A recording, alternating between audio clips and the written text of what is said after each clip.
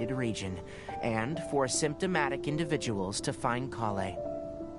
According to the Academia's policies, we need to bring everything back. Research materials related to mechanical life forms will all be destroyed, and Karkata will be disassembled and sealed away. What the heck? You two should return first. I'll take care of things here.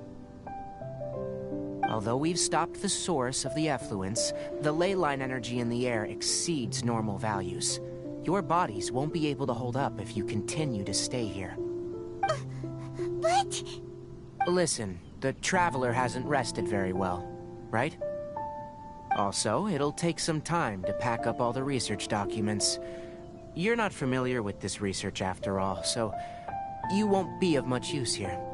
Tell the Adventurers Guild that the incident has been resolved, and, then get some sleep. We can discuss matters tomorrow. Oh, and don't talk about Abatui. The fewer that know about mechanical life form research, the better. All right. Then let's go back to Catherine.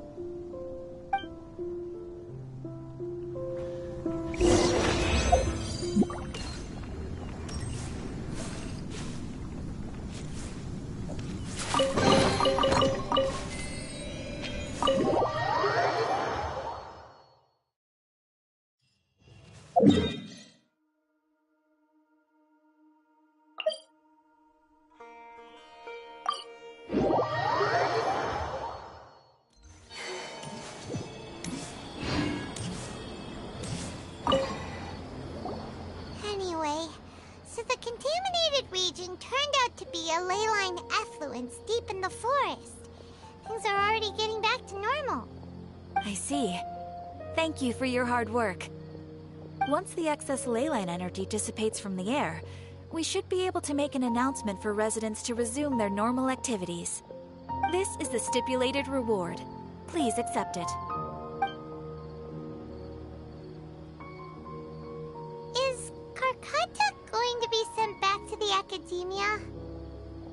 It's already damaged, but Paimon feels sad thinking about it getting disassembled.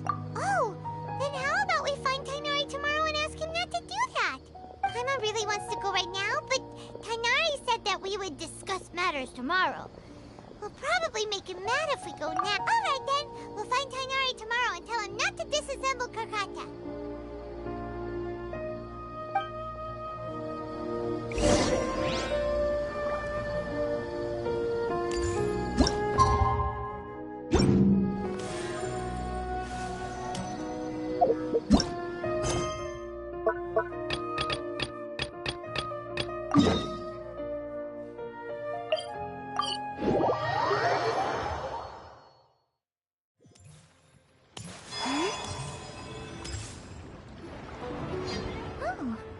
Zhangli hasn't stopped by for tea today. Hey, are you two looking for your friend? Try going up that way. Is Zhangli up that way? No, but that young lady who was dressed up as the White Horse Adeptus the other day is. She's your friend, right? I just saw her head toward Wanmin Restaurant. I was wondering why she was eating alone. But then you two showed up hot on her heels. Oh, what luck! We were just on our way to find her. But what's she doing at Wanmin Restaurant? I have no idea. I said hello, but she completely ignored me. She couldn't have forgotten who I am, right? I mean, we're kindred spirits, aren't we? Maybe she's still half asleep. Her brain might be a little fuzzy. Oh, that makes sense. I was wondering why her eyes were so red. Her eyes were red? Oh, that doesn't sound good.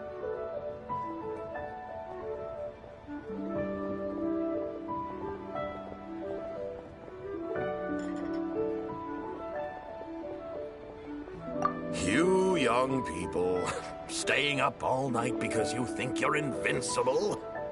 Look at your friend. Missing out on sleep so she can pretend to be the White Horse Adeptus? That's where that leaves you, you know. A word to your friend from someone who's older and wiser. She really needs some rest. Paimon won't be so certain about the older and wiser part. Yeah, what was that?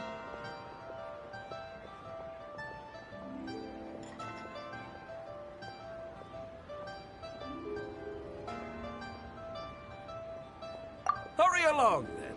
Oh, and don't forget to come back and check out my Rex Lapis cosplay when you're done.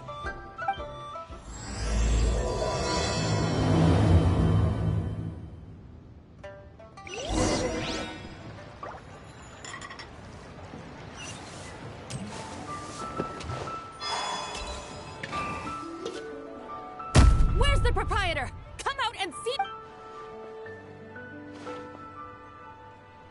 Xiangling and Chef Mao aren't here right now. What can I help you with? And who might you be? My name is Shenhe. I work here at Wanmin Restaurant. Shenhe. Shenhe. Are you that crane adeptus who loves planting mint? It's been a few days. Have you improved your gardening skills? Did you manage to cover the slopes with mint? Mint? I don't know anything about mint. But I am familiar with Qingshen and glaze lilies. Ha! Already casting mint from your mind. How can a practitioner of self-cultivation be so fickle, chasing after every new plant that catches their eye? I'm not sure I get what you mean. Are you delirious from hunger? Would you like something to eat? Shenhe! White Horse Zabai! So this is where everyone is! Traveler, Paimon. It's been a long time. Happy Lantern Rite. Is this customer a friend of yours? Don't mind her, Shenhe. She's just a little cranky because, she didn't sleep well last night and she's only just woken up. Look how red her eyes are. I see. In that case, Miss Zabai, I have a tonic here infused with Qingshen. It's cool and soothing when applied to the eyes. Would you like to try a few drops? Stop right there! Who are you two noisy children? Hey! Have you forgotten about us already? Guides. Yes? Ah, yes, now I remember. What luck! I was just looking for someone to show me the way to Elong Wharf. Huh. Is she starting to come around? Someone requested my help in purchasing some tea leaves. I was informed they have discounted prices during the festival and that I shall get a good deal there. Tea leaves? This sounds like Zhang Li's doing. He sure knows how to get people running errands for him. Your friend Rex Zhang initially requested the most expensive tea, but then a young lady in a hexagram hat mentioned he'd burned through the Wangsheng funeral parlor's yearly expenses at an exhibition a few days ago. As such, he is only permitted to buy items that are discounted this month. Oh, that's his boss, Hu Tao. It's about time she realized the problem and put a stop to his spending sprees. Oh, I see. So that's why you're here.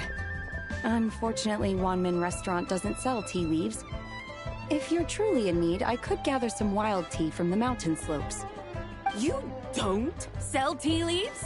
But I remember your boss, Miss Lu, saying that she owns tea fields. You really should get some rest. The person you're talking about isn't the boss of Wanmin Restaurant. She's just like you. She came here to eat. Is that so? Life really is full of surprises. What surprises? Your brain really is as gooey as a pack of slimes. I can't believe Zhang Li and That would be excellent, my dutiful guides. Ah, yes, Miss Crane. I apologize profusely for my improper behavior just now. Please forgive me.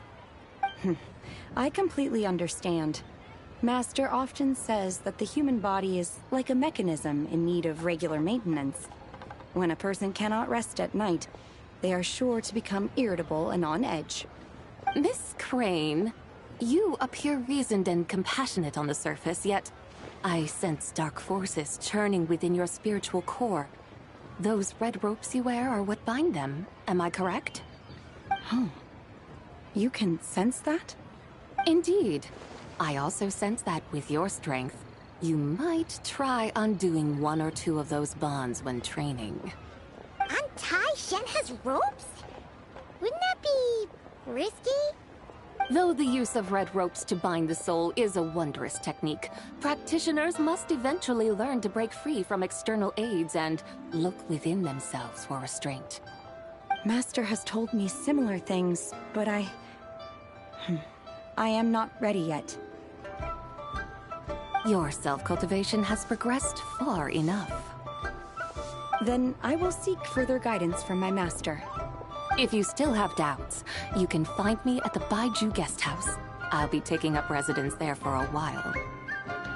For now, my dutiful guides, let us be off.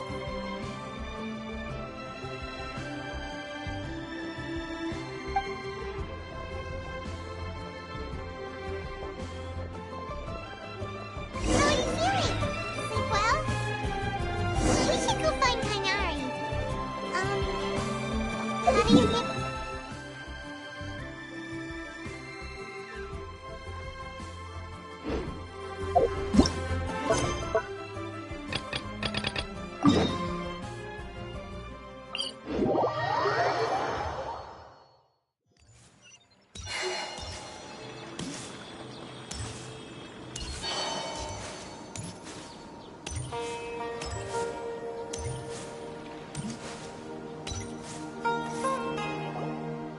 Kainari!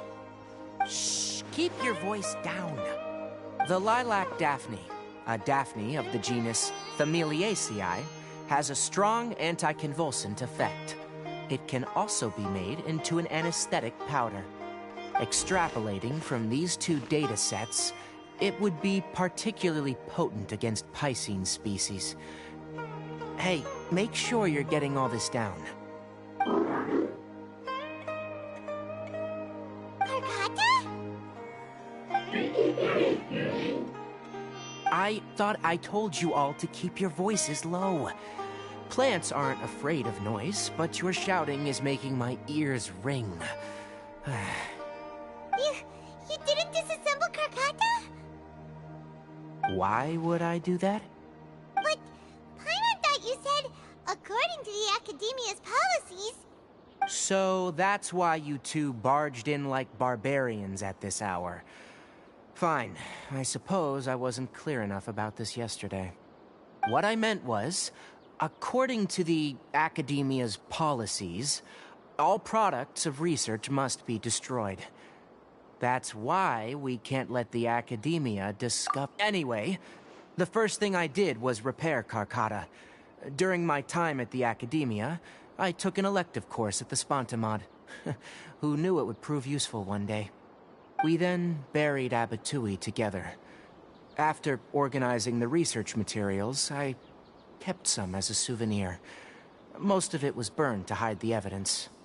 I'm not with the Academia, so what do their policies have to do with me? On the other hand, I am the Forest Watcher of the Avidia Forest. I have a duty to protect all life in the forest. All life brought forth in this world has meaning, and Karkata is no exception. If it exists, then it shouldn't be carelessly abandoned or destroyed. That's great! Wait, you just said life form. You recognize Karkata as a true living being now? The possibility exists is all. It's hard to explain Karkata's efforts to repair Abatui.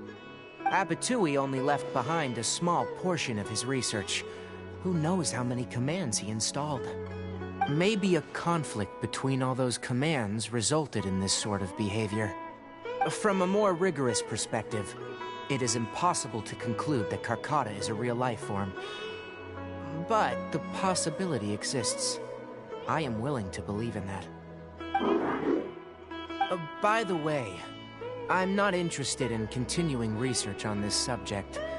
I'm just letting it hang out here because this place is relatively secluded. But as things stand now, it wouldn't be a bad idea to make it my research assistant. At the very least, it can record my experiments. What do you think?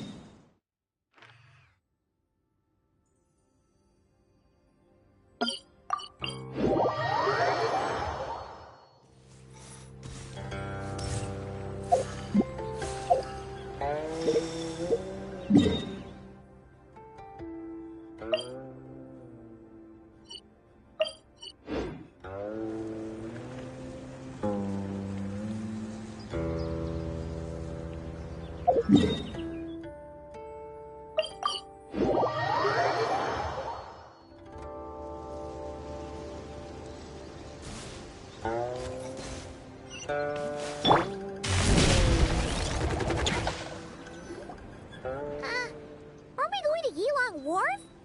How do we end up on this mountain? Is that small town over there not Elong Wharf? I sense a familiar scent wafting through the air. You're right. Except for the smell part. Paimon doesn't smell anything. That is because this scent is the essence of jade, which can nourish the spirit. Oh, yeah. Shenyu Vale does have a lot of jade, but Paimon didn't think jade smelled like, anything. Naturally, this has reminded me of something. Hmm? And what's that? A few simple tricks for mastering one's power.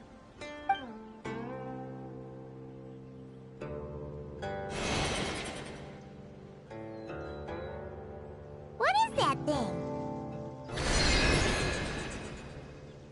I'm sure you've been to Elong Wharf many times before, but I wonder if you've done so while cruising through the air.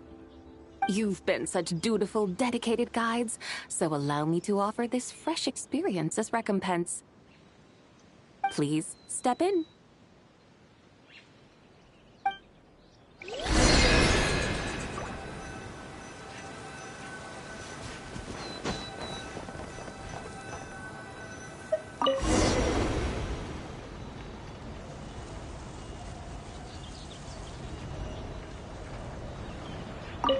This is amazing! Paimon feels just like an Adeptus flying through the sky. What is this thing? I created it from my memories of the chariot of the Lunar Palace. Many years have passed since I last laid eyes upon it, so there may be some discrepancies.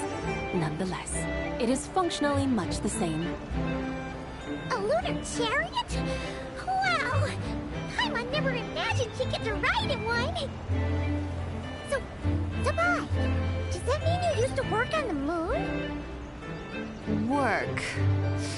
That's an interesting way to phrase it, though I suppose you are correct. I was once an angel, a member of a race tasked with guiding humanity. Then, graced by serendipity, I became a moon envoy. Huh? What's a moon envoy? Some kind of super important angel? As you would understand it, a moon envoy is a job title. Any angel, or non-angel, can become a moon envoy. Does that mean you're not the only one? Of course not. Though my memories are still hazy, I vaguely remember some of my colleagues. There was one who liked to take on the form of an ibis.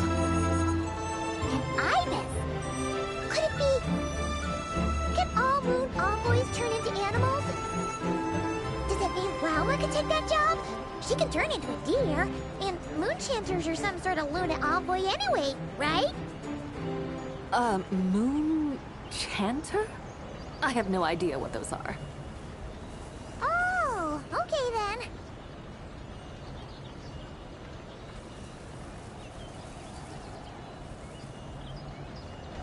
Look! Paimon said she saw a tea vendor over there! Very well. Let's take a look.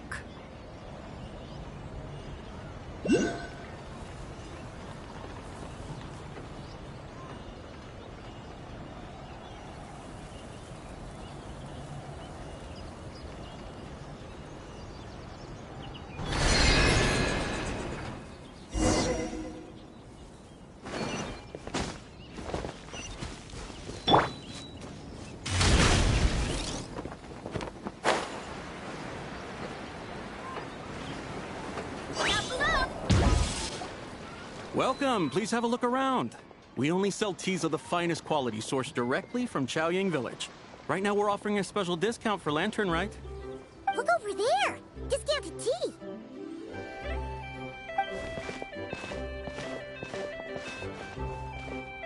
Dear customers, are you looking to purchase some tea leaves?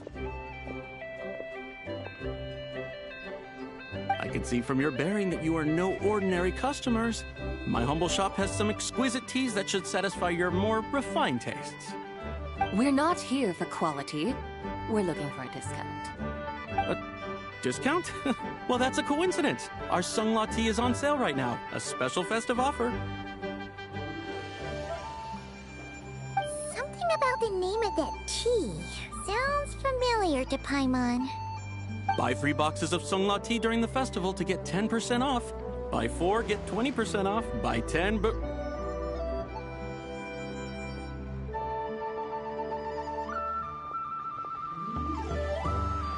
That's right. 10 boxes at half price. Have you been to our shop before by any chance? Oh, Paimon's definitely heard this spiel before.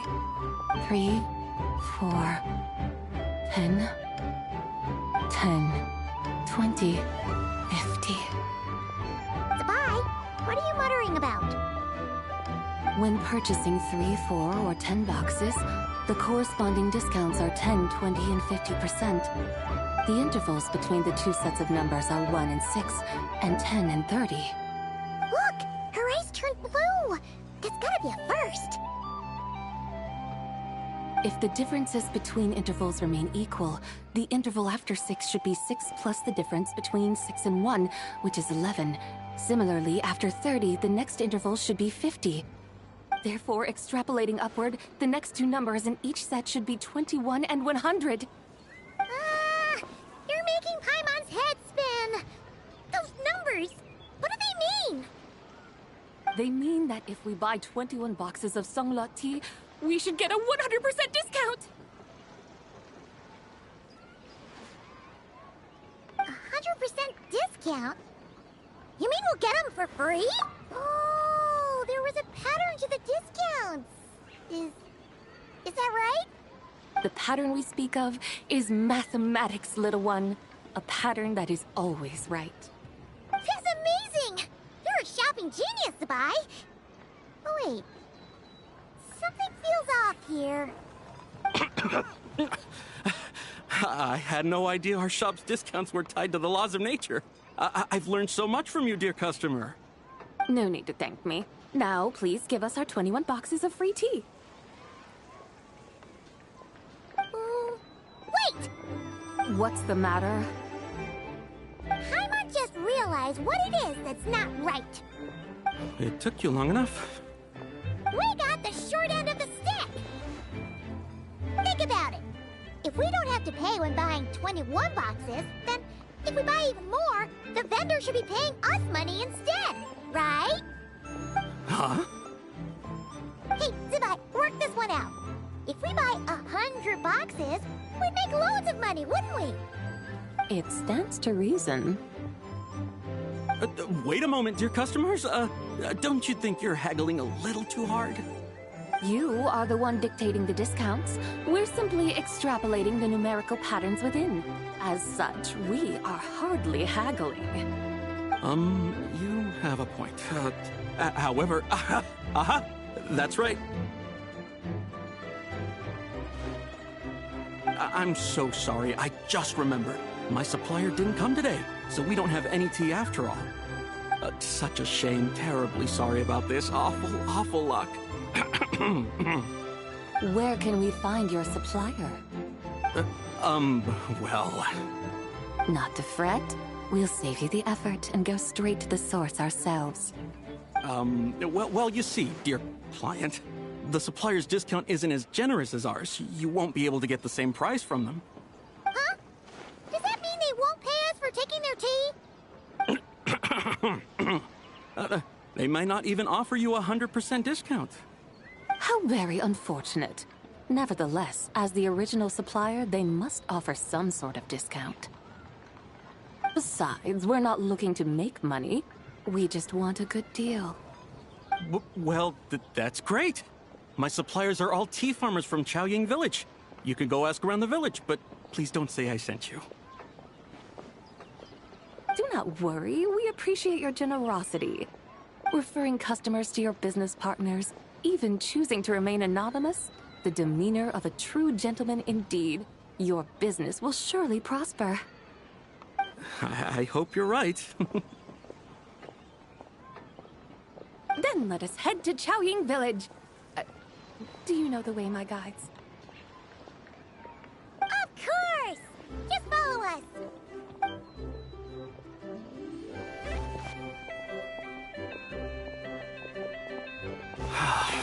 What otherworldly beings were those? Thank the heavens I managed to send them on their way. I should hurry home and pray to the White Horse Adeptus. May she bless me such that I never encounter such customers again.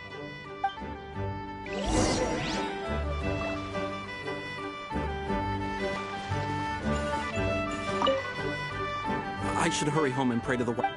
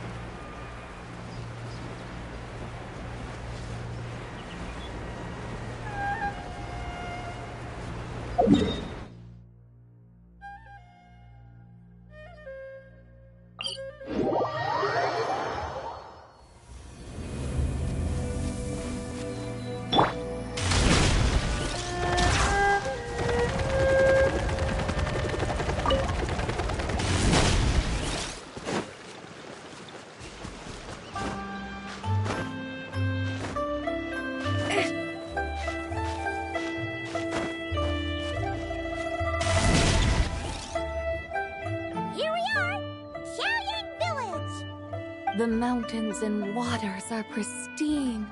They embody the beauty of heaven and earth. It's a good-looking place, all right. But it's hard to enjoy the scenery when Paimon can't stop thinking about all that chi-buying Mora we're missing out on. Should fate dictate, Mora will find its way to you sooner or later. Well, Morak certainly finds us often enough. He even sought us out in person this lantern rite. For now, let's look around and see if any tea farmers are selling their crop. We'll be able to see more clearly from up high. Let's take to the sky and enjoy the beautiful scenery while we're at it.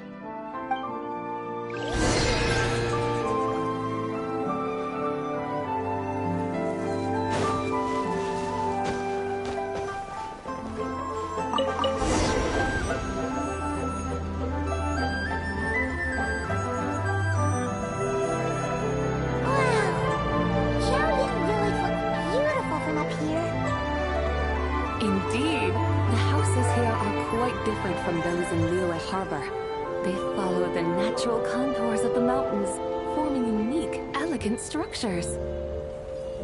Yeah, it's super beautiful. The white walls and dark tiles frame the emerald waves of the terraced fields, while the curved eaves and tall gateways juxtapose each other with grace. It's almost too beautiful to be true. The crowing of roosters and barking of dogs, the calls of farmers working the fields, a vibrant pastoral chorus overflowing with earthly vitality. Yeah, it's incredibly beautiful, huh? Have you studied the linguistic arts by some chance? Huh? Your vocabulary for beauty seems rather constrained. Paimon knows how to say pretty as well. I see. Now then, let's take a look around and see if we can find any farmers selling tea.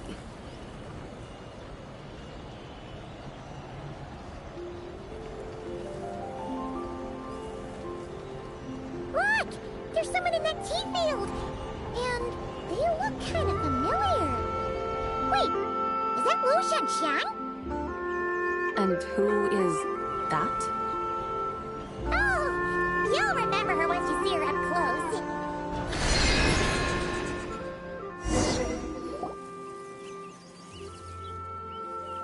Hey there, Lu Shanxiang!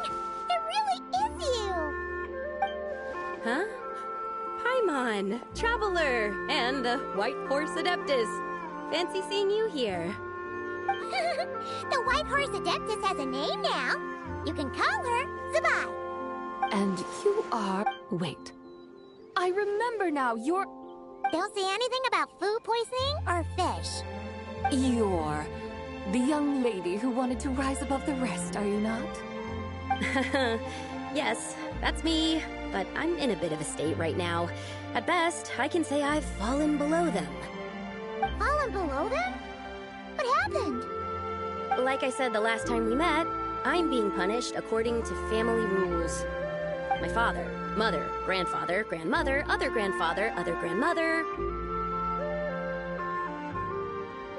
Oh, that's a lot of family members. Yeah, and on the night of Lantern Rite, they held a family meeting to discuss my situation. So, they do care about you. There's no doubt they care. But they think that since I caused all that trouble in Liyue Harbor, it shows I can't be trusted on my own. They decided to ground me. Around you? Yeah, though they're not confining me to my room. Instead, I have to personally nurture a tea seedling until it grows big enough to be sold at market. Aw, a tiny little tea baby. Do they want you to experience what it's like to be a parent? It's supposed to cultivate my character and temperament. They say this will help me calm down and reflect on my issues. What happened in Liyue Harbor really wasn't your fault. Oh well, at least this punishment doesn't sound too harsh. So, how long will it take for the little tea baby to grow? Actually, I don't know. I've never grown a tea tree before. It usually takes 2 or 3 years. 2 or 3 years? Yes, the tea in this garden requires 2 or 3 years to mature. That long? Zabai, you're not making this up, are you? How do you know so much about growing tea? When the plants thrive and grow, that is the meaning of my name. I can tell at a glance when their season of ripening will come. Do I really have to waste 2 or 3 years here? Why is this happening to me? Yes, during the night of Lantern Rite, I heard many people reciting poems from Long Gone in praise of the moon. In that moment, I suddenly felt a great sense of pride. I mean, I helped excavate cultural artifacts from Long Gone, so I contributed to the revival of these poems too, right? So I decided to stay with the archaeological team. I want to unearth even more history. I see. And are you sure that's what you want to do? If you don't achieve anything significant in the years to come, will you still enjoy it? Yes, because archaeology gives me that boom shakalaka feeling. Wait, did Xiangling teach you that? That's right. I was asking her for advice. She said that if something gives you that boom shakalaka feeling, then it has to be worth pursuing. I immediately thought about how, when I'm excavating in the ruins, I always feel like there's a ghost standing beside me, and not in a spooky way. It feels like my great-great-great-great-grandmother patting me on the shoulder and saying, "Keep going. You're about to rediscover some right?" It feels like I've made some kind of connection with my ancestors. Isn't that amazing? Since you've made up your mind, you should give it your all. And I'd love to, but I'm still grounded. Run away, summon up a little boom shakalaka, and leave the tea garden behind. Flee this village. That might be going a bit far. You don't want to lead others astray, Zabai.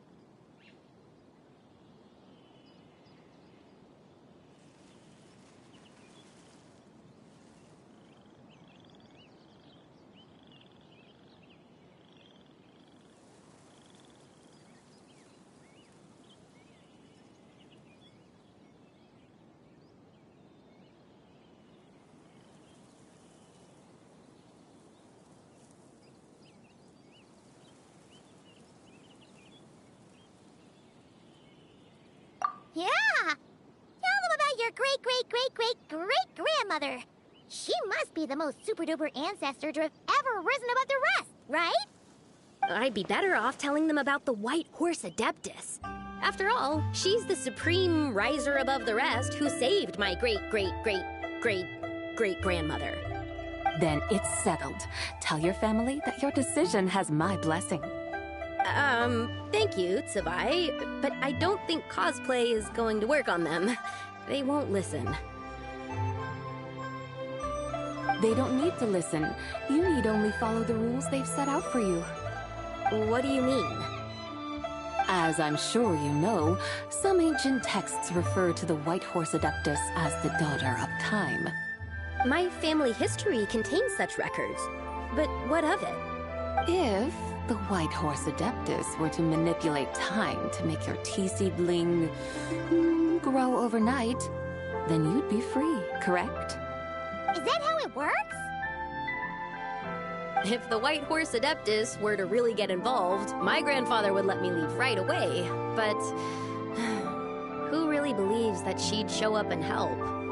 It's not as if you have any other options. Why not try calling out for help? It won't cost you any more. Guess I might as well. I've got no better ideas anyway. White Horse Adeptus, if you can hear me, please save me from my predicament!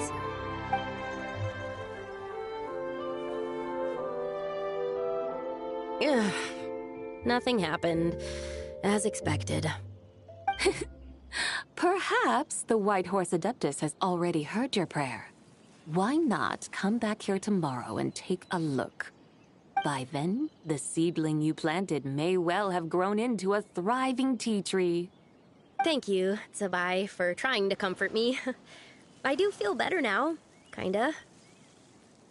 But can't you really do something like that?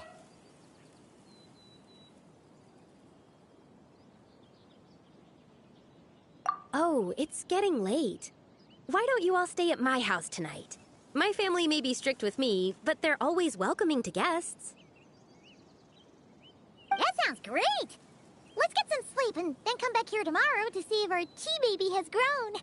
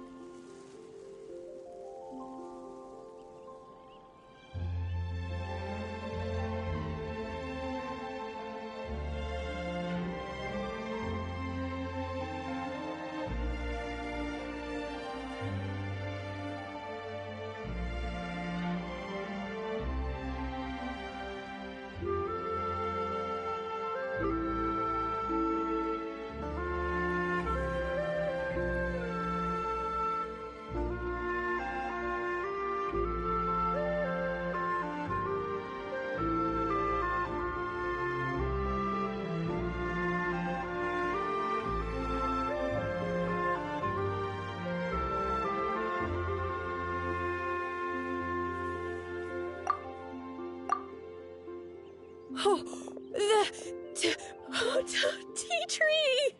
Whoa! Your tea baby is all grown up! Indeed, it has grown into a mature tea tree that can stand tall in the face of wind and rain. How is this possible? It must be the work of the White Horse Adeptus. Her prayer must have moved her. Are you sure? Perhaps she heard your prayer and chose to answer the call. She once saved my great-great-great-great-great-grandmother. This time, she saved me. That's incredible! Your family must be blessed by the White Horse Adeptus. I guess so. I need to tell everyone the news right away. They'd better. Go. And if you run into any more trouble, call. Thank you so much. Paimon really thought you were going to use Adeptal energy to make the tea baby grow, Zavai.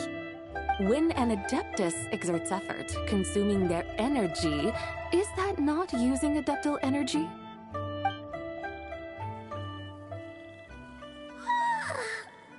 All right. What are we doing out here in the middle of the night? We're here to help Lu Xiangxiang fulfill her wish, of course. Can you really make the tea baby grow? It won't be easy, but there are ways.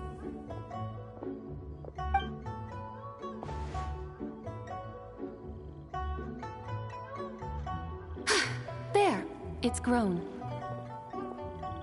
Hey! You just transplanted a tea tree from over there! So, there's a mature tea tree here now, yes? Oh, yeah, but... And am I not the White Horse Adeptus? Well, yeah. Is this tea tree then not a manifestation of the White Horse Adeptus's will? You're... not wrong. Then again, there's something not quite right about this. Maybe this will become another mystical Adepti tale recorded in their family history. That would be marvelous. Paimon thinks so too. Hey, Traveler! Sabai seems to be doing much better now, don't you think?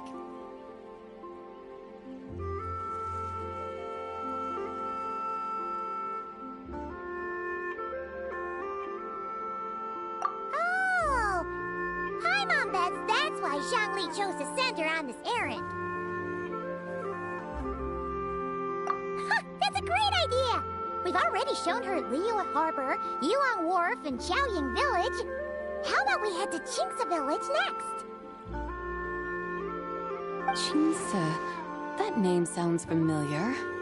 The scenery there is really beautiful. Pretty, too. It's the perfect sightseeing spot. How about we show you around? I must say, I have been mightily impressed by the mountains and waters of Liyue. Please lead the way, my dutiful guides. Alright, let's go!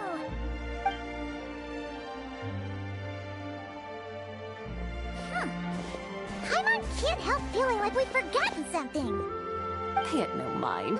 I've already forgotten more than you will ever know. Alright. If we forgot something, it can't have been that important to begin with. Qingce Village, here we come!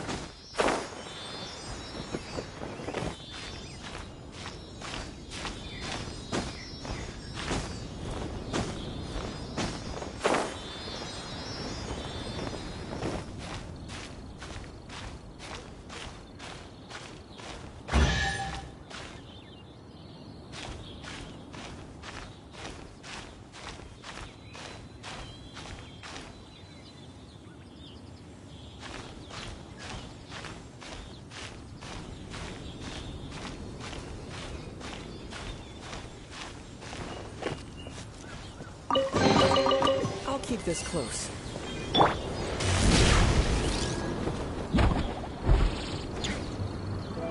We should plant cucumbers. We should plant canolas. We should plant cucumbers. They're easy to sell. We should plant canolas. The flowers are pretty. What are you arguing about, little ones? We're deciding what to plant in our field once Lantern Rite is over. Yeah. Dad gave us a small plot of land to grow our own crops. He said we can keep all the more we get from selling them. We should plant cucumbers, right? Dad plants cucumbers every year. We should plant canolas. We can press the seeds for oil. It smells good and sells for a good price. Ah, an agricultural debate. This should be easy to sort out. Granny, are you a farmer? Could you tell us what to do? Granny? What did you just call me, you Oh no. It's just... my granny smells really nice. And you smell nice too. So... Sorry. How about we call you Auntie instead? Auntie? Oh, all right. You little rascals. Using priceless land like this just for cucumbers and canolas? Huh? With the coming of spring, when all things awaken, the field should... The 5 grains are life's staples. Based on the local climate, when autumn comes, you can plant a second crop, with time still to harvest it before the first frost. The rice you harvest can be sold at market or kept in your stores. It's a far better choice than cucumbers or canolas. Oh, but... Big Sister Zubai, I like canolas. That's no issue. It is unsuitable for continuous cropping in any case. You can rotate it with rice to maximize your yields. After the second rice harvest, around wintertime will be the perfect opportunity to sow their seeds. And when they mature in mid to late spring, you shall be just in time to sow the first rice crop of the year in turn. This way, your field will sustain balance. Rice and canola in a harmonious cycle. Wow, that means we'll have crops to harvest all year round. Wait a minute! If rice and canola take up the whole year, what about my cucumbers? A firefly dares rival the brilliance of the moon? Big Sis... Stop crying this instant! I just find an empty corn. Cucumbers delight in sunlight and moisture, but they suffer. Wow. Is it really that simple? Let's hurry home and get started right away! Are you really in that much of a rush? Well, thanks, Big Sis Zubai, who's fierce but really good at farming. We gotta go! Thanks, Big Sis Zubai! See you around! Paimon never imagined you'd know so much about farming. What's so strange about that? The people of Longon called me the god of soil and grain. Are the fields not made of soil? Is rice not one of the 5 grains? Huh, that's true. So, if the god of soil and grain is a farming god, that means the White Horse Adeptus must be a farming adeptus, right?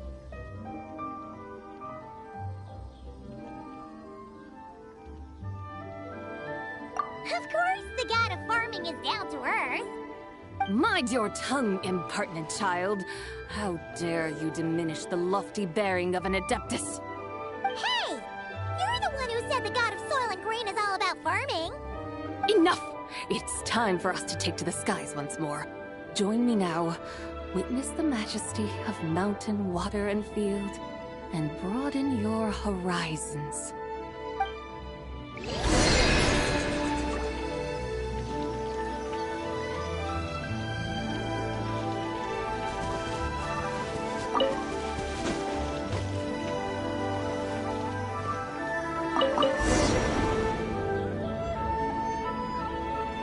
Wow! The terraces look so pretty from up here. The mountains tower like pagodas, the hills coiling at their feet like shells.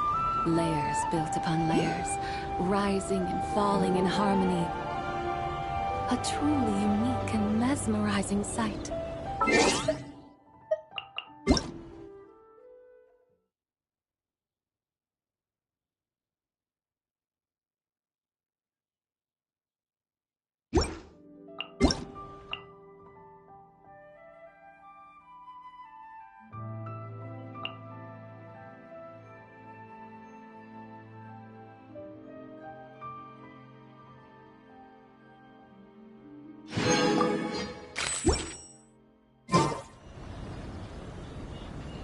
Thinking about it, you have a special connection to this place, you know.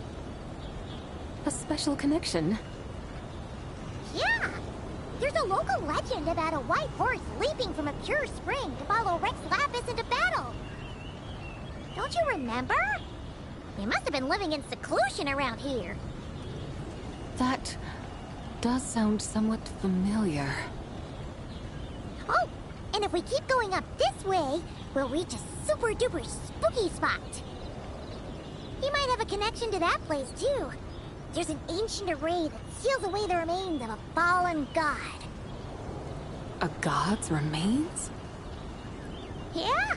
The people of Liyue turned that story into an opera called The Sanctification of Tao Do.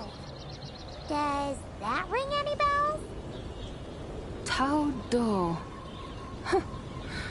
The 7 and 8 gates array. That's right, that's right! You do remember! Bune, the god of the underworld, who could pacify the forces of life and death. Huh? So, Tao Do had another name? Let's go take a look.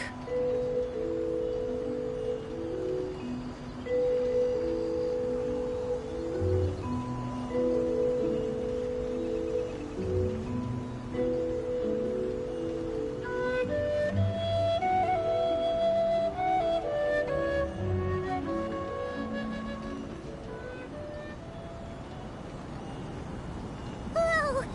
We've arrived at Wulong Hill. The atmosphere just turned spooky. I can't help but feel there's something strange about this friend you haven't seen in ages. Huh? Paimon thought she heard someone's voice. Let's head down and check it out.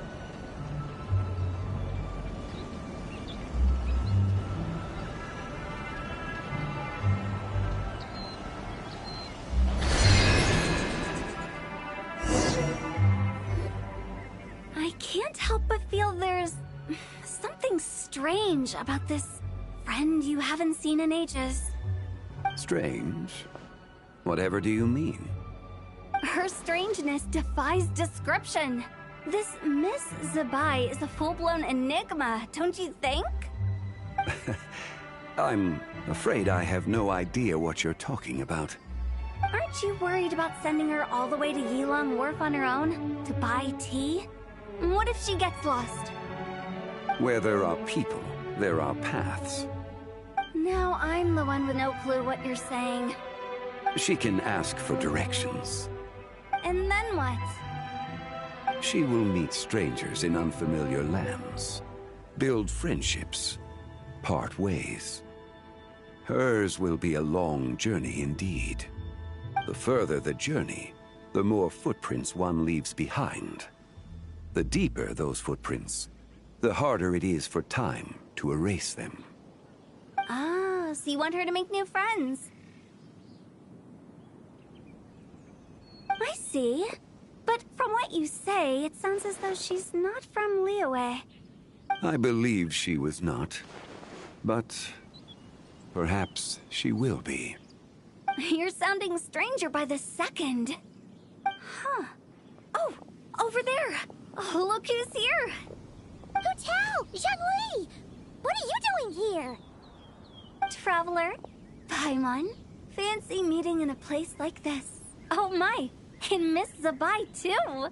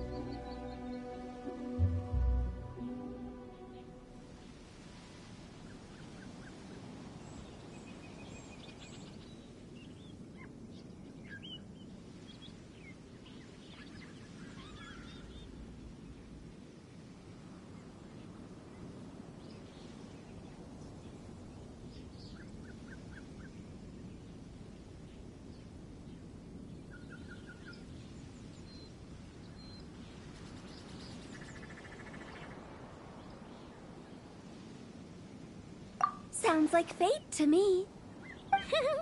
We were taking Sabai to buy some tea from Yulong Wharf. Zhongli sent her there, though she didn't even know the way, and... Oh, drat!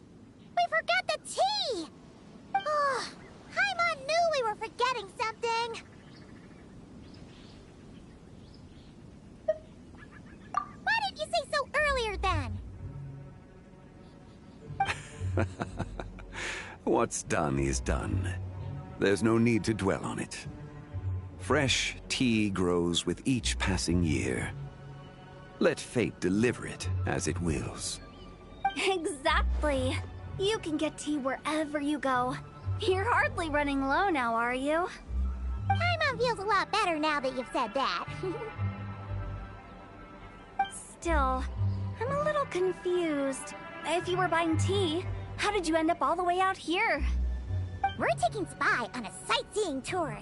We started at Liyue Harbor, stopped in at Yulong Wharf, went sightseeing around Xiaoying Village, made our way to Qingce Village, and now we're here. Wow, that is quite the itinerary. Yeah, actually, Paimon thinks it's about time we headed back.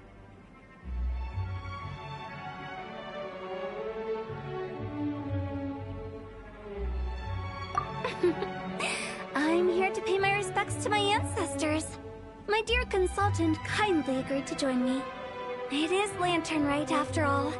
Adepti and ancestors should be venerated alike. Ancestors? Wait, could you be? Are you heir to the Wuwang Kid? Or perhaps the lone butterfly of the Crimson Flame? Whoa! Have you got all your memories back? Huh? Miss Zabai, you know about the Wangsheng funeral parlor and the 8 adepts? I happened to hear a storyteller expound on the sanctification of Tao Do. Lots of people know that story, sure, but very few can discern my family lineage from just a glance. Well, Zhongli, your friend here really is quite something. Unfortunately, there's no time to dally right now.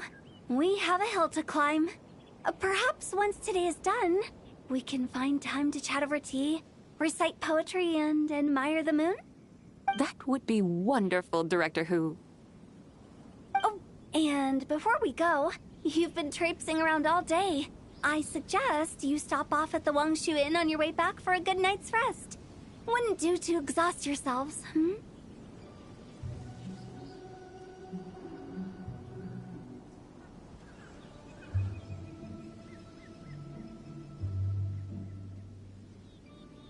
Don't mention it. All right, we'll take our leave now. See you later.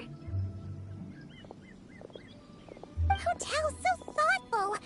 Why don't we follow her advice and stay at the Wangshu Inn tonight? Sabai, you can see the whole of Dihua Marsh from up there. The view's amazing. Plus, you can sample Smiley Yin-Xiao's cooking. Wangshu. An intriguing name. It couldn't hurt to check it out.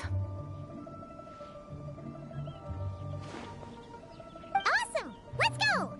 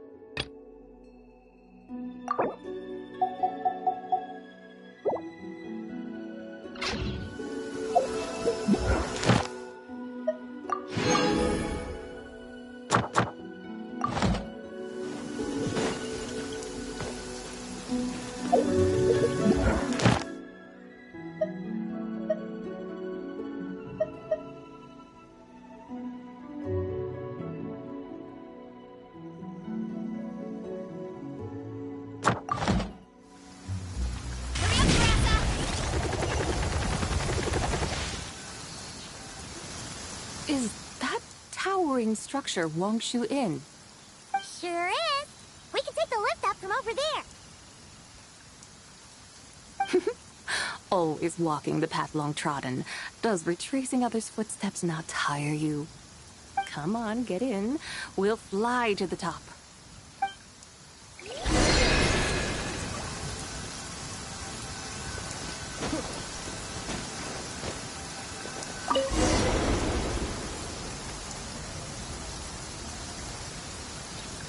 Are we really going to fly up to Wangshu Inn?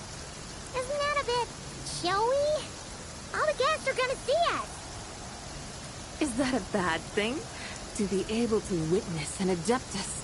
This will surely add to the inn's appeal, not to mention the room prices. The owner will thank us. You seem to really like showing off your powers. This inn's architecture is incredible, and the surrounding countryside radiates a picturesque charm.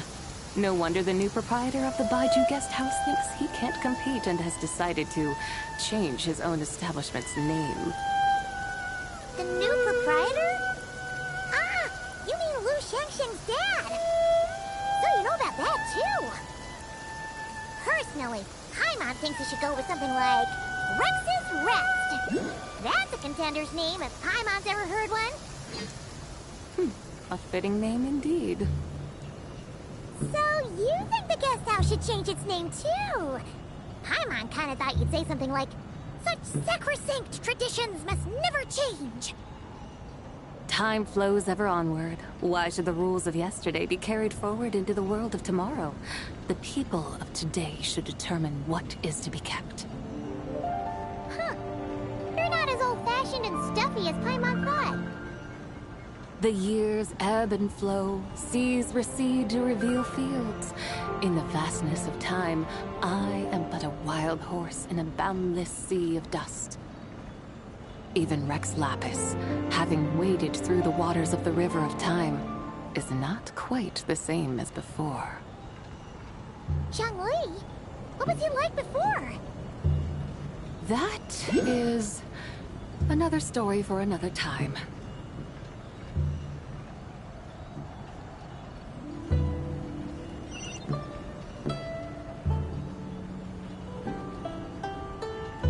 We have arrived.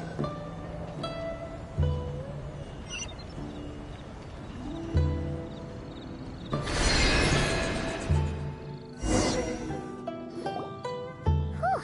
This is the first time Paimon's ever flown up to Wangshu Inn on a chariot. Everything's so different when you're up high. Wangshu.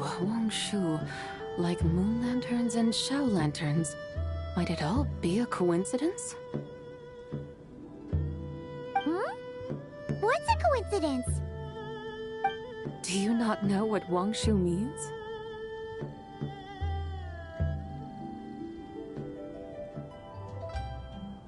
Not bad. You're clearly much sharper than your diminutive companion. Wangshu can refer to the moon, but its original meaning is actually...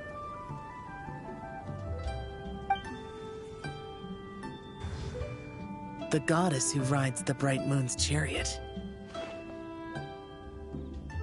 And you must be the conqueror of demons. Chow! Paimon was wondering if we'd disturbed you by flying down from the sky. Not at all. I sensed an unusual presence long before you arrived, though I didn't expect it to be you in a flying chariot. Ah, a witness at last. I was starting to think we should fly a bit lower. It would be awfully dull if no one ends up marveling at my lofty bearing.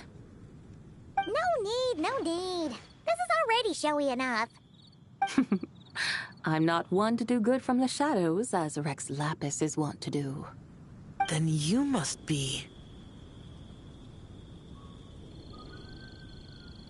Nay, I'm only cosplaying as the White Horse Adeptus, in truth.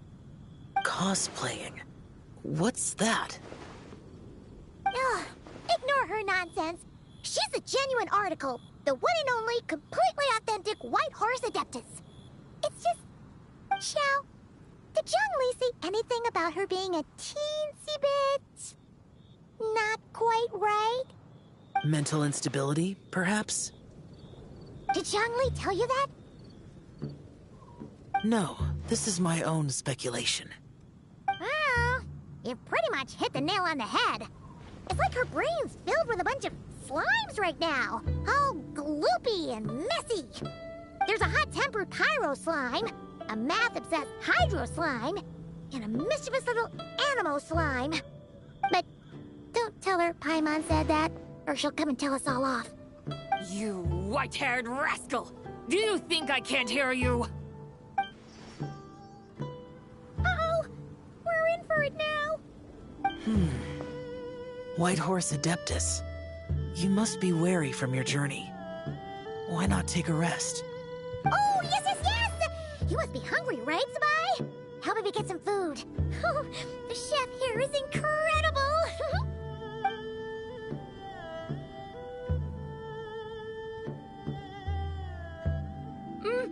It's so hot! So spicy! Are you okay? Do you want Paimon to get you some water? Don't worry about me. I just need to pace myself.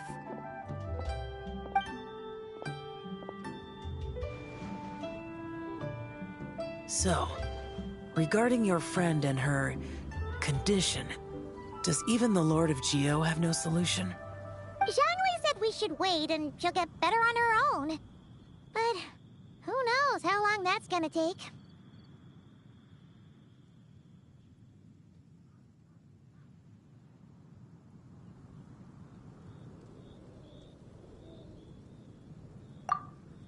Is that why her personalities change so easily?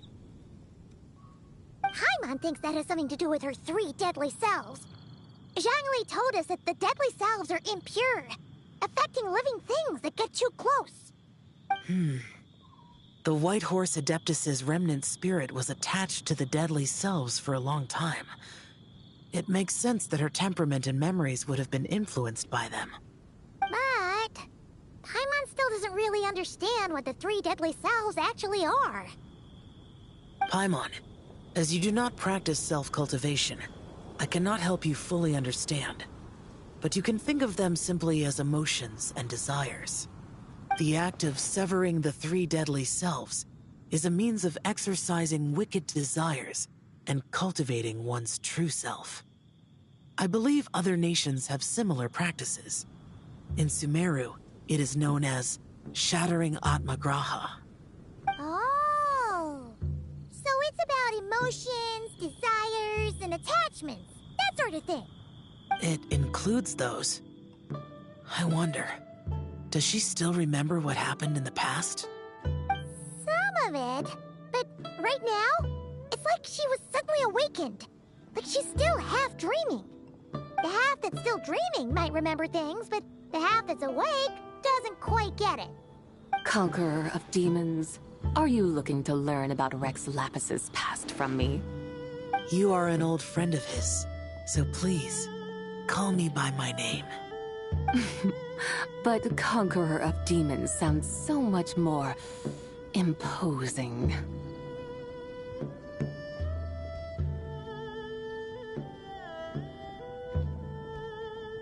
In days of yore, he was the Lord of Geo, Heaven's Star. Huh? You said the same thing the day you came back. But what does it mean? I'm afraid I can't remember. Hey, did you really forget? Or are you just pretending so you don't have to tell? Why not ask Rex Lapis himself? Whether I've forgotten might be up for debate, but I am certain he remembers. He must have his reasons for not raising the past, and you likely have similar concerns. I shouldn't have asked. An answer that suits your style, General Elatis. Now that we're on the subject, though, I suddenly remembered something. Which is? In the distant past, there was a feast, which I attended. I faintly recall the Lord of Geo also being present that day. Oh! And then? What happened? Among the dishes served, there was one that could be found in every household throughout Langan at the start of spring. A dish called Flavor of Spring. I suddenly remembered the recipe for this dish. Is that it? Yes! Since it's Lantern Rite here in Liyue, why don't I make some for you to try? That sounds good.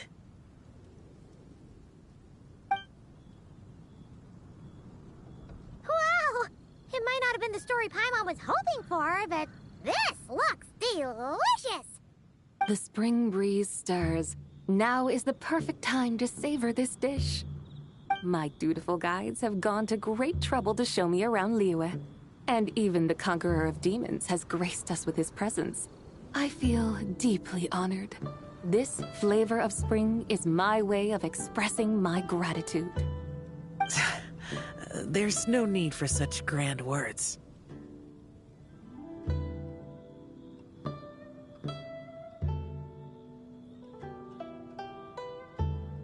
What's this? Hey! It's that broken jade token from the Antiques exhibition!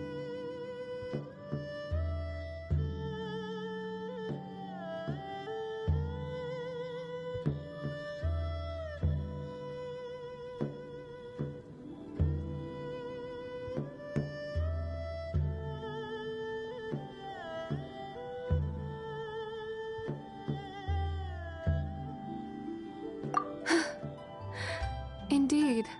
This was once an Adeptal treasure of mine. I'm amazed it ended up in your hands. Alas, it serves little purpose now in its fractured state. Please, keep it as a memento. Oh, that's a shame. Can't we fix it? This is the way of the world. Once jade is broken, it can never be made whole. Then, what about forging a new one? That is a good point. That it has ended up in your hands must be a message from fate. I could try to craft it into a little trinket for you. One that might prove useful on your journey. Ooh, what sort of trinket? It's just a passing thought, one that will require the right opportunity. I'll think about it more when the time comes. Now that we've had our fill, we should get some rest. Tomorrow we return to Liyue Harbor, where I'll have need of your guidance once more.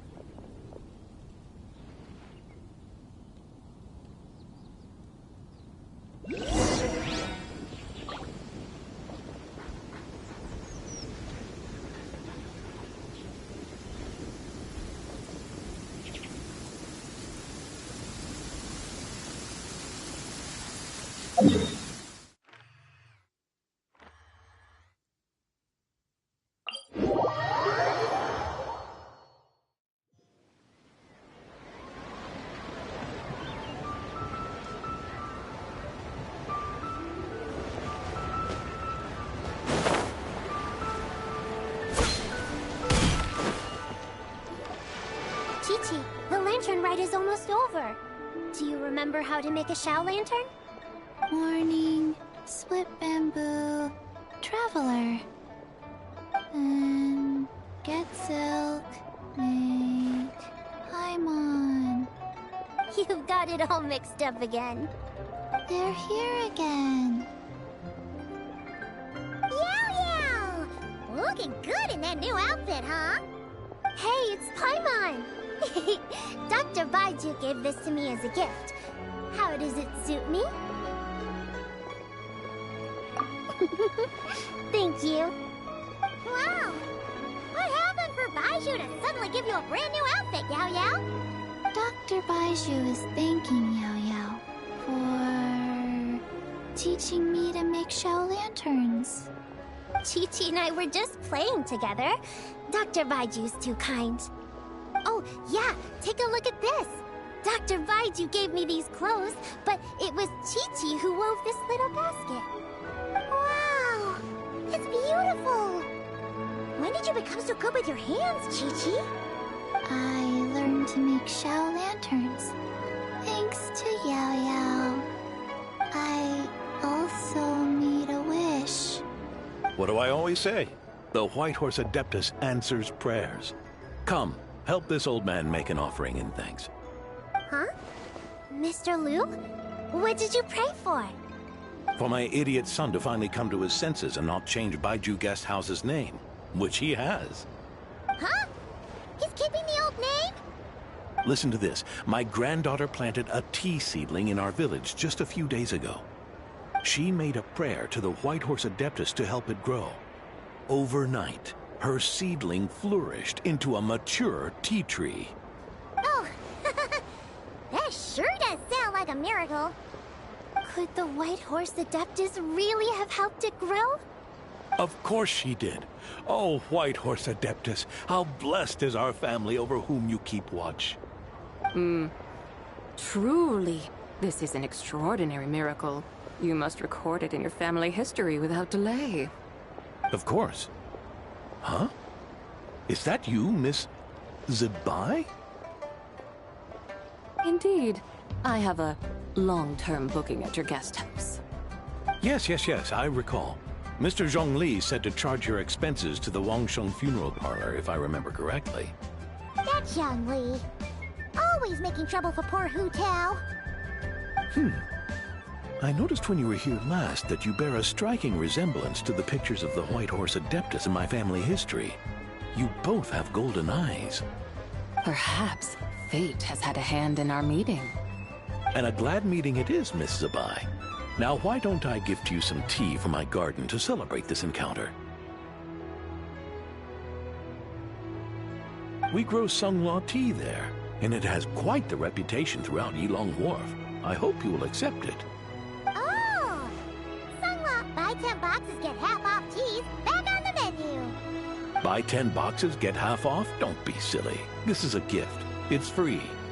Woohoo! Nice! Thank you so much, Boss Liu. There's no need to thank me. You're a visitor from out of town, which makes you an honored guest. Make yourself at home.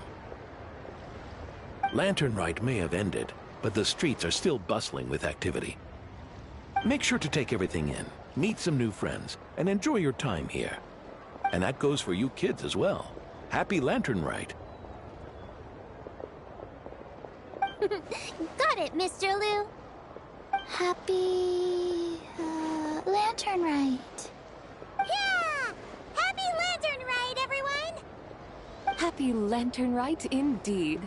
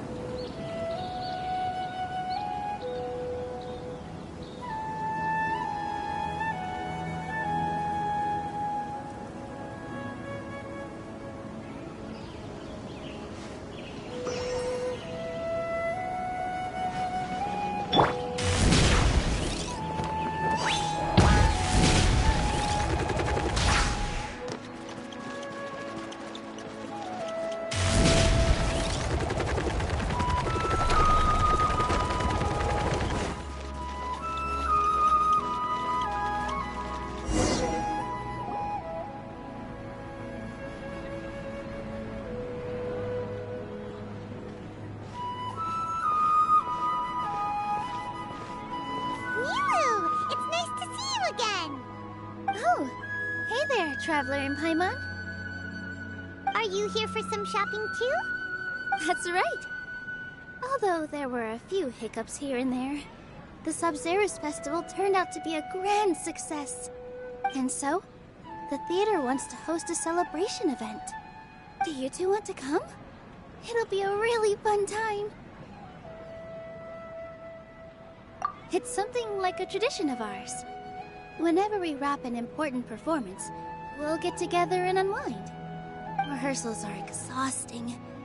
If you keep your nose to the grindstone, you're going to wipe yourself out sooner or later.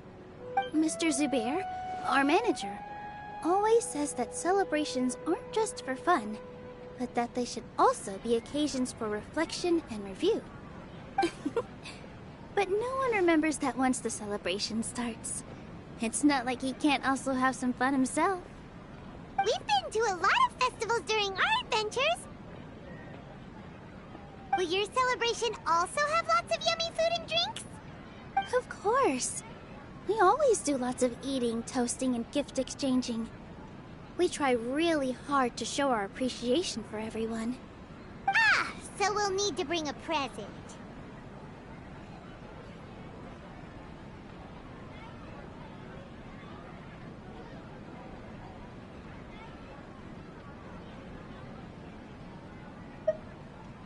Hey!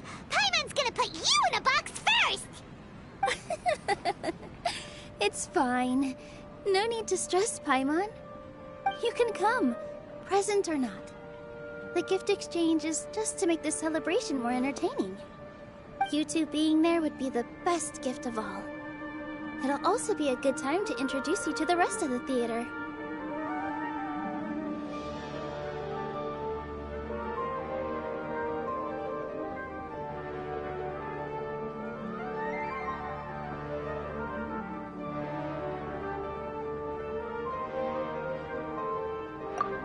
Is something up?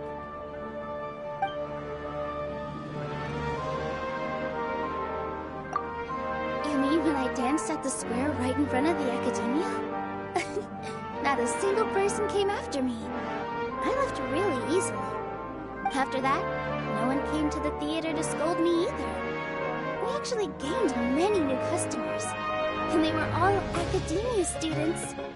From what I can tell, in the past, if a student were to put off their studies to watch a show or dance, they'd be called foolish and irresponsible. But now, it seems like this attitude is changing. People are starting to believe that engaging with the arts can help them balance their moods, and through that, improve their research efficiency at work. Anyway, it seems like people have to personally experience something to gain a good understanding of it. They should thank us for opening their eyes!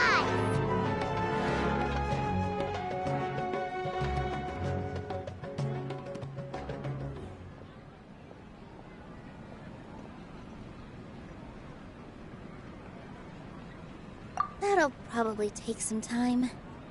They're still droning on and on about experimentation and proof. Will they really gain more appreciation for the arts if they continue to think of everything like that?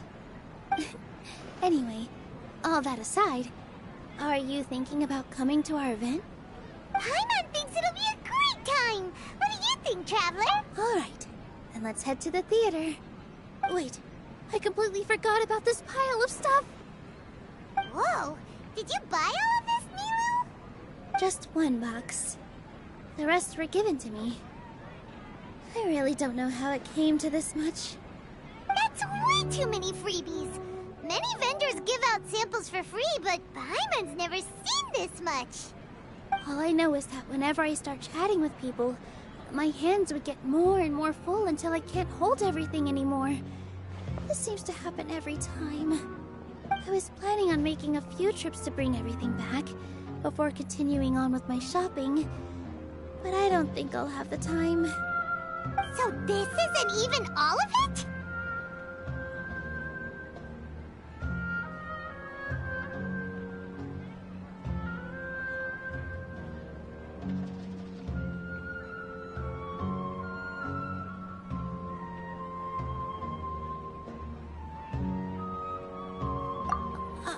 Are you sure?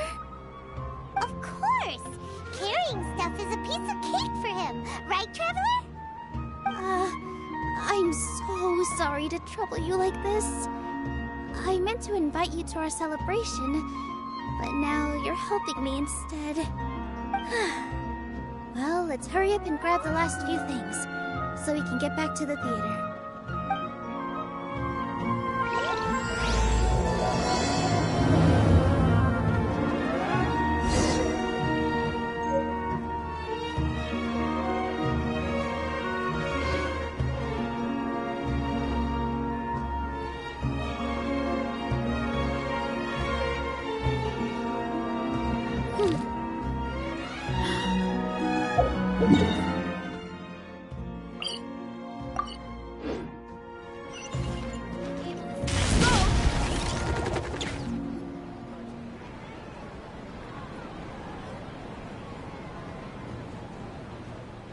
Oh, well if it isn't Nilou.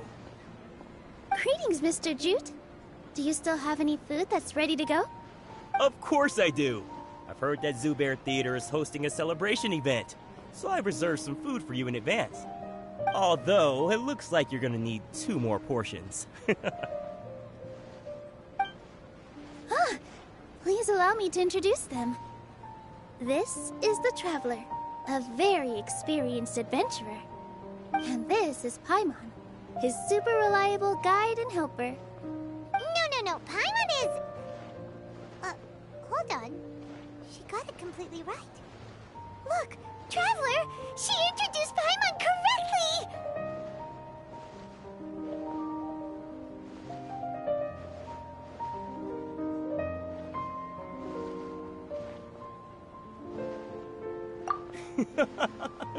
Don't underestimate Nilou. She always remembers every last little detail about everyone, even if it sounds completely trivial. She's also very brave. Just a little while ago, she saved my precious spices from the jaws of a sumpter beast. Don't think anything of it. I just help out when I can because everyone else takes such good care of me.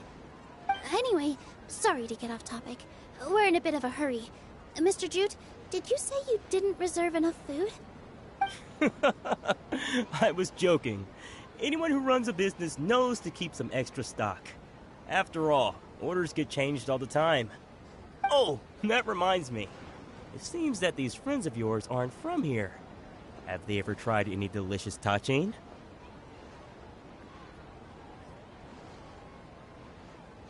Ooh, what a fantastic idea! Mr. Jute, did you bake a batch recently?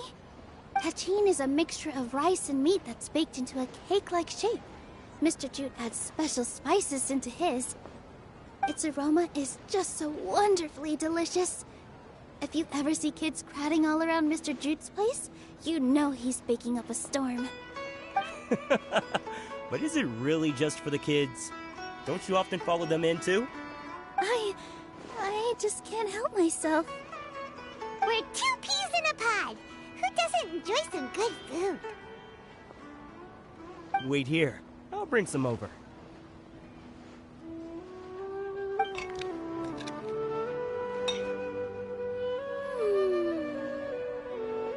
Whoa, what a dish! It's sweet and sour and full of deliciousness! Paimon can't eat it fast enough!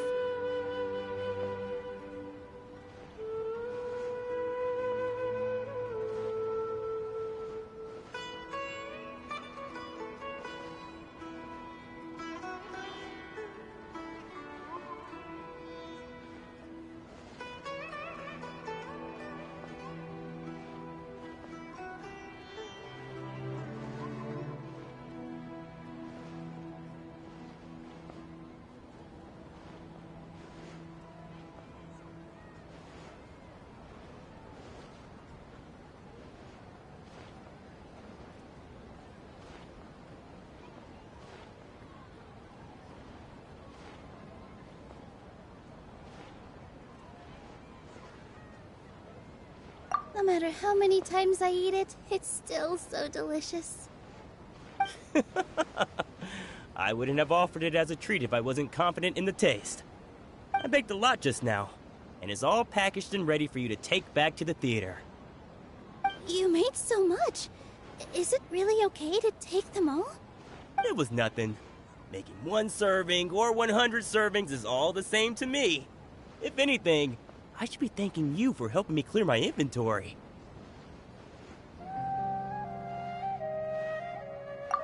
Don't worry about it. What kind of person would I be if I made you pay for a treat? Make sure you got everything. Feel free to come back anytime.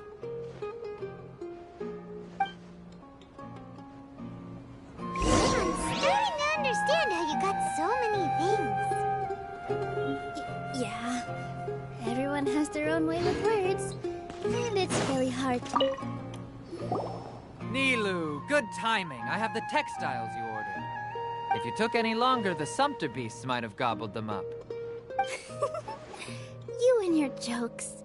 Sumpter beasts won't eat those kinds of things, Mr. Offsheen. Jude said that some Sumpter beasts ate his spices. Were they yours? Oh, yeah, really sorry about that. Nilu, if it weren't for you, I would have lost half of my profits that month. Trying to pull anything out of a Sumpter beast's mouth is like playing a game of tug-of-war. So they really do eat anything, huh?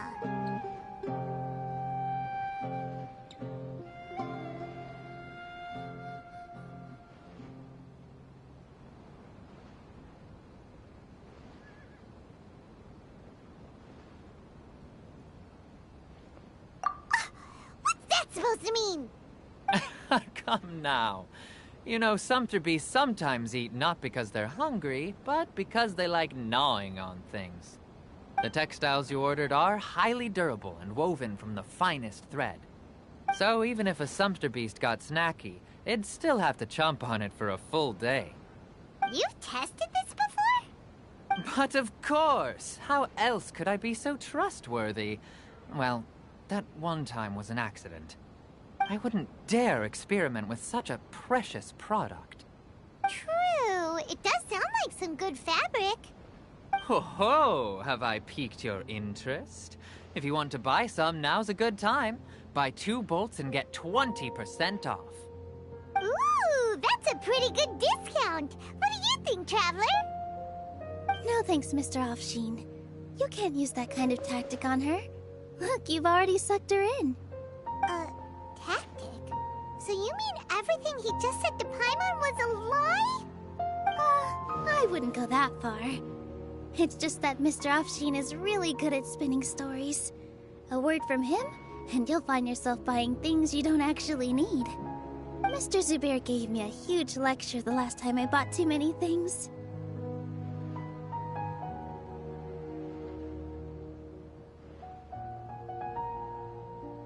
Come on, don't look at me like that.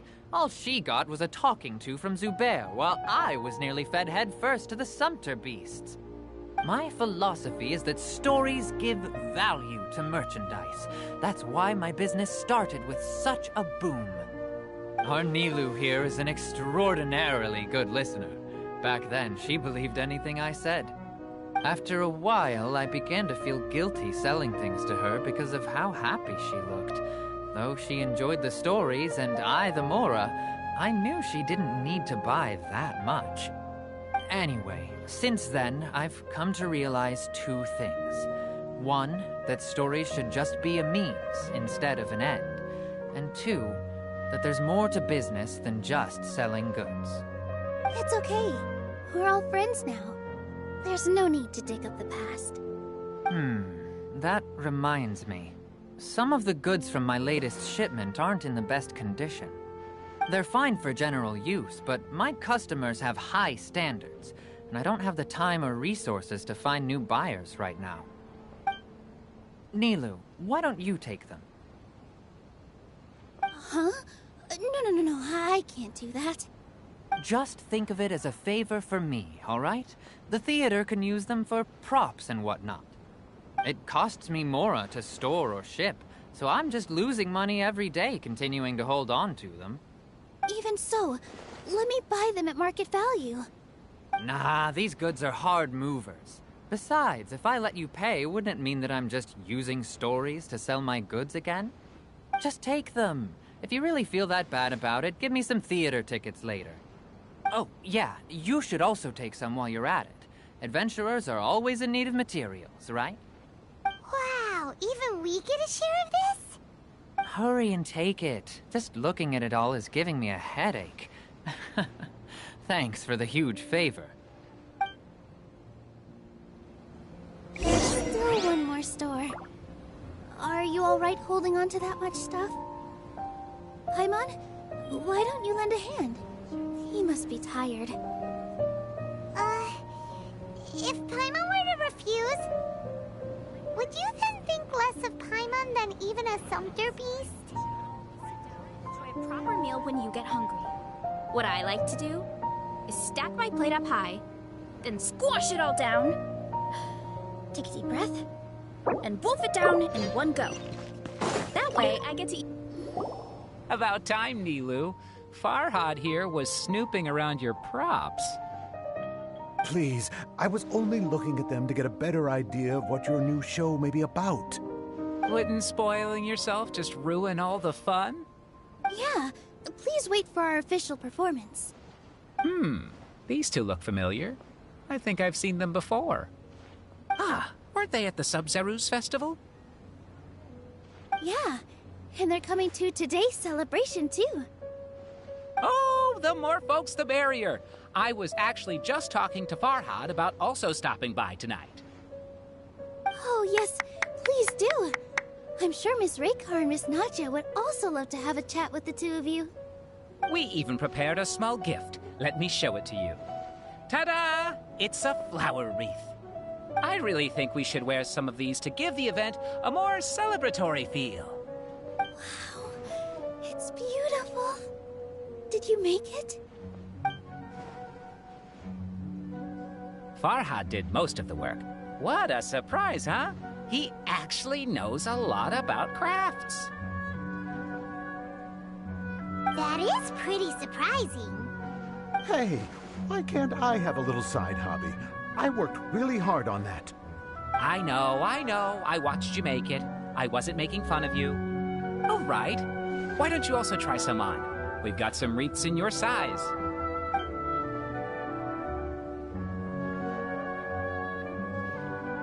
It fits perfectly. They're so pretty! Is there one that Paimon can wear? Unfortunately, we already gave out all the child-sized ones. I wasn't expecting the theater to invite such a fascinating guest. Fascinating? Huh.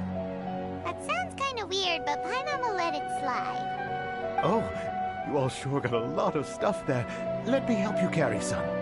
I'm a porter by trade, so this is what I'm best at. That'd be great! Please and thank you.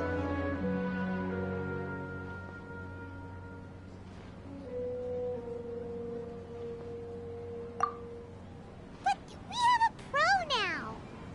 Thanks for the help, Mr. Farhad. But let me make one thing clear first. Don't try to ask about what's in the new show. Otherwise, I may not be able to hold back Mr. Zubair this time. You're so obvious that even Nilu saw right through you. Shut it. Fine. It's not like I want to get on his bad side either. Including Hushang's things, though. We'll each need to carry a box if we want to move everything in one trip. Even my strength has its limits. Paimon looks like she doesn't want to, so I'll carry a little extra. Although I may not appear super strong at first glance, I actually do a lot of strength training on the regular. Strength and balance are both really important for a dancer. No, let Paimon. Paimon will help carry things. The Traveler's right. Paimon shouldn't freeload.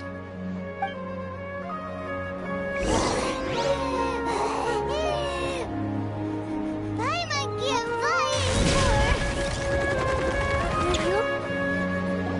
Oh, that sure was a lot of stuff. Oh, looking forward to the event later. Thank you, Mr. Farhad. Thank you, Sumpter Man.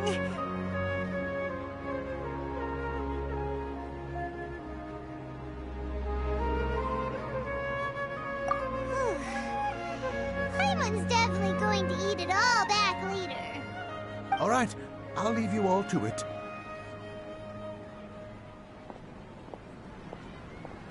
See ya. Good thing we had Mr. Farhad with us, or else that would have taken way longer. Of course! Because everyone's working here together. We're all like neighbors, so we're always helping each other out. It's easy to forget that everyone's running a business. With this many freebies being thrown at you, you probably don't need to work. I felt so guilty at first, like I always owed someone something. I was always thinking of ways to repay others. Later on, I realized that it's actually like what Mr. Afshin said. By taking the freebies, I was helping everyone out and saving them money. When you order the wrong item, or make too much of something, sometimes the best way to maximize the value of those goods is to give them away. That's why there's no need to stress over the freebies. All of us repay others by helping them when they need it. Oh, that actually makes a lot of sense. This has become our norm, and no one keeps track of the back and forth anymore. So really, don't worry about it. Alright, I have to bring all this to Mr. Zubair and do a little bit of prep. Feel free to hang out here for a bit. It'd be nice if you could also get to know some other people at the theater.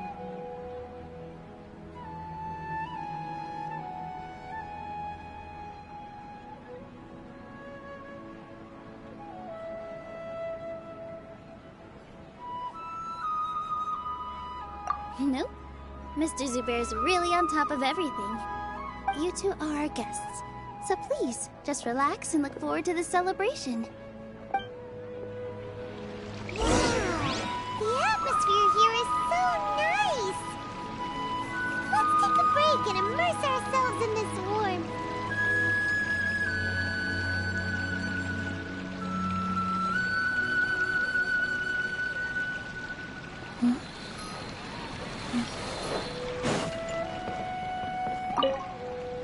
Hey there!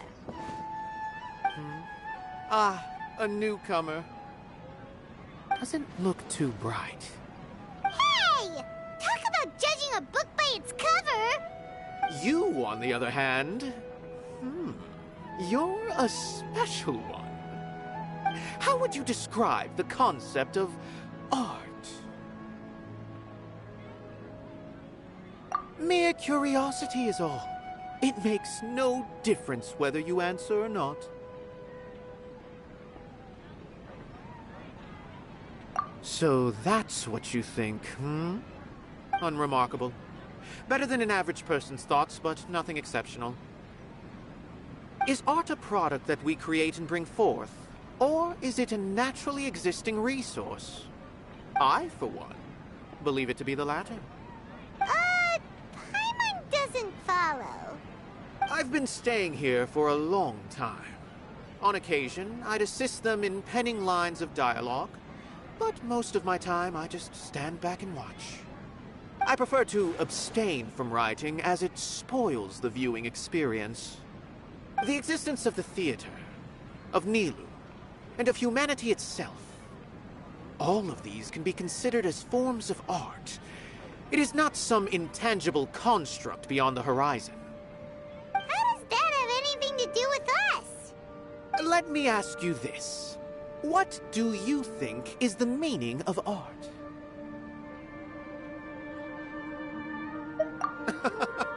I suppose that question was a little too difficult for you. To chance upon a spark of inspiration.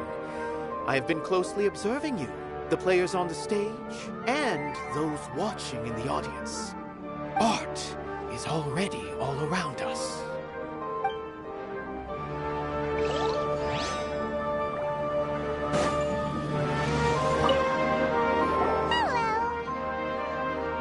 What? Who are you? You can't just go on the stage as you please. Ah, I see. Sorry for my overreaction. I'm just, making a prop. No time for chit-chat. Is that embroidery? No. Well, yes. But not really. It's a prop. It's just, some fabric. An ordinary piece of fabric that we use in a show. Sorry. I really do need to focus and start working on it.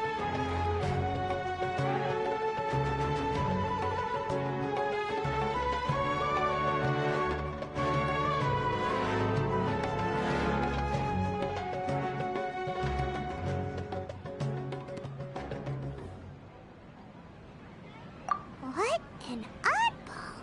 Is prop making something to be that jumpy about? Oh well, it's none of our business.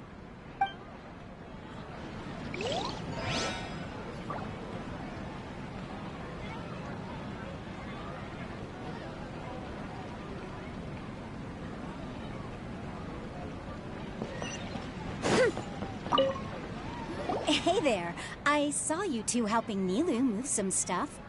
Are you two also here for the celebration event? You got it! My name is Raykar. Nadia and I are this theater's prop engineers. I also help out with some other tasks like housekeeping. The little ones causing a ruckus are my children, Soreen and Abi. I hope they aren't bothering you. They always get really excited every time we hold a celebration event.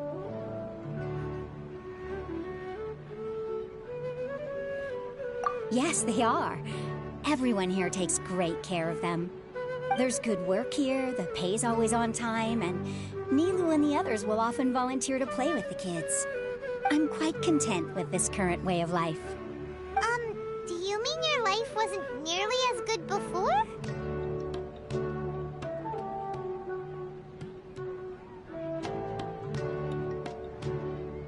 It's all right. It's all water under the bridge now.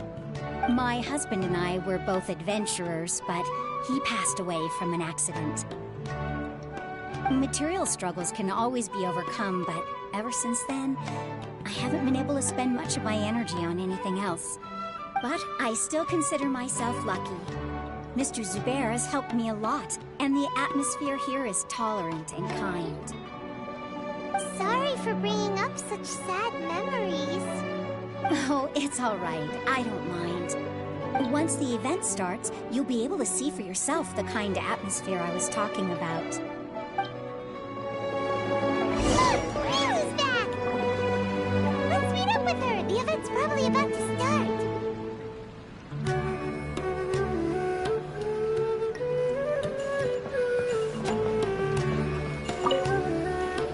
Sorry for the wait.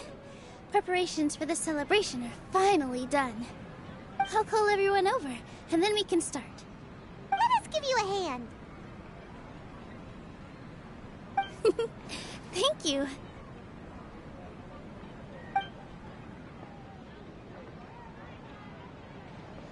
Maybe we really should have prepared a gift. Then we could also be a part of the exchange.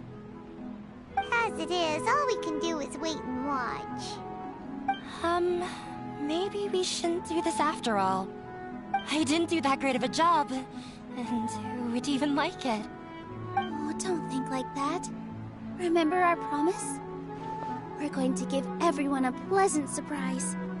And besides, you've never attended a celebration event before, so this will be a great opportunity. Everyone will love you. I'm still not really sure about this. There's nothing to be worried about. Just take a step forward and give yourself a chance. There aren't any scary people here, right? Right. Alright. Maybe this will help. Everyone, over here! Inaya has something great to tell you all! Wait! I've already said that I'm not ready yet! What should I say? Take it easy and relax. Deep breath, in and out. Once you've taken a long exhale, calmly tell everyone what you want to say. If you don't say anything, then all the hard work we put into embroidery practice would have gone to waste. Using it as a gift, though? It really isn't that good. So when Inaya was talking about making a prop, she was actually preparing a present.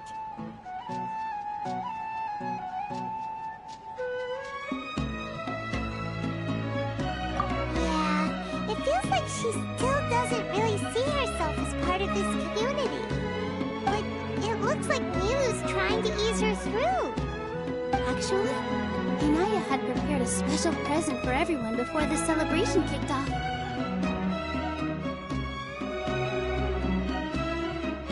Woohoo! We're gonna get our first present from Miss Inaya! Pipe down! The louder you all are, the more nervous she'll become. You've worked on it for so long, so have some confidence. Don't be afraid. You've got this. Is Mr. Zubair here? Sheikh Zubair, this is an urgent notice from the Academia. This celebration, or whatever it is, must stop at once. What a condescending guy. What's his deal? Since Zubair Theater has long violated the Academia's policies and orders, we have decided to demolish it. As its manager, you must halt all operations and dismiss all staff members within 30 days, after which you will report to the Academia for further punishment. Why? Why force us to do this all of a sudden? Little girl, this is not the first time you've been issued a warning. I didn't hear anything about demolition the last time I asked, and now I suddenly only have 30 days? We have more shows planned, but it's impossible to do anything in just 30 days. How am I supposed to explain this to my customers and staff? That issue is of no concern to me, Mr. Zubair. You seem to understand the situation quite clearly. Perhaps you can reflect on the reasons why you have failed to prepare for the scenario in advance. Demolition? Why do they want to demolish this place? The Academia has never liked us, and they've never respected our work. To them, what we do is all a waste of time. This isn't the first time they've come by. They had asked us several times in the past to improve the quality of our performances, by only putting on shows they consider to be sufficiently intellectual. But our audience isn't the Academia. It's the people of the Grand Bazaar. If our shows are too difficult to understand, or too removed from everyday life, nobody would watch them anymore. Changing our content would not only mean turning our backs on our vision, it would also directly lead to the loss of our livelihoods.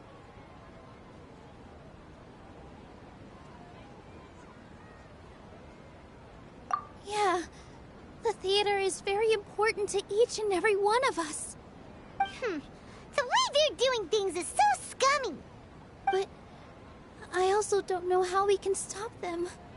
I do not wish to explain everything again from the beginning. Time is of the essence, so you should act with haste instead of asking frivolous questions. But none of us plan to accept this. Such an abrupt notice is contrary to established policy. Ask whoever you will. The answer will remain the same. We have already given you sufficient notice. Enough!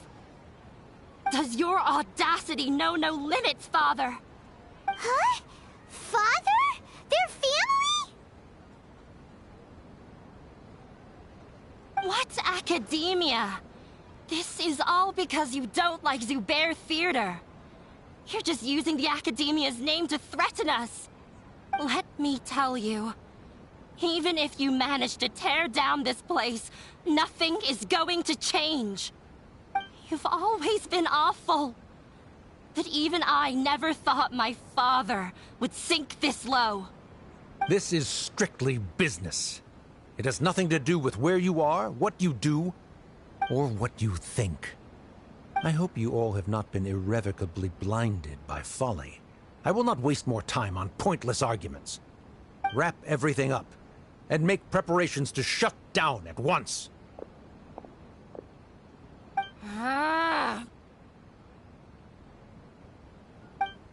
Why is he always like that? This is quite the misfortune, but there's nothing we can do. That's it for today, everyone. Let's clean up. I'll go talk to them again tomorrow. The storms that come out of the blue are always the hardest to deal with.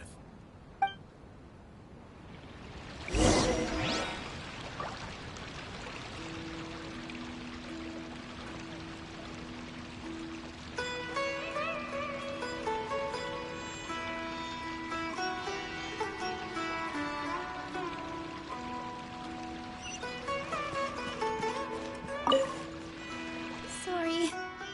I invited you thinking this was going to be a happy occasion. I didn't know that things would turn out like this. There's no need to apologize, Nilu. No one could have seen this coming. Paimon just wishes she could have at least gotten to the food. Is what that guy said true? The Academia has already given you many warnings? Yeah, I guess you could say that. They've always seen us as being meaningless. Knowledge is king in Sumeru, and their pursuit of it leaves no room for the arts. But if that's all it is, there's also no reason to go so far as to demolish the theater.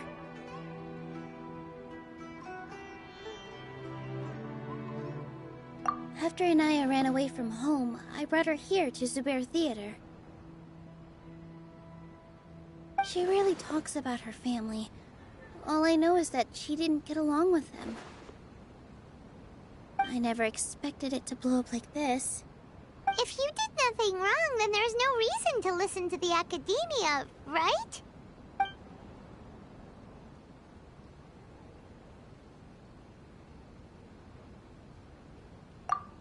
Nahida? You mean Lesser Lord Kusanali? She'd probably help if she knew what was going on. No matter how nasty the Academia could get, surely they can't win against Lesser Lord Kusanali. No. I wasn't doubting her ability. I just feel like we shouldn't bother her with such a trivial problem. Plus, if the Dendro Archon were to intervene, then it wouldn't feel like our victory was earned. That's true. Who cares? Let's just take him in a fight.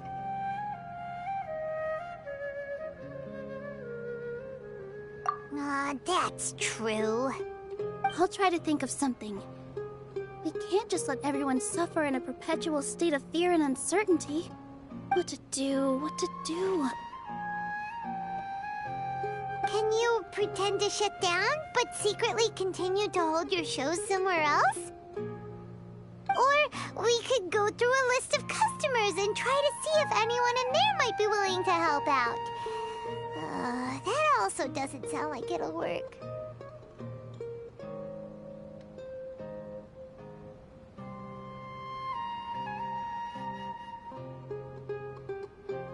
A debate?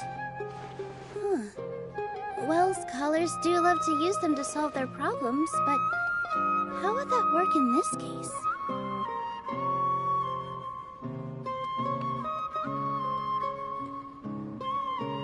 Oh! If we can prove to Inaya's father that the Academia's position doesn't hold water, then they won't have a reason to demolish the theater! I see. Defeating him in a debate. It's a good idea, but which one of us could hope to win against a researcher?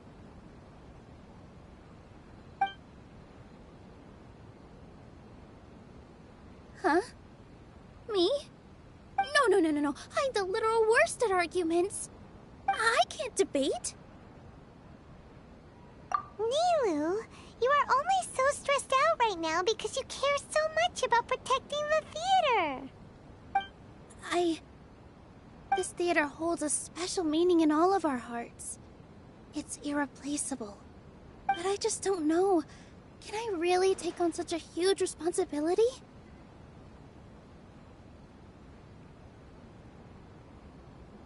Paimon will help too. You'll feel a lot more confident after doing some prep work. Believe in yourself. Thanks, you two. Alright, I've decided. Even though I may fail, I'll do my very best for everyone's sake. That's our Nilu! We're rooting for you! Okay, let's head back and tell everyone what we came up with.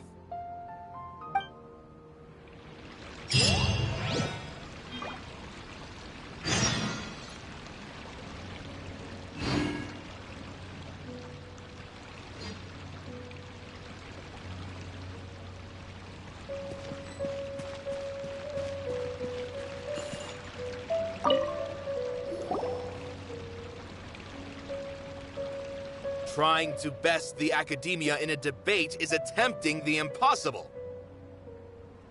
If you really want to try, I won't stop you. It's not like our situation can get any worse.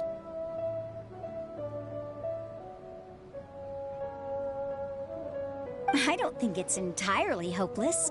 To Sharif, Nilu's approach will come off as naive, but that kind of frankness is exactly what they lack the most.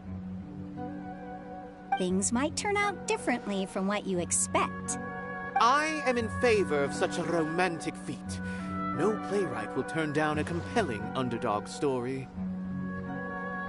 Sure, in fiction, but I'm not sure how well that will translate to reality.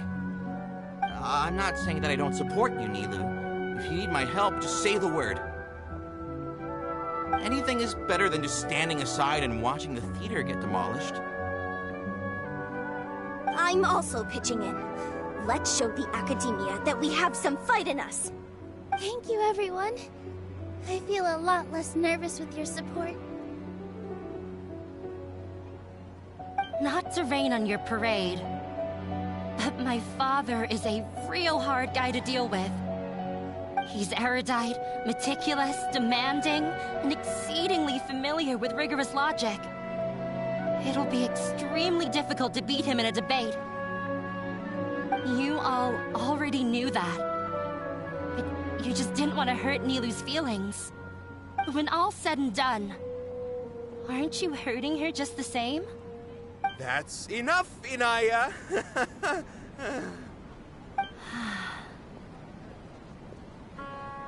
Sorry, I ruined the mood. I just can't force myself to expect a positive outcome. Nilu shouldn't have to push herself for the sake of an Yeah, it's way too early to give up. You're right, Inaya. We're up against the academia. Everyone knows that they're very powerful. Being skeptical might actually be the more normal response. But I still want to try. I'm reluctant to just let Zubair Theater go. And it's not just me. I think everyone else here feels the same way. If we're unhappy, we should speak up and let our voices be heard. Say what's on your mind, and do what you think should be done. If we fail after that, then at least we won't have any regrets. I mean, after all, the only thing we can control right now is our choice at this very moment. I understand what you're trying to say. I also have my own intense feelings of anger and regret. Then, could I trouble you to tell your father about our plan for a debate? You can still get in touch with your family, right? Yes, I can. Then, please help us pass on my request. I've never participated in a debate, and truth be told, I'm still not really confident in myself. But since we've decided on a debate, I'll do my best to prepare for it. I'll gather everyone's thoughts and let them be known to all during the debate. I, by myself, definitely don't have enough wisdom to beat your father. But what about the entire theater combined? Then we should have a chance, right? Right. That's right, Miss Nilu! Beat the bad guy! Justice will prevail! Make him eat dirt! You two. We aren't getting into a fight. But thank you for your encouraging words. I'll do my best.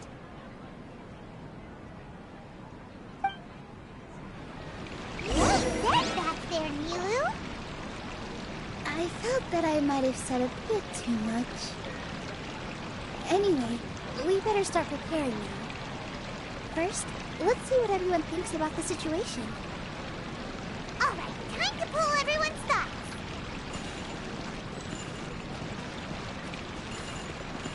No one is allowed to bully Miss Nilu. Watch out, Mr. Bad Guy! Pow! Bam!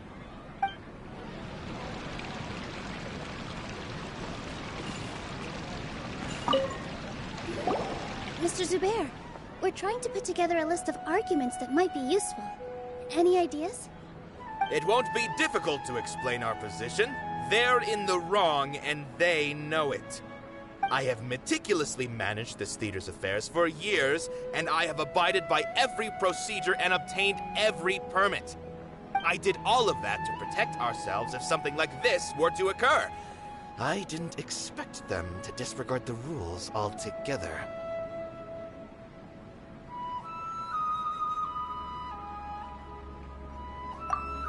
Yes, I know. But anyone who's staying at the theater is one of us. If I can't even protect the members of the theater from outside pressure, then I have failed in my duty as a manager. In summary, you need sufficient confidence and strict adherence to the rules. At least for now, they don't have the authority to demolish the theater. As long as you double down on that point and force them to concede it, you'll gain an advantage. Alright, got it. I've seen many situations like this before. The academia sure likes to get its nose into everyone's business. While you prepare for the debate, I will also prepare the theater for the potential aftermath. It's best to prepare for the worst outcome. Once you're done chatting, do me a favor and tell our customers that we're canceling all of our shows. Do we really have to?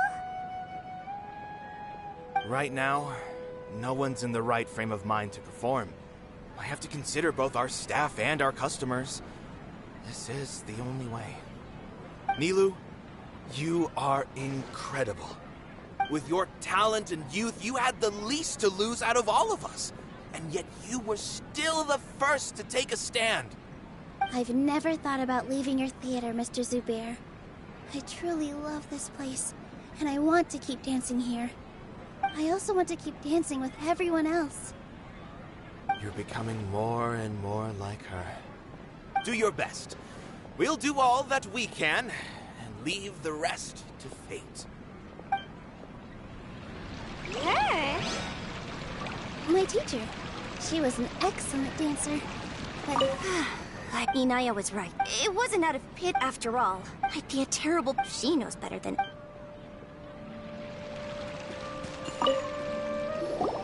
I didn't expect you all to challenge the academia.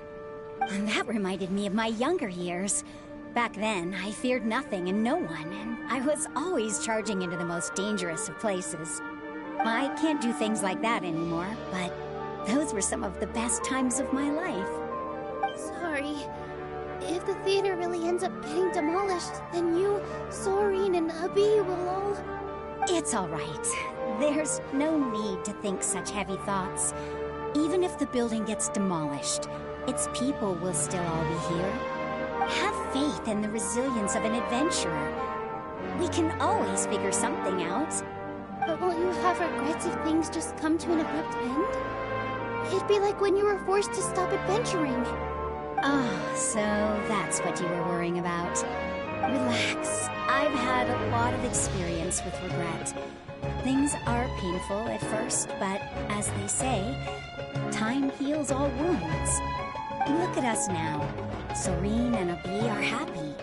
And Soren has also just passed his theater exam. He can start acting soon. He was thrilled because he can soon perform on the same stage as you.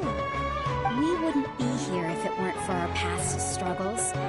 And would Soren have become a happier person? That's hard to say. Are you trying to make us feel better? Yes, but I truly do mean what I say. Being here at the theater has taught me an important lesson. The most important thing about an experience is how you choose to interpret it. I can choose to believe that my life ended with my husband's death, Or I can choose to believe that it was a blessing in disguise for Serene and Abi.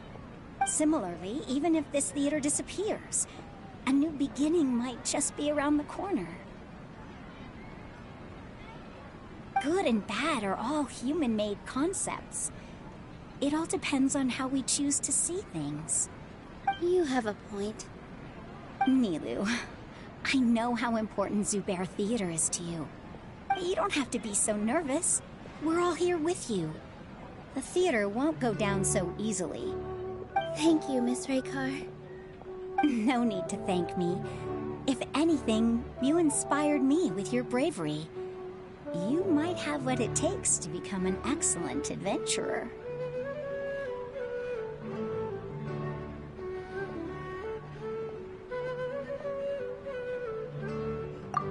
You're too kind. All right, I gotta cheer up. I can't waste everyone's words of encouragement. I feel a lot better. Good. My children and I will be cheering you on at the debate.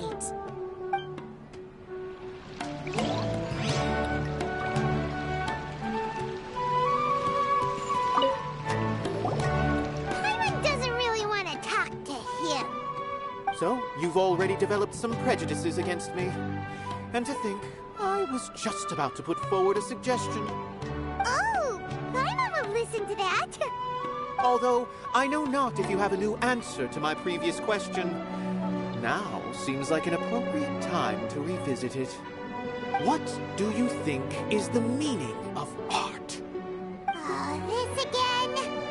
We probably do need to tackle this question if we want to prove the value of the arts. I don't know how to explain it, but all I know is that when my performance makes the audience happy, I also become very happy. Does that count as a meaning? You answered him so seriously. Careful, Nilou. This guy's ramblings never make any sense. No. Nilou's answer far surpasses yours. And it is close to my own. The meaning of art comes not from its creators, but from its audience. In other words, only art that can be appreciated by others will impart its essence and value upon the minds of its audience. This is something that the academia can never understand.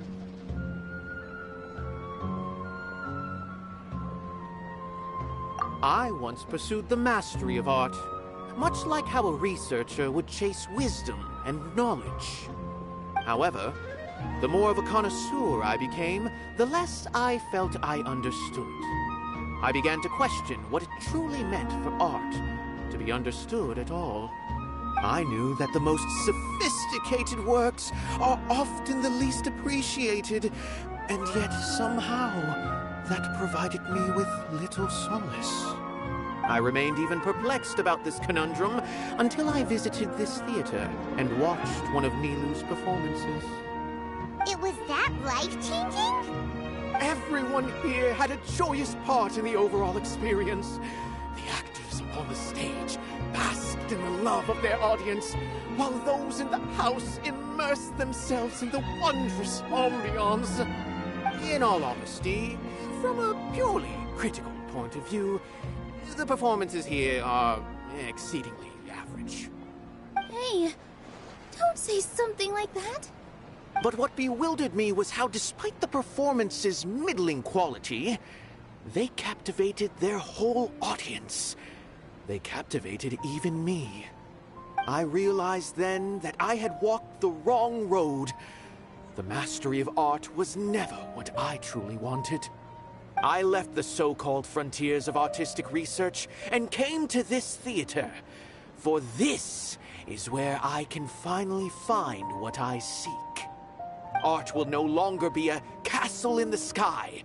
Whether it be inspiring or entertaining, art must be appreciated by others to confer value.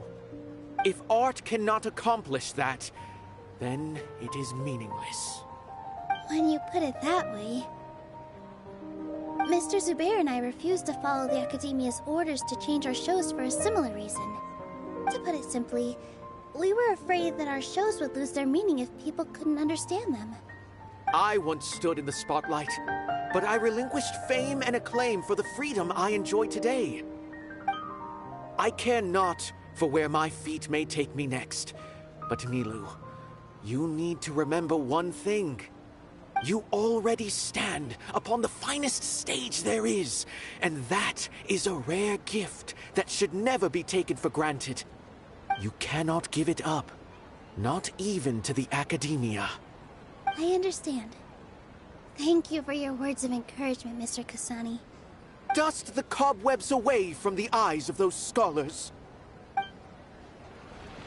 You really seem to care a lot about the theater. Once you get to know him, you'll realize that he's actually a big softie at heart. He'll even help out with furniture repair and painting the stage. What?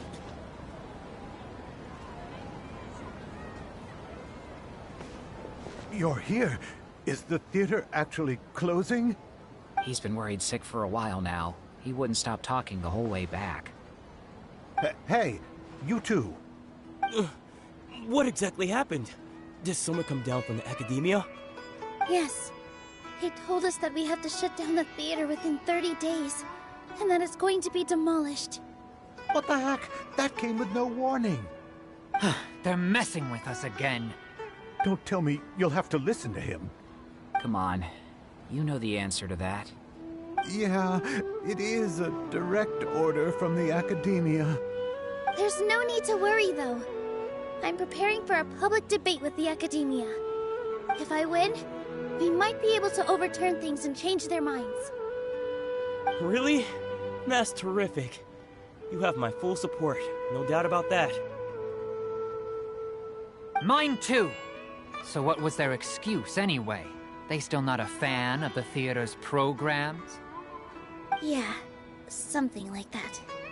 Good thing they have the power to make rash decisions about things they don't even understand, huh? Yeah, they need to touch more grass, not books. Exactly. They want to look down on us? Ha! We'll look down on them first. Don't worry. Everyone here has your back. The Academia's recklessness won't get them any praise. Right. They might think that some forms of knowledge are more valuable than others, but everyone can equally appreciate art. If they don't believe that, send them my way. I got them beat on this subject. Maybe you can prepare some questions on the details of dance performance to make things harder for them at the debate. Sounds like a good idea. Maybe that's something I should do. Ignore him. He's joking. Just do things your way. No matter what, we will always support you. Thank you all so much. Your understanding and support make me feel a lot better. There are always more solutions than problems. If you need help during the debate, just shout and the entire Grand Bazaar will be at your beck and call. Gotta show them who has the people's support.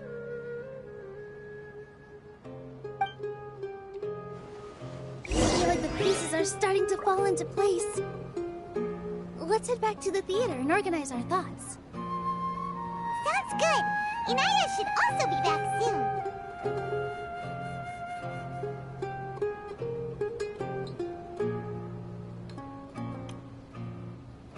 There's a lot that goes into managing an orchard. Watering, weeding, fertilizing the soil, making sure the temperature is right. But most important, you have to keep the fruit in a...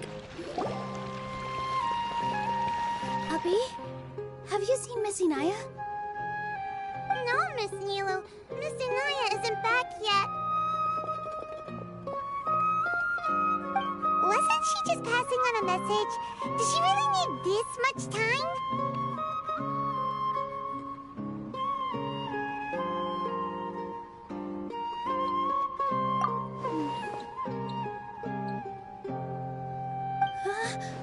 Oh no.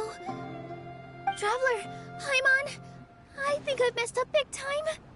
What if Inaya never planned to come back? What? It's just a gut feeling, but knowing her, she probably feels like she's completely responsible for what happened. She probably thinks that all of this happened because she was staying here. Oh, right. As soon as her father showed up, she said that her father was targeting her. So she's felt like that this whole time. She has a long-standing conflict with her father. That's why she ran away from home.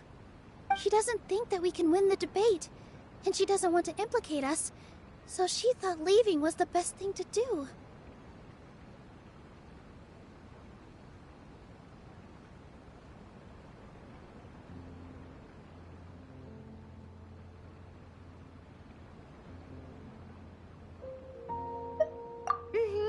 And then she just quietly left afterward.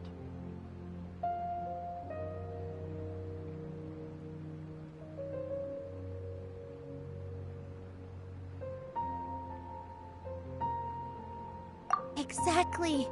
She's being too pessimistic. How will you know if you don't try? Anyway, first things first.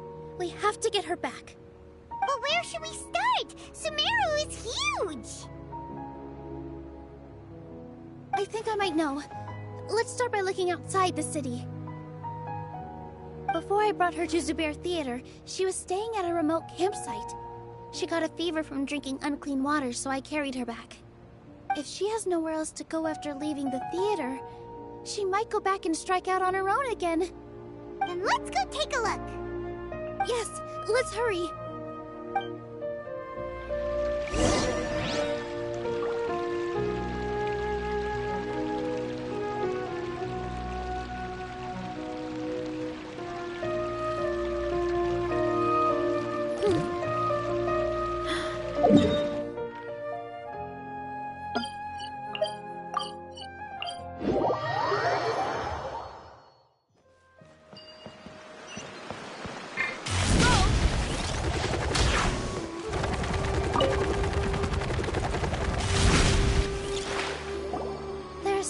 Someone had stayed here very recently. But we can't confirm if it was Inaya or not. Let's take a look around first. Did you hear that?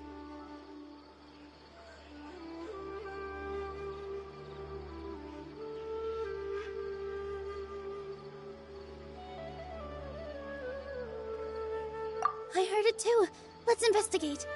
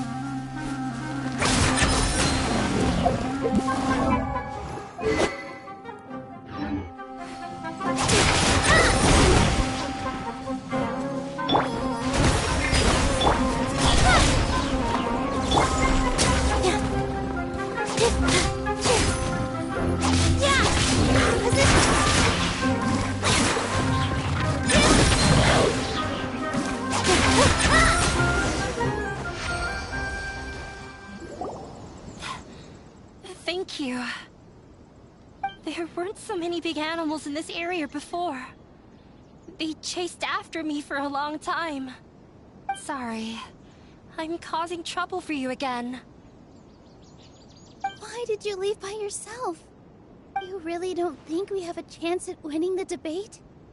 No. I just thought it would take too much effort. Everything happened because of me. If I'm gone, then the situation will resolve itself.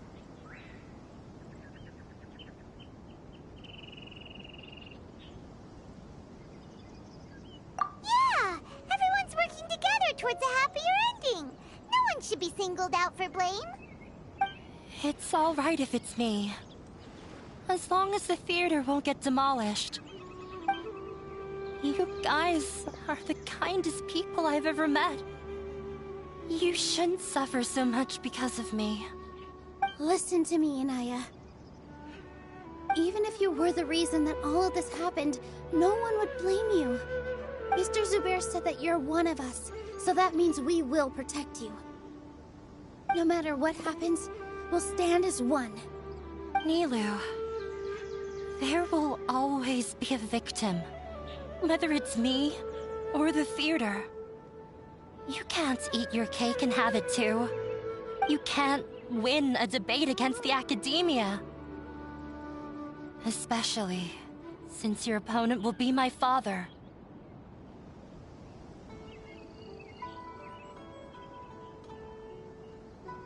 My father is an extremely demanding man.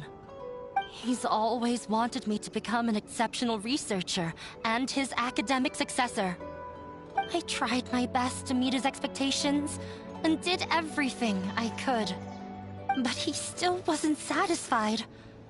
Or rather, he had just never been satisfied with me.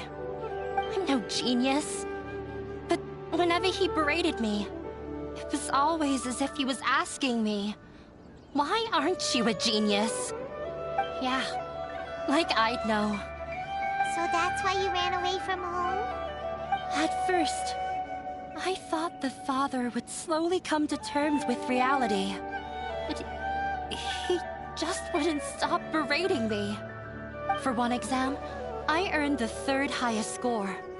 I thought that all my hard work had finally paid off, that I could finally make Father feel some modicum of joy. I even used the embroidery skills I learned at school to make a commemorative gift for him. I thought, even this daughter can make her father happy sometimes. Right? I see. When we were embroidering your gift before, I didn't feel like you were new at it. Yeah. Sorry for not bringing it up. These are not pleasant memories for me.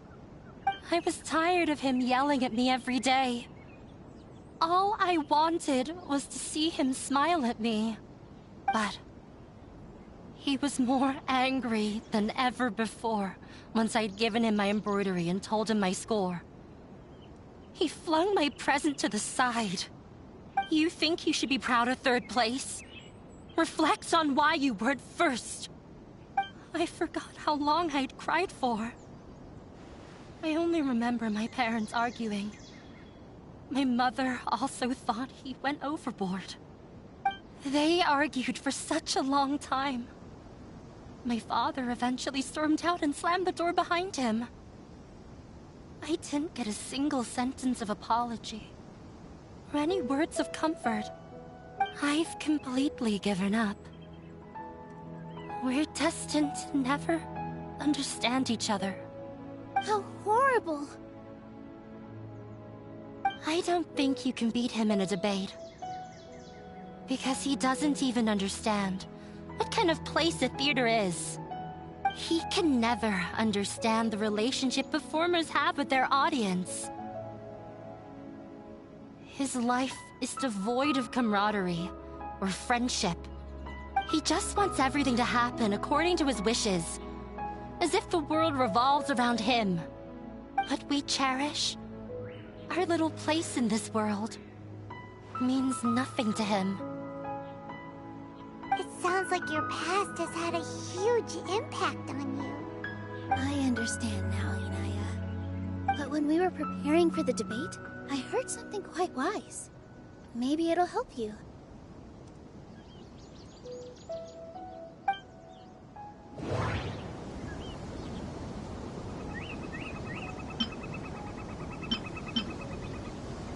Everyone is free to appreciate art.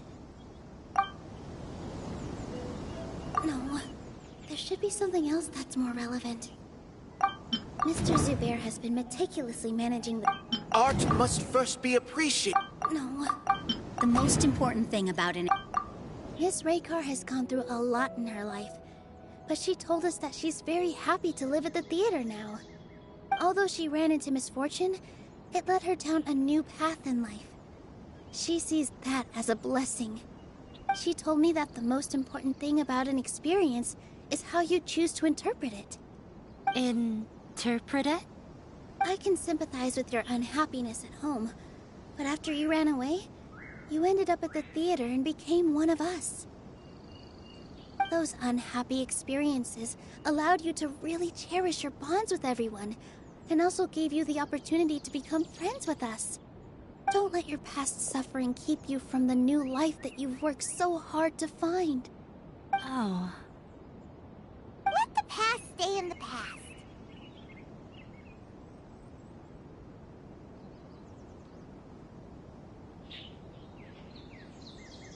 When I ran away from home, I swore that I would leave my family conflicts behind. But you're right. All I'm doing now is falling right back into it. Maybe you'll disappoint him, but that doesn't matter. You have a new future waiting for you. Don't let go of the answer you worked so hard to find. That's right. If we put our heads together, there's bound to be a way. You're right. There's nothing to be afraid of. I'm not trying to meet his expectations. So why should I give up because of him? I can't afford to lose anything more. We have to win. The debate will not only protect Zubair Theater, but also allow me to settle things with Father.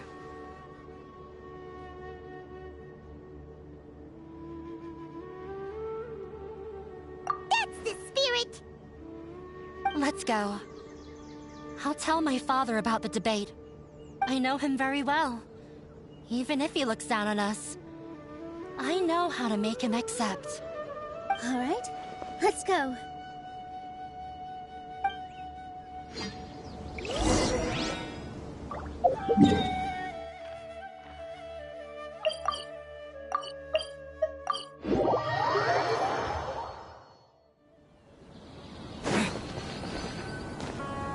Well, I'm off to meet with him. Please wait here for me. Okay. Looking forward to your good news. That should be everything. The only thing left to do now is to wait until the debate. I'm not sure why, but I'm getting nervous again. You were great, Nilu! Your words won over Inaya! Talk like that during the debate, and you'll get an easy win! Thanks for that, Paimon. But I still feel like it'll be an uphill battle. I need to be calmer, cooler, and more collected.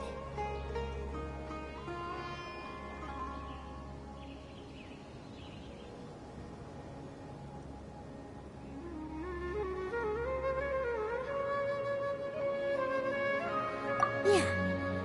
I'm acting as everyone's representative, so I'll need to act brave, even if I won't feel like it.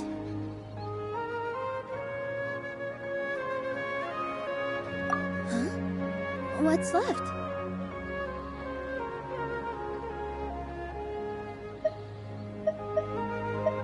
Huh? What a strange question. Isn't a theater just a theater? Why would it need to be anything else? Wait. You're not asking what the theater does, but what it is. Let me think. How can I put this?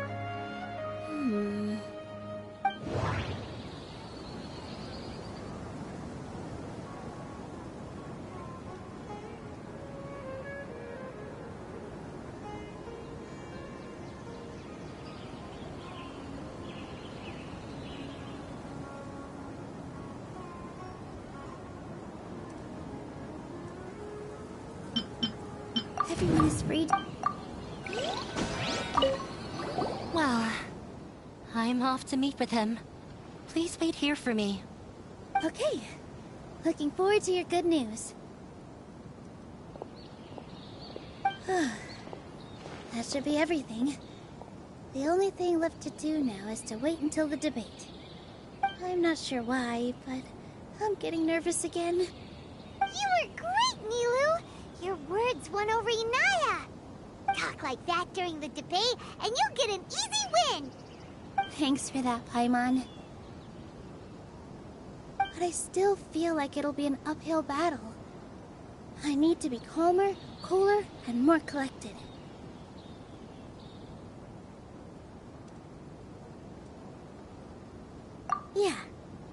I'm acting as everyone's representative, so I'll need to act brave, even if I won't feel like it.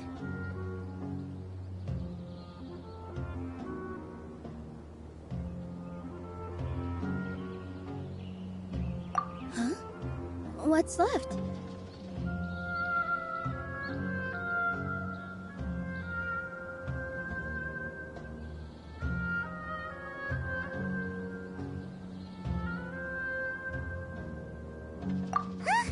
What a strange question. Isn't a theater just a theater? Why would it need to be anything else?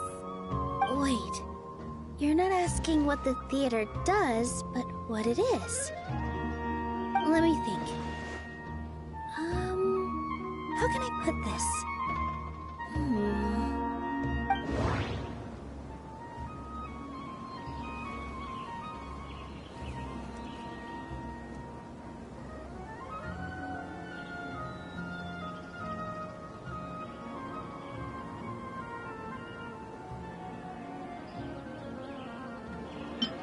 Mister's... Not what... Not... Ah! Got it! When we were trying to find a way to save the theater, we heard many stories not of the theater, but of the people whose lives have been touched by it. Zubair Theater is our reason for coming together. It connects us all in unique ways. In other words, it's like a bond. A bond?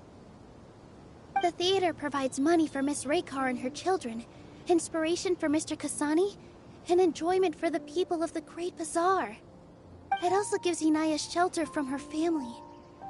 It has brought us together after taking care of every single one of us. And its story won't end here. In the future, many more people will come to the theater and receive its blessing. And we'll all be there for them.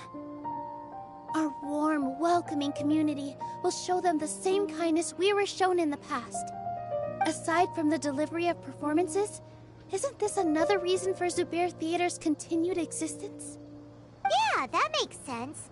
We definitely felt that warmth during the preparations for the event. But Paimon doesn't see how this will help in the debate.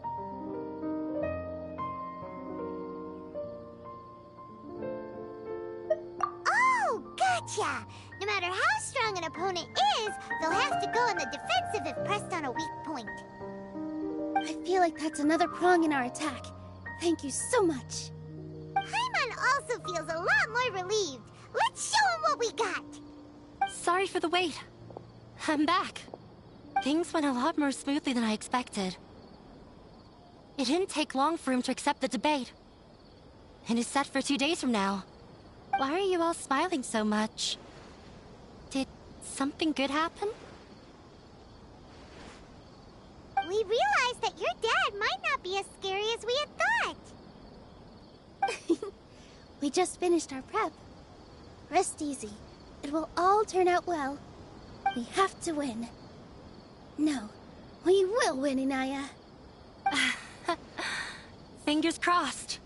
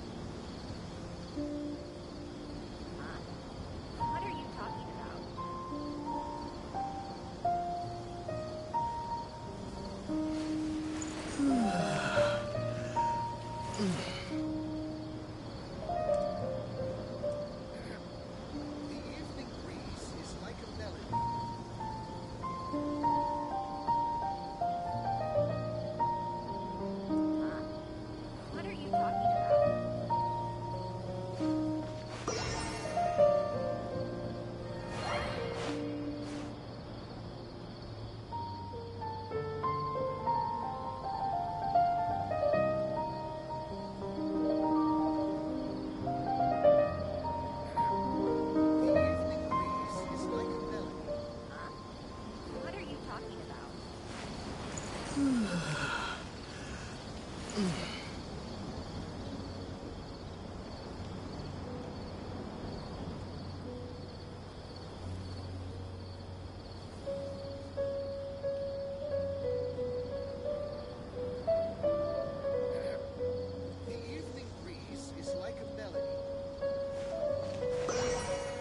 are you talking about?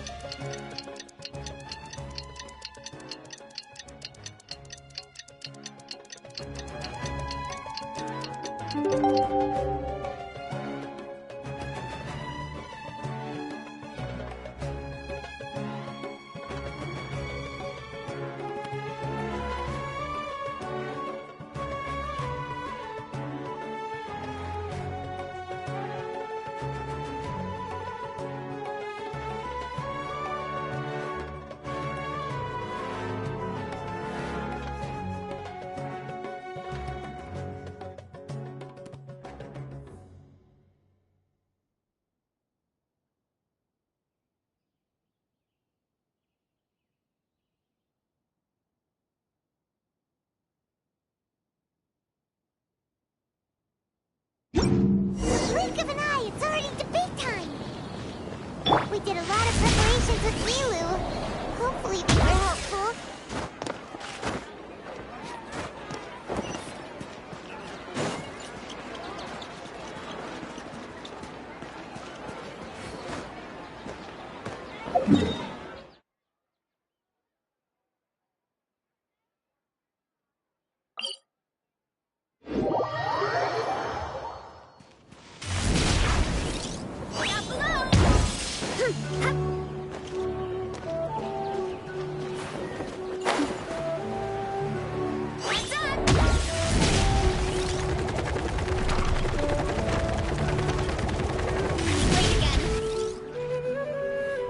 Hello and welcome, everyone.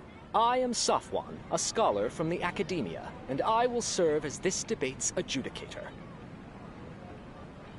I swear to judge both parties with the utmost wisdom and impartiality. I will neither interfere with the proceedings nor demonstrate bias. I ask for both parties to stand. May the Dendro Archon also serve as a witness to this duel of wits. Since you so desperately demand an explanation, I will expound on the Academia's stance. You may have misunderstood us from the outset and believe that the Academia is prejudiced against you. However, the truth is that the Academia wishes for every resident of Sumeru to be afforded opportunities to grow and cultivate their wisdom. Therefore, the works they consume should also possess enlightening qualities and intellectual value. We have failed to identify these qualities in the shows performed at Zubair Theater. In other words, instead of struggling against the Academia in pointless confrontations, if you had spent your time reflecting on improving the quality of your shows and enlightening your audience, Zubair Theater would not be today facing such a tragic fate. Aggressive from the get-go. He's really putting on the pressure. Can Nilou stand her ground? Calm down, Nilou. First, carefully analyze what he said. He said that we were shut down not because the Academia looks down on the arts, but rather because our shows aren't up to their standards. However,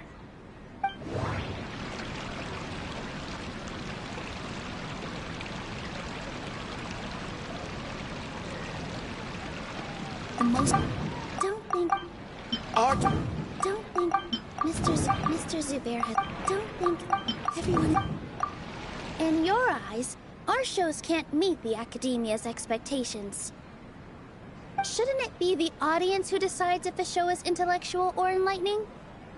Why is someone from the Academia judging that? Also, I believe that there is no such thing as a wiser or more enlightening performance. Art doesn't discriminate, and it appeals to all. Everyone has the right to appreciate art. Appreciation is but a primitive form of satisfaction.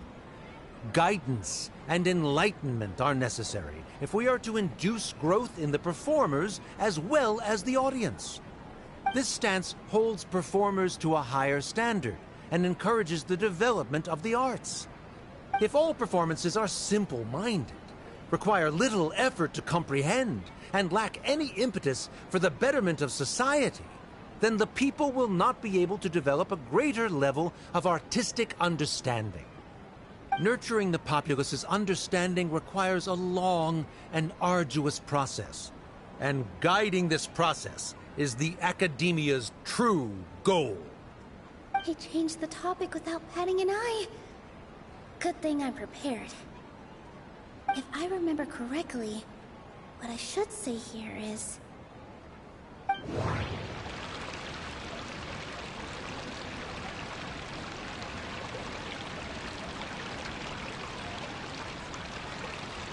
The most No.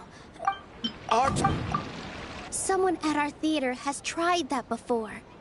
He was a famed artist, but he recognized that very few people could connect with his works. I agree that art should be enlightening, but we can't pursue that goal by creating complicated works. If a work can't tap into an audience's personal experiences or feelings, then its contents may as well be a castle in the sky. What's the point of performing a show that its audience can't even follow? That would only be forcing people to watch something they don't like. You can only reach that conclusion from a place of ignorance. In that case, before passing judgment, you should first become a better dancer than me. You tell them, Nilou. Looks like he's backed himself into a corner. As the party holding the burden of proof, Sharif has failed to provide sufficient support for his judgment of the quality of Zubair Theater's programs. Likewise, the definition that Nilou put forth is but her personal opinion. Neither party is the victor for this particular point of contention. Additionally, I must request that both parties exercise greater control on their emotions. Keep it up, Nilu! You're doing great! In that case, I shall speak of more concrete matters. The essence of this issue is that you have violated the law, so you must now pay the price for your transgression. This course of action is also completely procedurally sound. We have already contacted Zubair Theater multiple times regarding the theater's repertoire. However, you have consciously ignored our warnings, or perhaps your compliance was purely superficial. Regardless, that failure has indirectly led to the present day's proceedings. That is indeed so, according to the laws decreed by the Academia. He started talking about procedural stuff, so I need to focus on...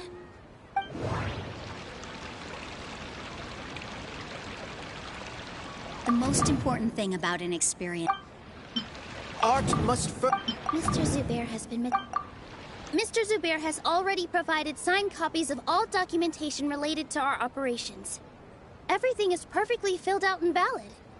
Although the theater's performances don't align with the Academia's requests, the law doesn't say that Zubair Theater can be demolished only because of that reason. Demolition notices need to be provided in writing and made available to the public. Otherwise, the theater can continue to operate as long as its license is valid. Failing to follow these rules makes your stance procedurally unsound. Yeah! That's right! There are different ways to apply the rules. There is precedent for this. So long as this matter is discussed within the Academia, this course of action will come to pass. Looking at the past 27 cases of similar nature, 90% of them support Sharif's claim and position.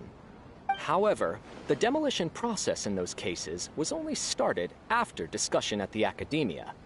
In other words, premature notice of demolition is indeed a rash act. That's more than enough. We've proven that the order is unreasonable as it currently stands. Cease your futile resistance. Nilu's definitely won this point, right?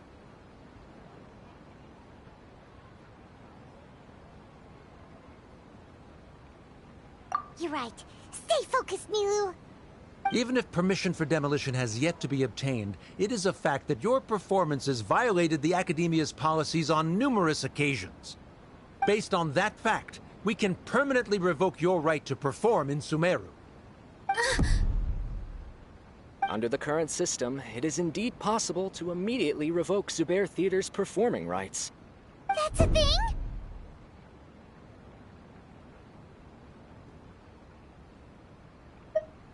Rather than protecting Zubair Theater, I surmise that your true intention is to maintain your hold over your audience and their patronage as your source of income. Without them, Zubair Theater is nothing more than an empty building. And without its performances, the theater has nothing else of value. What you said isn't true at all. Keep it cool, Nilu!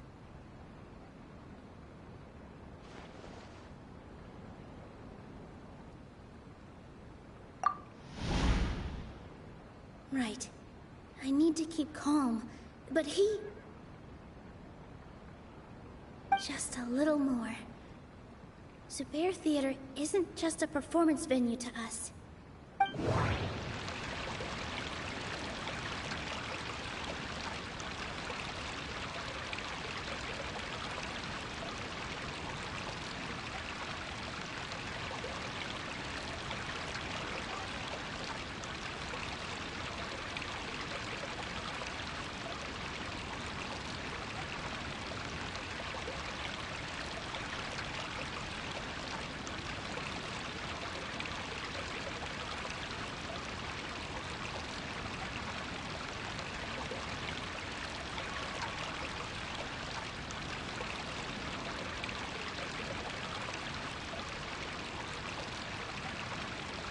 The most important...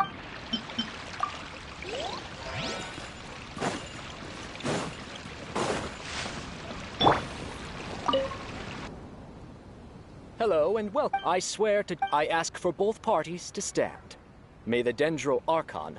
Since you so desperately demand an... You may have misunderstood us from the out. However, The truth is, therefore, the work we have failed to In other words, instead of struggling against the academia in pointless confrontations, if you had spent your time reflecting on improving the quality of your shows, Zubair Theater... Aggressive from the canoes. Calm down, Nilu. He said that we... The most important thing about an In your eyes, our shows can't meet the academia's expectations.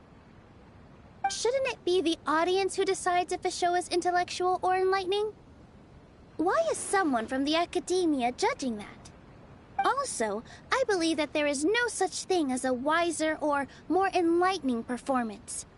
Art doesn't discriminate, and it appeals to all. Everyone has the right to appreciate art. Appreciation is but a primitive form of satisfaction. Guidance and enlightenment are necessary if we are to induce growth in the performers as well as the audience. This stance holds performers to a higher standard and encourages the development of the arts. If all performances are simple-minded, require little effort to comprehend, and lack any impetus for the betterment of society, then the people will not be able to develop a greater level of artistic understanding. Nurturing the populace's understanding requires a long and arduous process, and guiding this process is the academia's true goal. He changed the topic without batting an eye. Good thing I'm prepared. If I remember correctly, what I should say here is...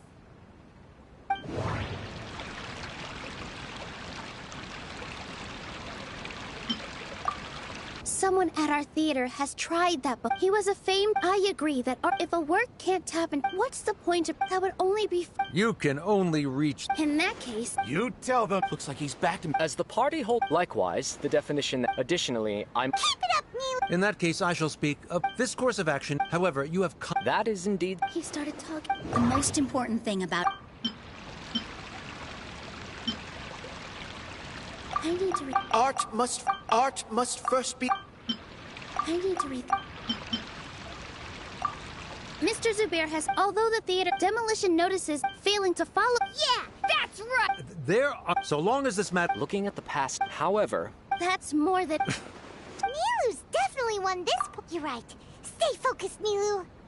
Even if permission for demolition has yet to be obtained, it is a fact that your performances violated the Academia's policies on numerous occasions. Based on that fact, we can permanently revoke your right to perform in Sumeru.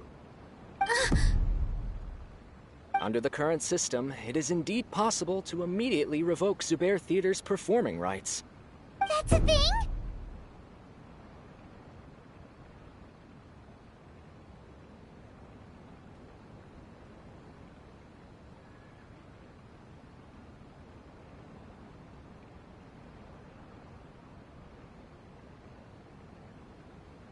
Rather than protecting Zubair Theater, I surmise that your true intention is to maintain your hold over your audience and their patronage as your source of income.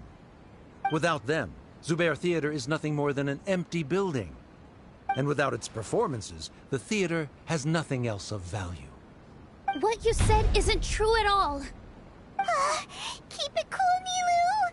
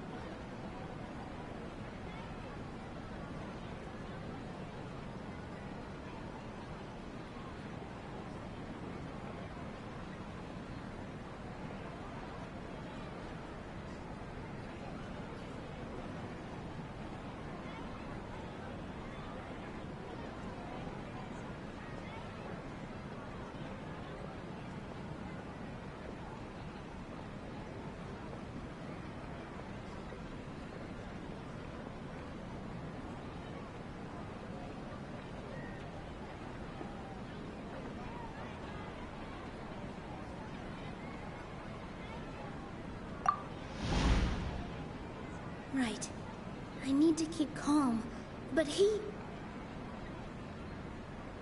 Just a little more. Zubair Theater isn't just a performance venue to us.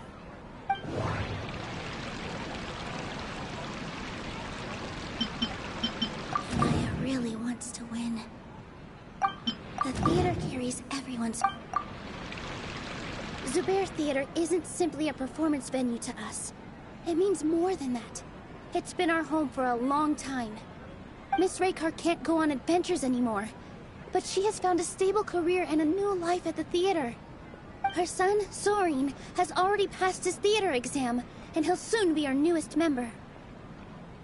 Mr. Kasani found a new way to look at art. He decided to stay at the theater to watch us grow. Mr. Farhad and Mr. Hushang visit even when there isn't a show going on, and they always tell us lots of entertaining stories. Even Inaya wants to stay with us, and she's starting to look forward to a new future. Zubair Theater exists for them, for every single one of us. Perhaps Zubair Theater has provided you with a multitude of positive emotions and experiences. However, you have misconstrued something, young miss. The interpersonal relationships you speak of were established upon normal theater operations. Sheikh Zubair operates the theater for his livelihood. His employees work for their wages, and the audience comes to enjoy performances. Relationships are merely a byproduct in this exchange of interests. They may be pleasant and captivating, but they can only ever be secondary. When scholars collaborate to solve difficult problems, we freely share our knowledge and resources with one another as if we were all kin. However, this collaboration ends after the results of our work are published. The reason is simple. We are scholars, and there are new projects that await our attention. He really doesn't think much of relationships. Paimon also thinks he did a lot of prep. He's been solid as a rock. Sharif's argument is currently the more persuasive of the two for this point of contention. The continuance of the interpersonal relationships Nilu spoke of remains hypothetical before the theater's demolition, whereas the situation that Sharif described has been well documented at the Academia. The Academia has made significant academic contributions, in no small part due to its researchers' efficiency and ability to compartmentalize. Oh no! What should we do? Things are going in the opposite direction!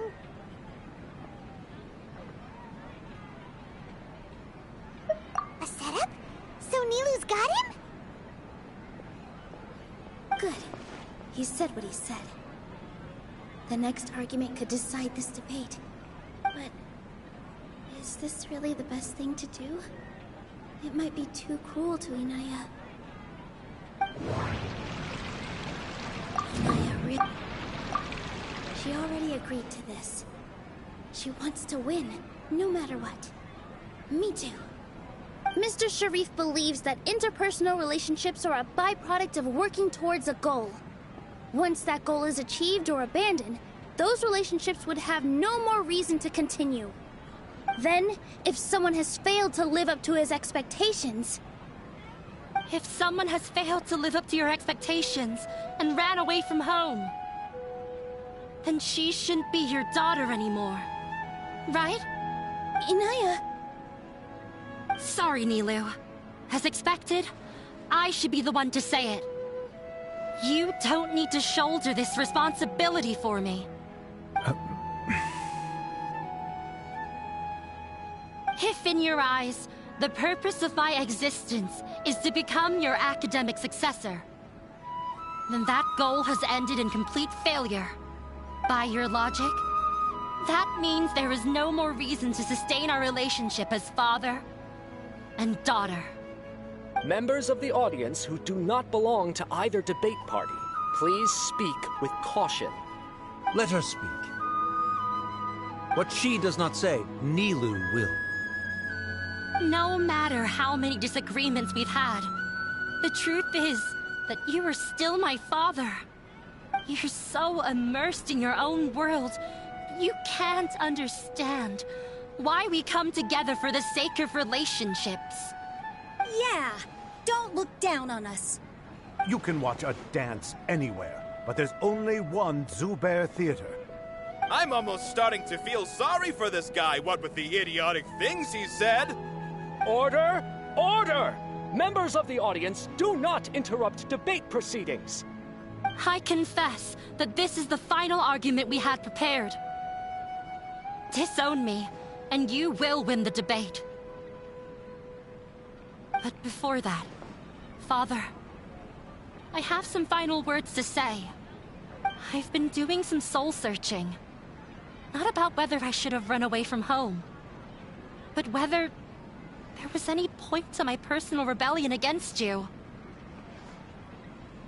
I kept trying to earn your approval, but I only disappointed you over and over. The truth is, I ran away from home as a means to vent my recurring frustrations. That is to say, I was exerting pressure on you, and hoping you'd give up on your lofty expectations. But by doing that, wasn't I just doing the same thing as you?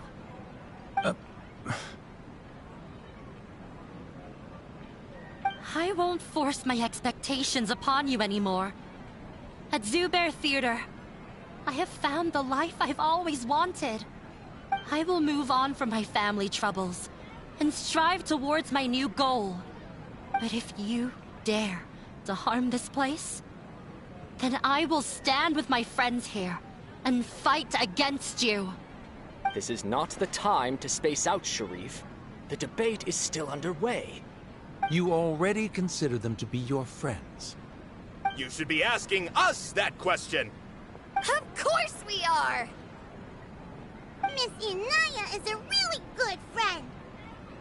It was a bit of a process, but we won her over. Make no mistake. All those who come to Zubair Theater become one of us. We will always be with her. Such puerile simplicity. However,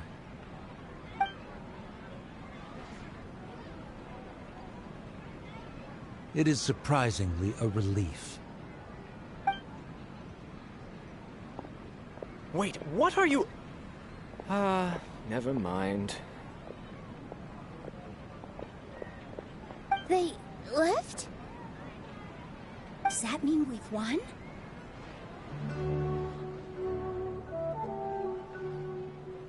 We won? Nilu, you're amazing!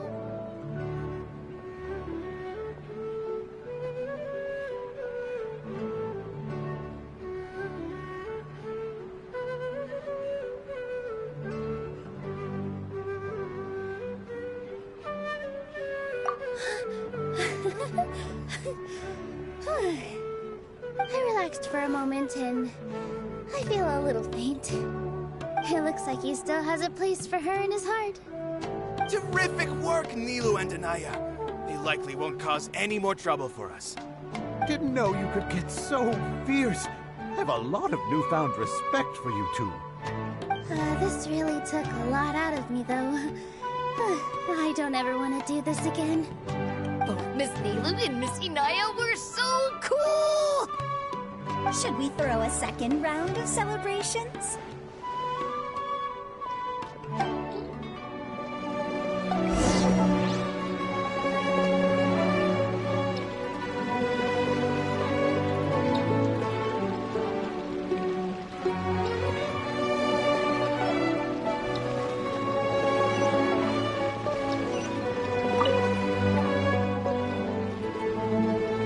Oh, it's you.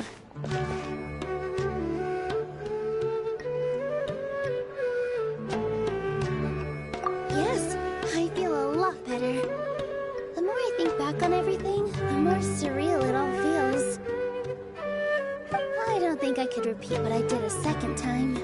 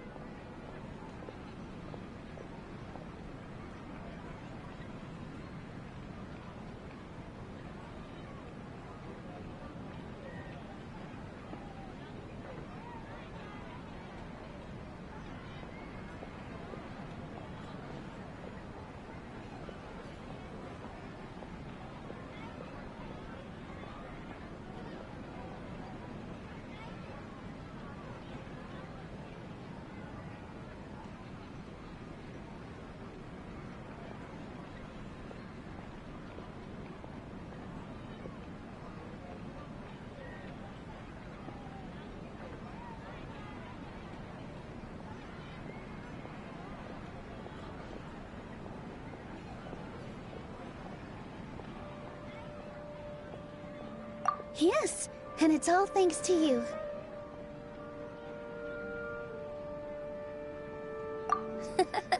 I see. You mean how fate brought me to the theater, right? Then I'll have to tell you about my teacher who Mr. Zubair had mentioned. Mr. Zubair opened his theater when I was still a child. There was a beautiful dancer, and from the moment I saw her, I couldn't look away. I thought to myself, the gods must have blessed her with such talent. But later on, she would actually smile down at me and say, just the opposite, in fact.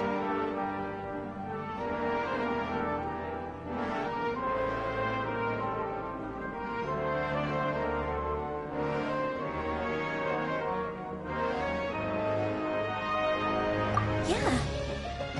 She said, dance is an art born from toil. It isn't a gift from the gods, but a creation by our own hands. It is a beautiful thing born from our life experiences. Whenever there is joy or something to be celebrated, people will dance.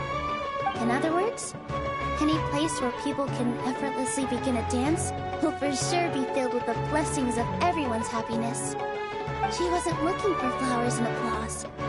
All she wanted was to see her audience smile.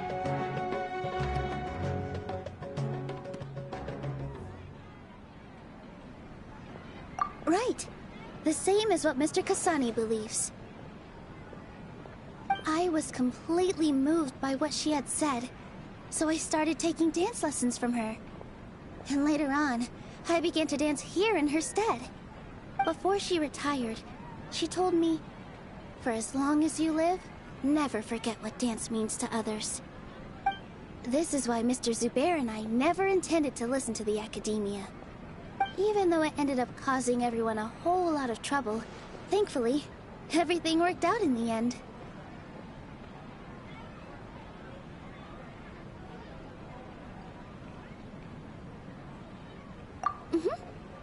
Although, I do have a small regret.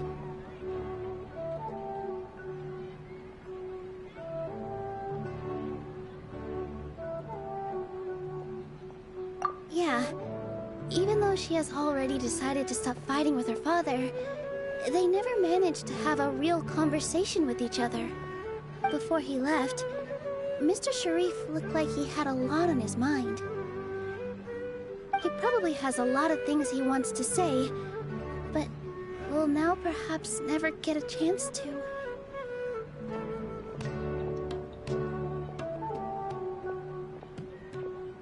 Yeah, but I still hope that things can change. It never hurts to have hope. You and Paimon are more than welcome to keep attending our shows. Who knows? Next time, you might see Inaya on the stage.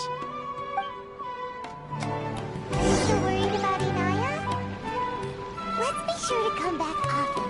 Who knows? Maybe things will have worked out for her.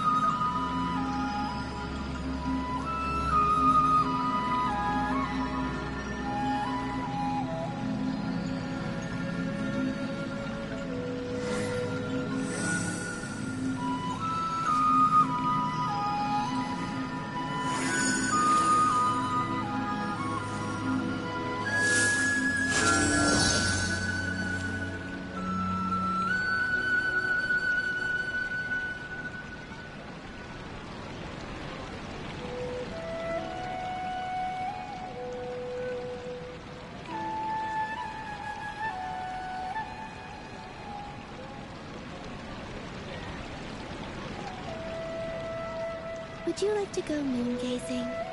You can sit in my rocking chair and admire the view. Or we could go to the moon and gaze down into that. Whatever you prefer.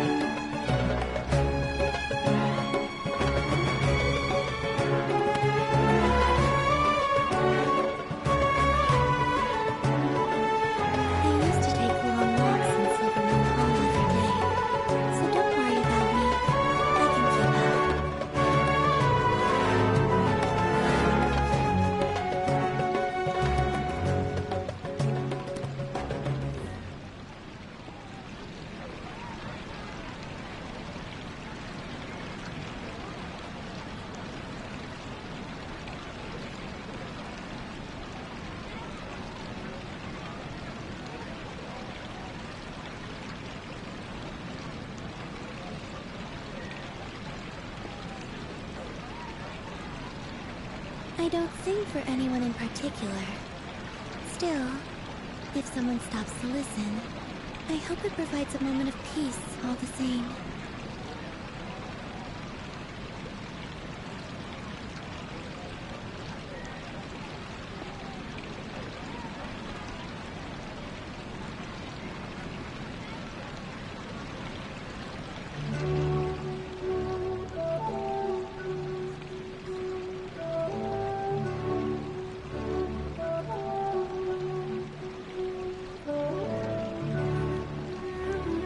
Would you like to go moon gazing? You can sit in my rocking chair and admire the view. Or we could go to the moon and gaze down into that. Whatever you prefer.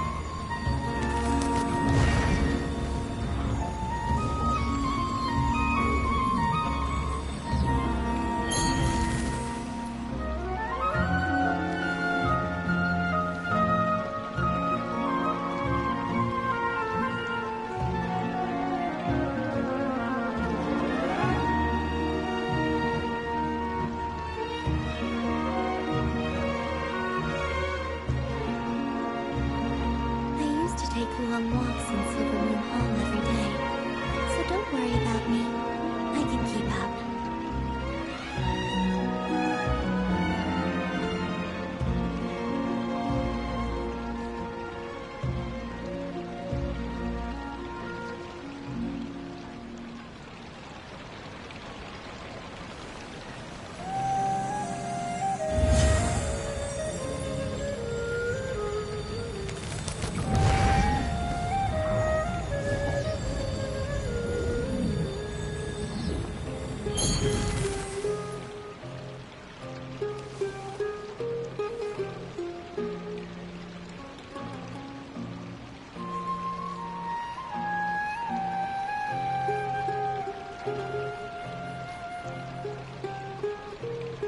Would you like to go moon gazing?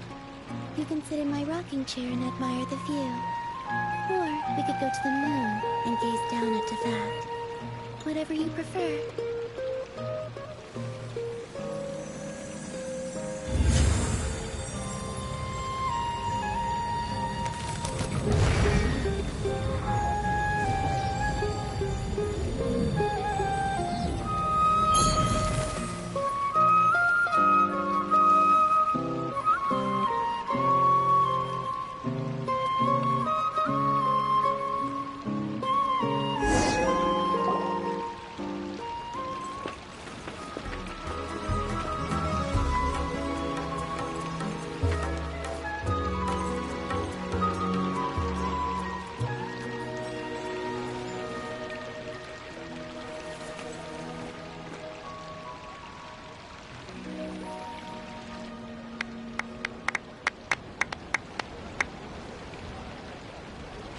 Everyone, I'd like to introduce you to our newest member, Hinaya. Hello, everyone. She'll be dancing for us from now on, so please give her your support.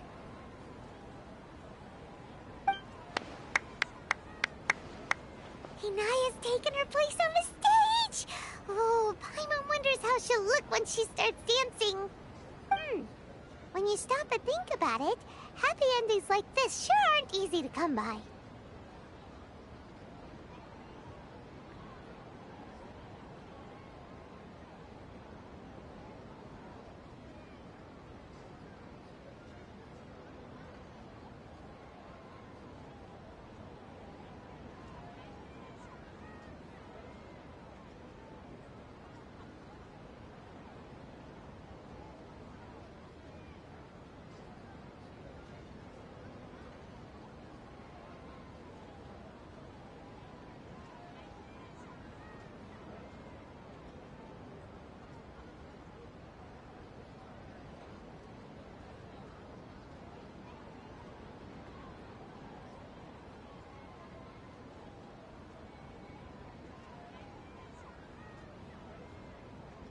Nilu's efforts, everyone's wisdom, Inaya's determination?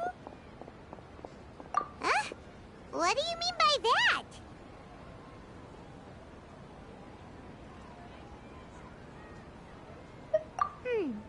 You do have a point there. The whole demolition thing was going overboard, but he really could have banned Nilu and the others from dancing. If he really wanted to be ruthless, he could have done some real damage, even without winning the debate. Oh well, it's not like we can understand how people like him think. Let's focus on watching the performance.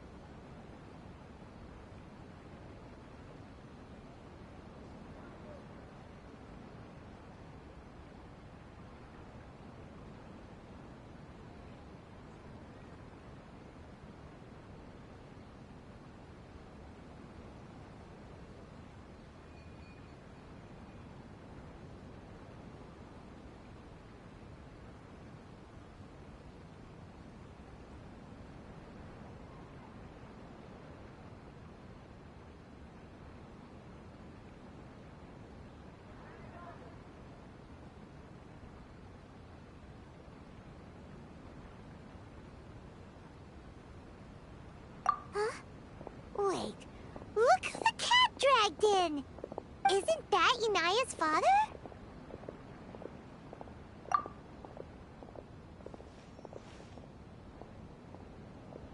Oh, it's you two. I don't have much to do today, so I just came to look around this place. Are you looking for Inaya? No, I am simply here to watch a performance. There is no need to trouble her. Well, I was for a time. My loss at the debate caused quite the loss of face for the academia, so there was a period of unrest. I used this opportunity to suggest that my superiors temporarily suspend me from duty. Otherwise, the rumors would probably persist for even longer. Suspended from duty? Yes, I am temporarily unemployed. However, I now have an abundance of time, so I can afford to come here and watch a show.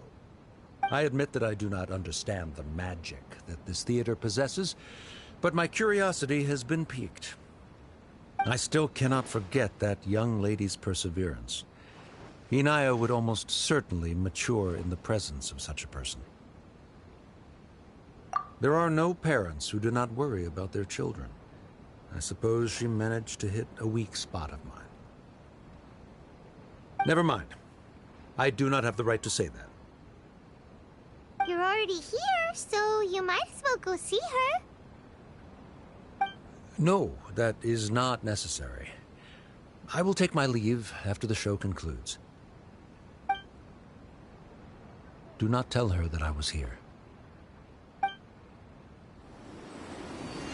Come on. Who knows if you'll get a chance like this again? Huh? You said you were going to make peace with your past. Show your father how much you've grown. Don't be nervous. Everyone at Zubair Theater has your back. Hey,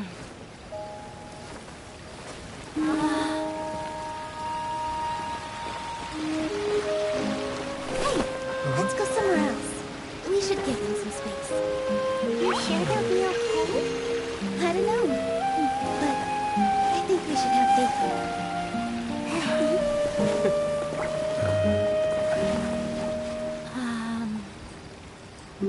Yes, Inaya. I have something for you. I'm still learning. It's hardly a masterpiece, but it's yours, if you'll take it.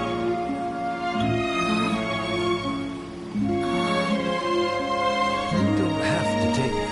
It's fine. Never mind.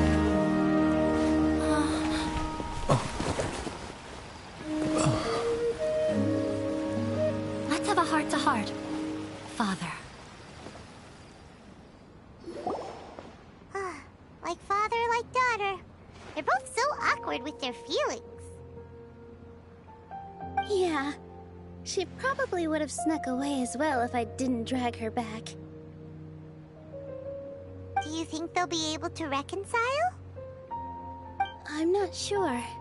A complete reconciliation may also not be the best thing for them right now. All those years of arguments and misunderstandings can't be settled overnight. It might be best if they continue to keep some distance for now. But no matter where their hearts and bodies may be, they will always be family. All I wish for them is to be able to one day tap into the warmth of that bond. Oh, by the way, everyone's really thankful to you for helping out with the debate. So, we made you a little something.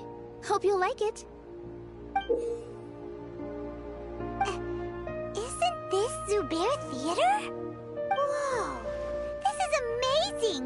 It's so detailed and polished! We've also never made anything this complicated before. Mr. Zubair and Mr. Kasani took charge of the design, while Inaya and I made all the little pieces with the help of others.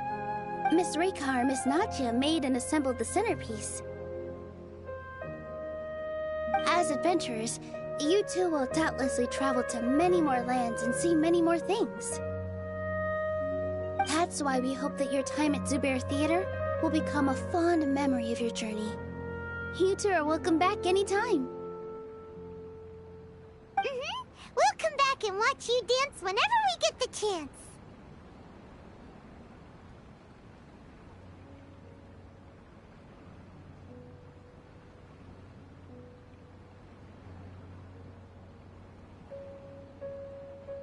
You're welcome. And there's no need to be so polite. You learned fast. Come on, take it. This is the story of you and me. It's a tale that I'll never, ever forget.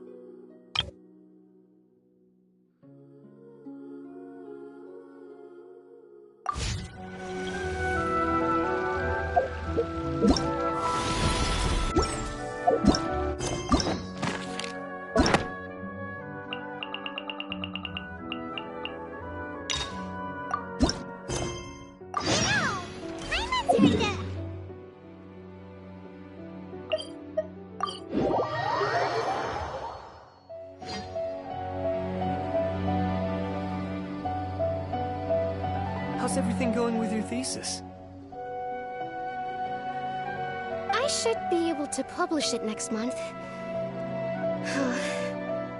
A few days ago, I was worried that I'd have to stop my work on it. Thankfully, that didn't come to pass. Well, Azar was one of your thesis advisors. Honestly, I was afraid that you might have gotten dragged down as well. How did things get settled? The newly appointed acting Grand Sage reviewed all of our projects and gave us permission to continue our research. Acting Grand Sage? That sounds like a new thing. Yeah, I heard that selecting new sages has been taking some time, so he's just filling in. But it's all thanks to him that our research results weren't jeopardized. Once my paper is published, I'm definitely giving myself a long vacation and getting some much-needed rest. Mondstadt sounds like a good idea. They're really out of their minds, making Al-Haytham the acting Grand Sage? Take it easy, Professor.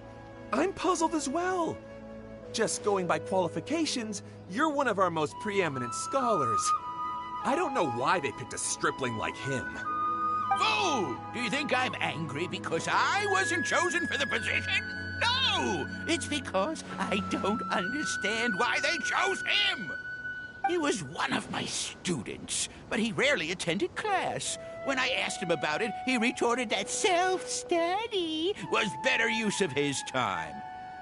What brazen arrogance! Misery of miseries! For the Academia to have him as the acting Grand Sage?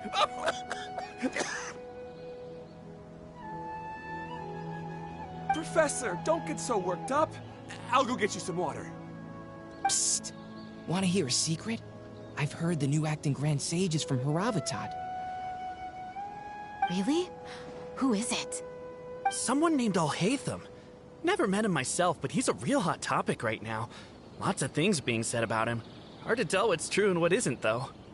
There's also a Vahumana scholar who's been in the spotlight recently. They say that he's a likely pick to be one of the next sages. Oh, is he teaching any courses? Maybe we should drop by. Wow. News of Al-Haytham being the acting Grand Sage sure spread fast. Some people don't know who he is, though. Guess he's less famous than Paimon thought. Some people are saying good things and others bad. Especially that old guy just now. He really doesn't like Al-Haytham.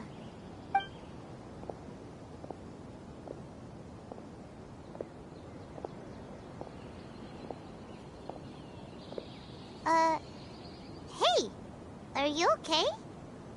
You don't look too good. The Matra. The Matra? I'm Ilias. I have to talk to a Matra about something important. In the state you're in? You shouldn't push yourself. Why don't you tell us what happened, and we'll pass on your message to Amatra? No, I have to tell them myself. They are the only ones I could trust. Sorry, can you lend me your arm? This is an important matter. Failure is not an option. Since you put it that way, fine. We'll take you to Amatra.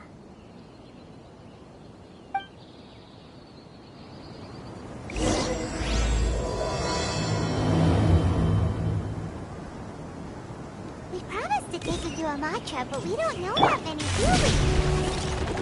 Oh, wait! Cyno should be back with the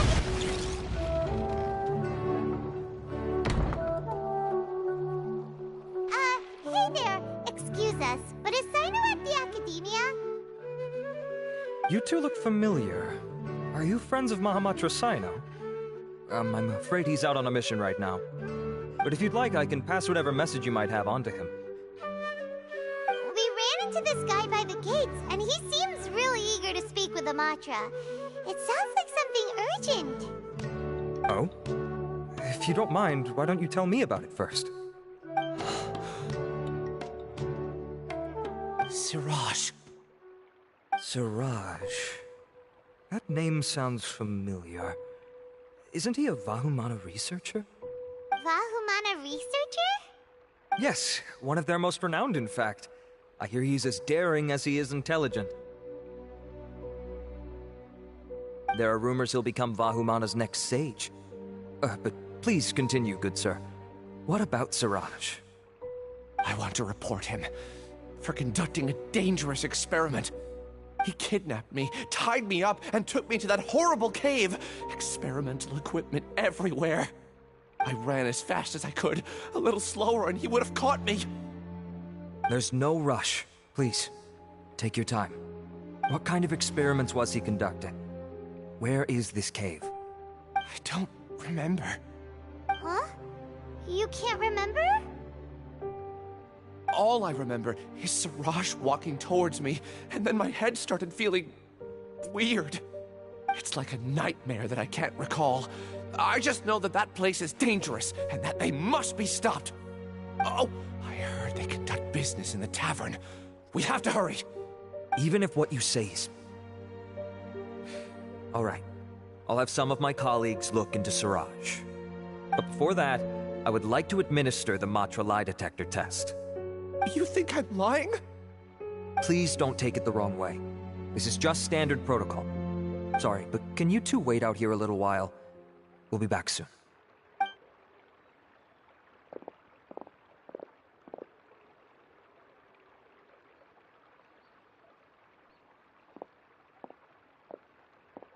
Huh?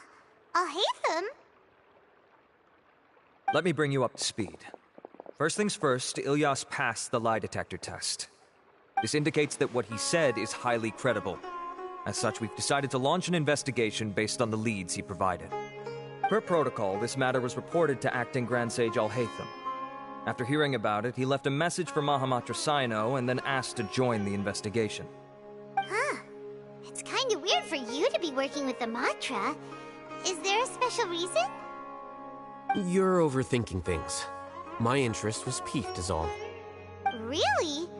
I'm unsurprised you have this much free time. In that case, let's join in as well, shall we, Traveler? It's already against protocol for Acting Grand Sage Al-Haytham to participate in this investigation. As for you two... Oh, never mind. After all, you were the ones who brought Ilyas here. I'll allow you to accompany us, but you have to promise to keep everything confidential. Don't you worry. Our lips are sealed. All right, in that case, I'll fill you in on what we know so far. Ilyas claimed that Siraj will be conducting some business with a Kasharawar researcher at the tavern. This is one of his few clear memories. It seems he stumbled upon this information while escaping. Incidentally, Siraj isn't at the Academia right now. He applied for long-term off-site research 1 month ago. It's close to the time that Ilyas had given, so we've decided to head to the tavern and investigate any suspicious persons. That's right. Arav, prepare to head out. You two, do as you will. Oh, come on! We already said that we're coming!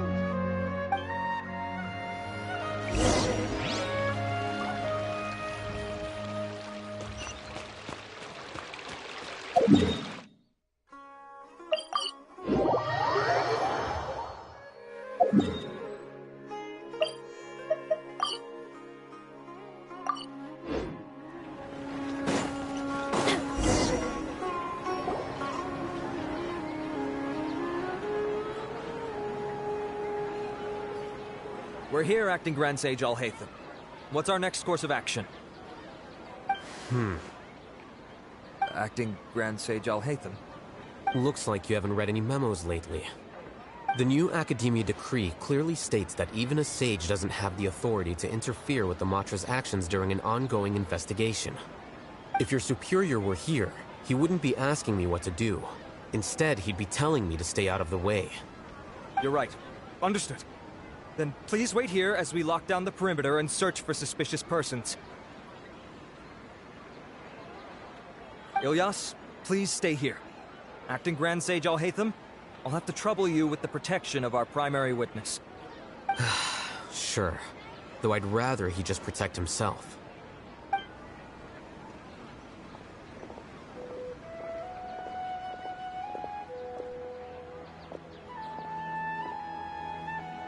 He's the same as ever, casually ignoring people just like he did back at Aru Village. Answering a simplistic question only enables the questioner. Besides, I need him to understand my position clearly.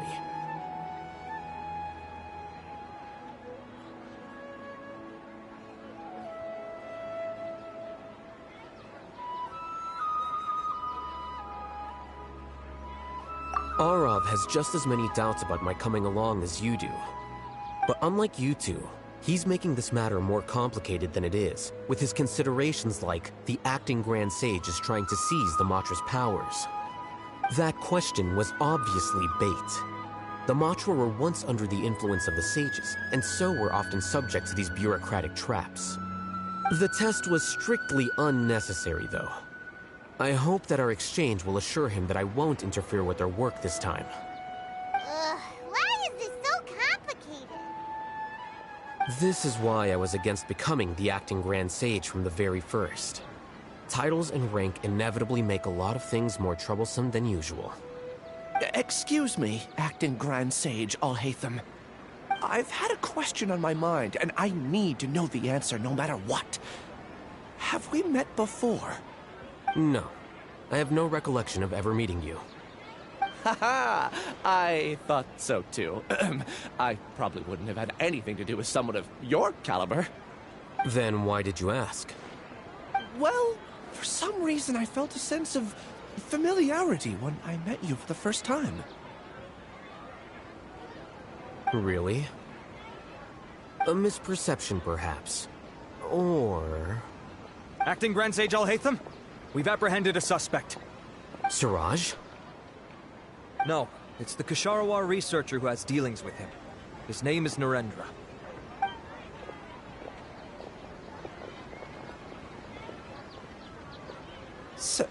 Acting Sage Alhaitham? Wait, can someone please explain what's going on? I admit that I did steal some mechanical components from the lab and sell them, but does something like that really warrant the personal interest of the Acting Grand Sage? What have I gotten myself into?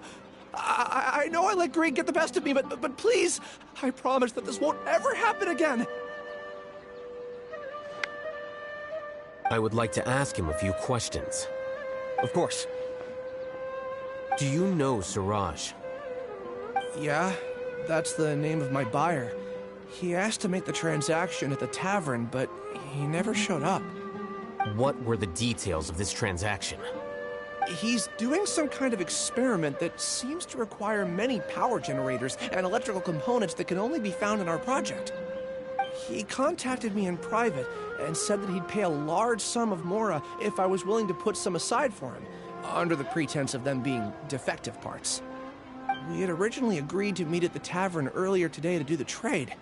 I sure didn't expect to get stood up, or run into you all.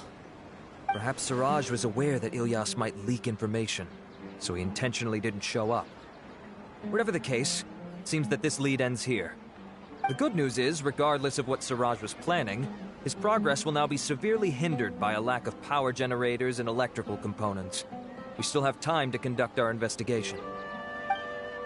Do you have any more questions for the suspect? No. He's all yours. But I'd like to borrow Ilyas for a while. Oh, that's fine. We conducted a comprehensive lie detection exam, which showed that he has a genuine case of amnesia. We're not planning to pursue any further breakthroughs on that front. However, I am curious, what do you need him for exactly? I've read some papers regarding amnesia, and I'd like to try restoring his memories. I see. We'll be returning to the Academia then. I'll leave Ilyas in your care.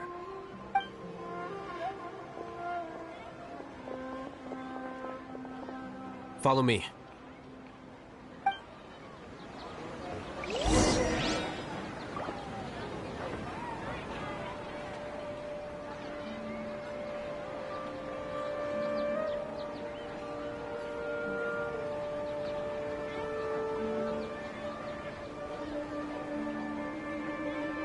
Strength is one of those things where you gotta use it or lose it. So, wanna train with me sometime?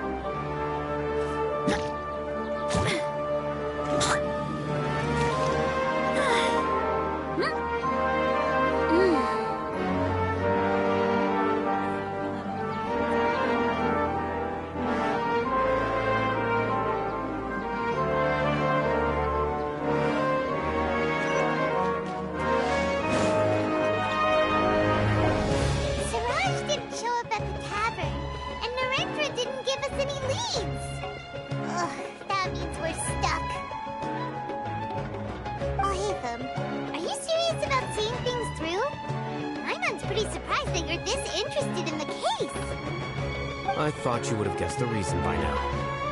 Huh? Paimon has no clue. Hey, do you know?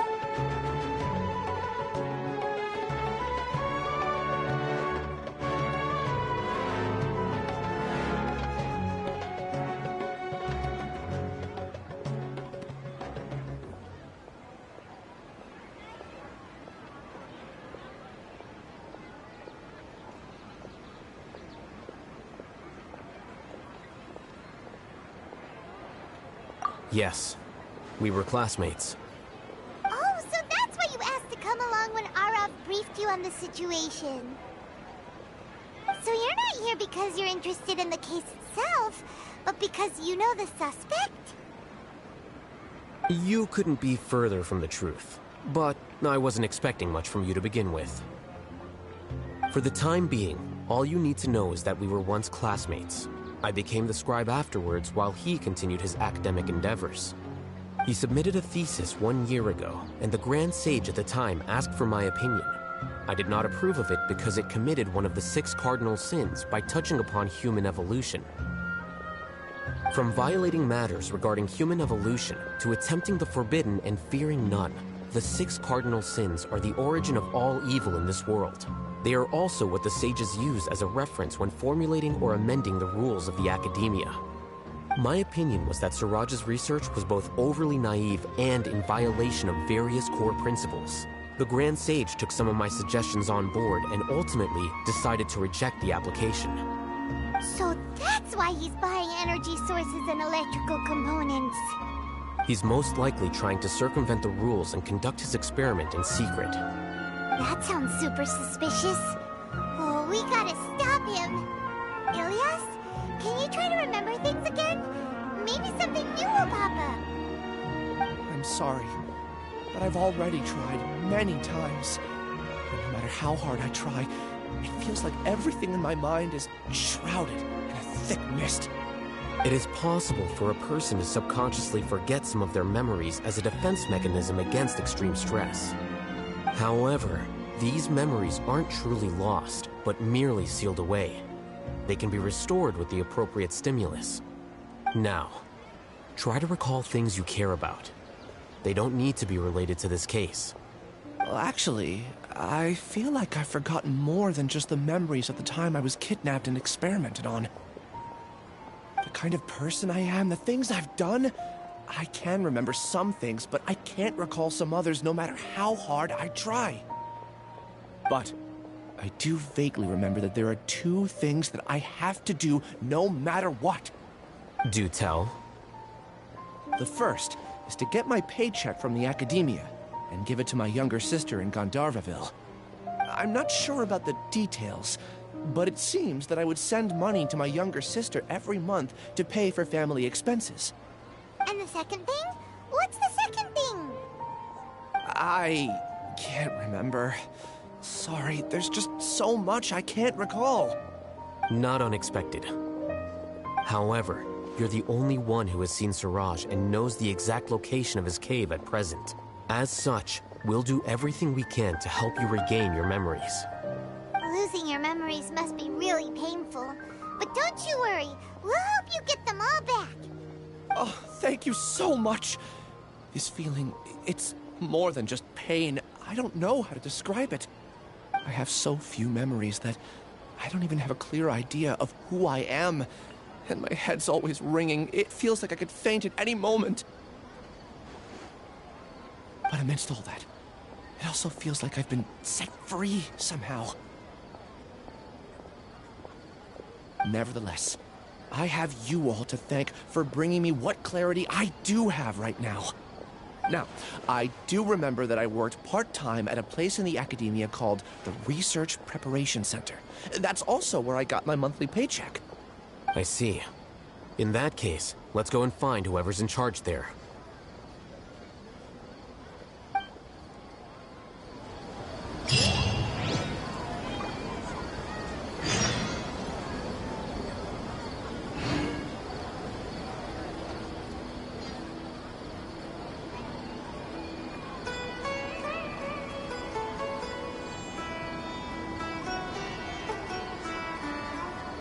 There's a lot that goes into managing an orchard. Watering, weeding, fertilizing the...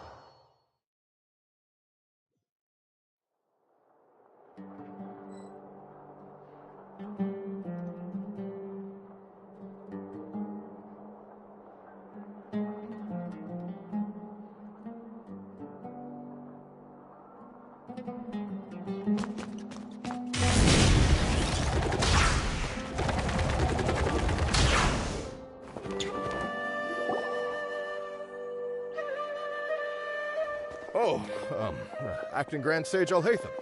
I've sent this period's research expenses report to your office. Have you taken a look? Are there any issues with it? I did. Recent research expenses have decreased quite a bit compared to past figures. Yes, though that is primarily because there are fewer scholars with research needs. But that can be a rather convoluted topic. Might I ask why you are here today? I believe you know this individual. His name is Ilyas. He worked part-time here, and he's here for his paycheck. Oh, yes, of course. Though, Ilyas, where have you been these past few days? That was our busy period, but then you disappeared without a word. Everyone had to pick up the slack. I'm sorry, something unexpected came up. But I know I've caused trouble for everyone. Is there anything I can do to make up for it? The other researchers have more or less finished your share of the work. However, there is one thing that is yet to be settled. Do you remember Chandra? You were in charge of following up on his off-site research application. He retracted his application a few days ago and canceled his off-site project. He's the 12th person to retract a research application this month. I'd like you to ask him why he did that. Chandra's probably having coffee at this hour, so you can find him at the cafe. Understood. Then, about my paycheck. I'll pay you in full once you return. However, make sure you don't disappear without saying anything again. Be considerate to your colleagues and give them some forewarning at least. Is this acceptable, Acting Grand Sage Alhaitham? I have no objections.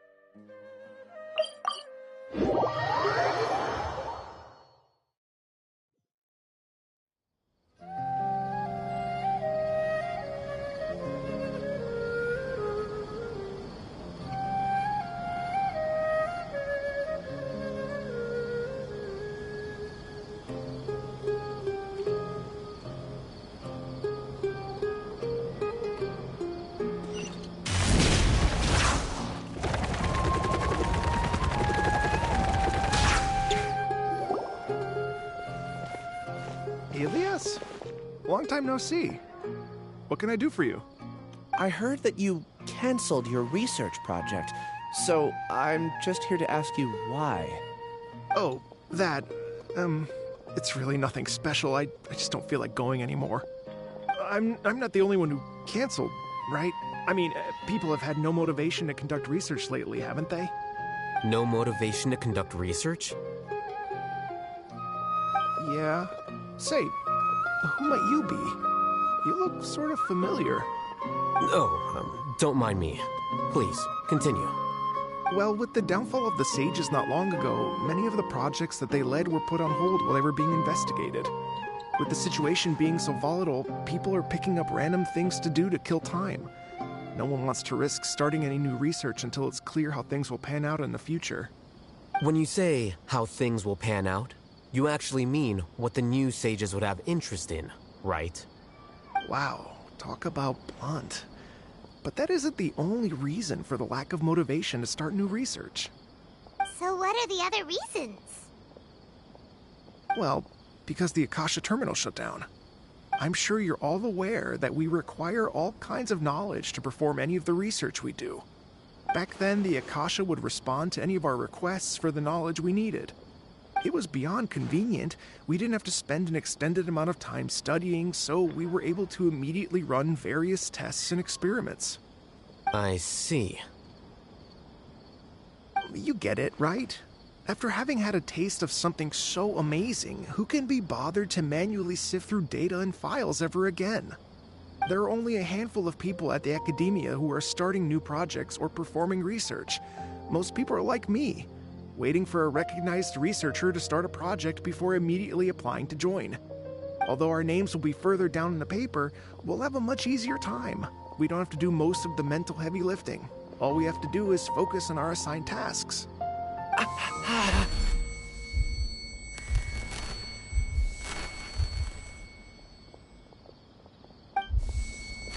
Ilias? What's wrong?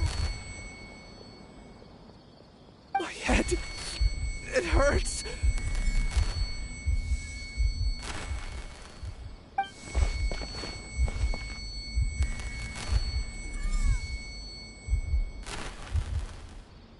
I remember now. I remember what Siraj said to me as he approached. You will become Siraj number 36. Fuse yourself with a consciousness under my control. Think only in accordance with a set module. Like a worker bee in a beehive. Paimon doesn't get it. What does that even mean? It's what Siraj was researching and the topic of the thesis he had submitted. Collective consciousness and the path of evolution.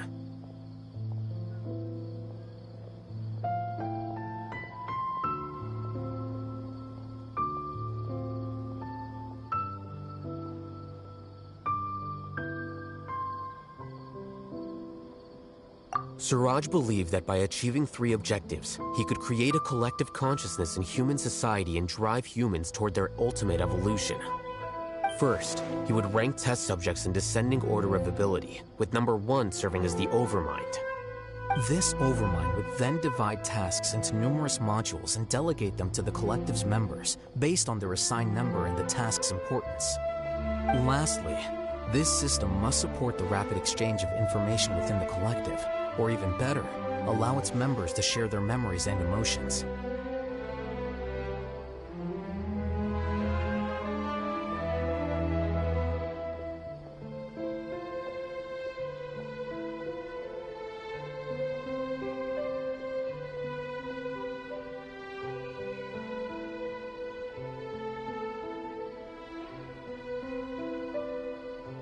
Paimon still doesn't get it. What's the point of all that? Think of it as linking many minds together and tailoring a given mind's assigned work based on its compatibility. Eventually, everyone's minds will be consolidated into a new form of existence that is both an individual and an organization. Siraj believes this collective consciousness is superior to individual humans. Whoa. Squishing a whole bunch of people together? Paimon thinks that sounds horrible. It's just as Alhaitham said. Siraj gave all the test subjects different numbers. Bigger numbers meant you had a lower rank, so your assigned tasks were less complex, such as being responsible for everyone's basic needs. Smaller numbers were ranked higher, so you'd be given more complex assignments like planning for the future. Siraj referred to me as number 36, and I think that was a low-ranking number. I also recall that Siraj said his plan was proceeding very quickly, and that the hive would soon be complete. Oh no, then we gotta hurry! We have to stop him before it's complete! I tried my best, but that's all I can remember. I still can't recall where the cave is. I'm really sorry. Take your time. You'll eventually remember it all. However, something doesn't seem right. Some details don't add up. What's off? You were only designated as number 36? What a shame. From what I can see, your talents merit a smaller number. I'm not sure what Siraj's numbering system is based on. Anyway, we're done here. Let's go. Please, wait. I heard you all talking about Siraj just now. Are you looking for him? Huh? Do you know something? Well, Siraj is pretty popular as of late. I heard he's gained recognition from a lot of well-known researchers. Supposedly, he's a strong contender for being one of the next sages. There are many who would give up everything to be a part of his research team. I'm nothing special, though, so I doubt I'd get the opportunity.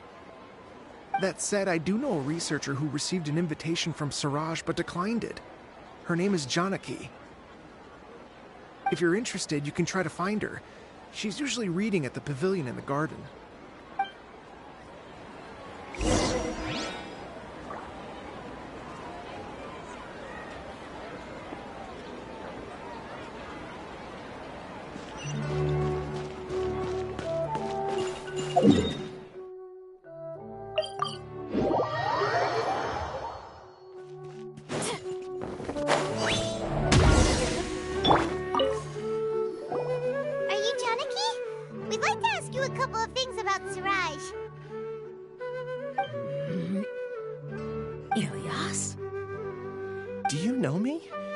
I'm sorry, but I don't recognize you. Are you playing dumb with me? No, I'm not. I actually have amnesia, so I've lost a lot of my memories. And? Are you trying to say that I should forgive you just because you've forgotten what you've done? Or are you using the acting Grand Sage as backup to settle things with me? The two biggest loners teaming up. What a terrible thought. That's enough. There seems to be a dispute between the two of you, but I have no interest in that. I heard that Siraj once invited you to join his project. Is that true? So, what if it is? Siraj did extend an invitation to me, and I was also interested in his project. I think it was about collective consciousness or something. Anyway, he said that I could be number 45. I refused because I thought that rank was too low. No one wants to be placed at the bottom. Certainly not me. Ilias' number's 36, and Janaki was supposed to be number 45. Ugh, Just how many people did Siraj have his eyes on? Tell me, did Siraj tell you how he assigned numbers? Yeah. Remember how the sages took advantage of the Akasha and extracted Yana energy from our heads back then? They left a document that records the amount of Yana energy that the Akasha had extracted from each person. I don't know how Siraj got his hands on that document, but he used it as the basis for his numbering system. I see. He believes that this data can be used to evaluate a person's computing power.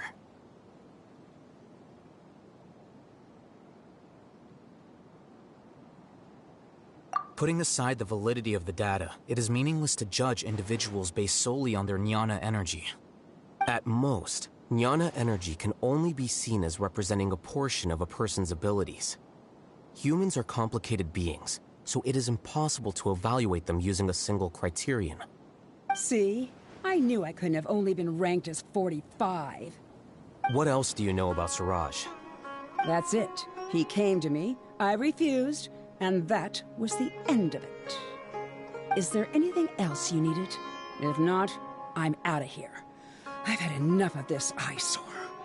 Please, wait. I still want to know what I did in the past. You really forgot? I swear, I don't remember anything. Paimon can vouch for him. The mantra also said that he truly lost his memories. I see. You know what? It's better this way.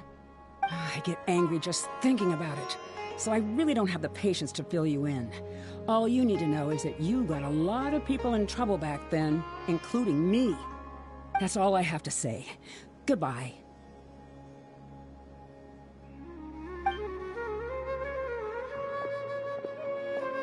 And she's gone. She doesn't seem to like you very much. Do you really not remember anything? I really don't. But after she said that, I've had this heavy feeling in my chest. I guess I did something really horrible. Do you want to remember? Huh? Even though you're a witness against Siraj in this case, you've also lost your memory. No one can force you to remember if you don't want to. Even if you manage to remember, all you would need to do is feign ignorance and tell us that you tried the best you could, but to no avail. I'm not sure what to do. Like I said before, for some reason I felt a sense of freedom when I realized I had lost my memories. But I feel like I shouldn't be allowed to go free so easily. I still want to remember everything. What should I do?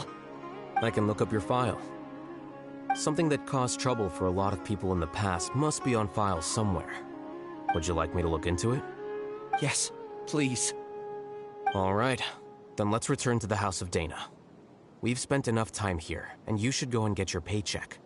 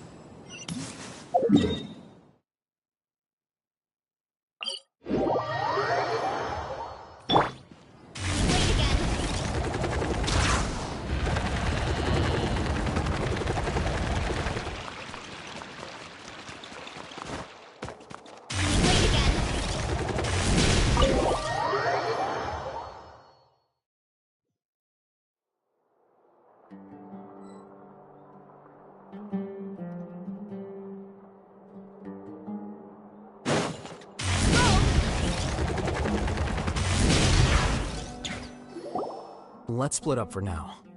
Ilyas, you go and get your paycheck. The rest of you, come to the archives with me. We'll meet back here later and then head over to Gandharvaville. Okay. Thank you all so much. Relax, Ilyas. Being nervous accomplishes nothing. That's true. I'm ready. No matter what I've done, I'm ready to face it. I'll also try my best to remember anything else related to Siraj. We'll put an end to all of this. I'm holding you to that. See you later.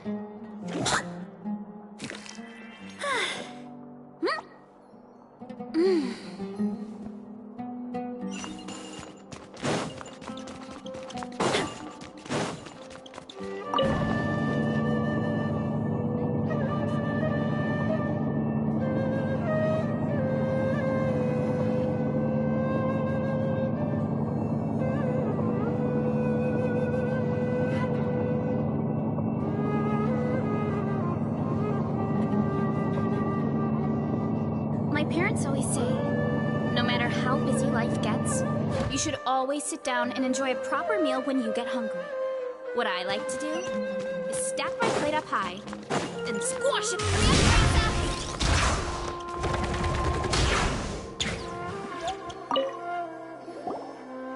outside. Okay. The important files from the last few years should all be here.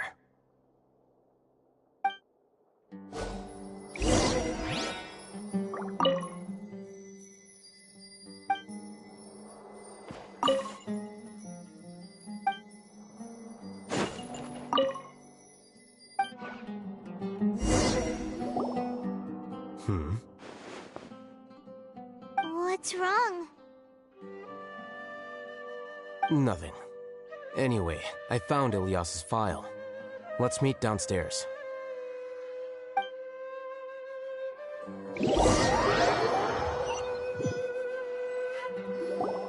What have I done? This file indicates that you were once commended by the Academia for your courage and sense of justice. You were considered a hero. Huh? Me? Yes. Your instructor was engaging in academic fraud, and you were the one who reported him. Your report was found to be true after a series of investigations, and your instructor was brought to justice by the Matra. This incident caused quite the commotion, and the Academia sent you a commendation. What is it? Are any memories coming back to you? No, it's just...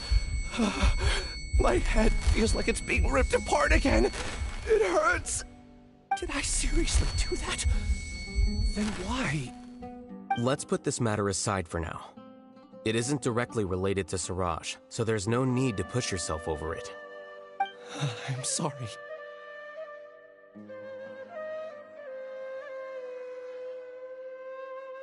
It should have been something good to hear, but my body is instinctively rejecting it.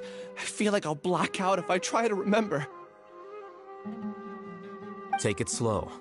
Recovering memories is no easy task, especially when it involves memories that you don't want to remember. Just do what you think is right. Thank you. I'm not sure how you're so calm and composed all the time, but it does make me feel more confident about the situation I'm in. Let's head to Gandharvaville and deliver Ilyas's paycheck to his sister. Come on!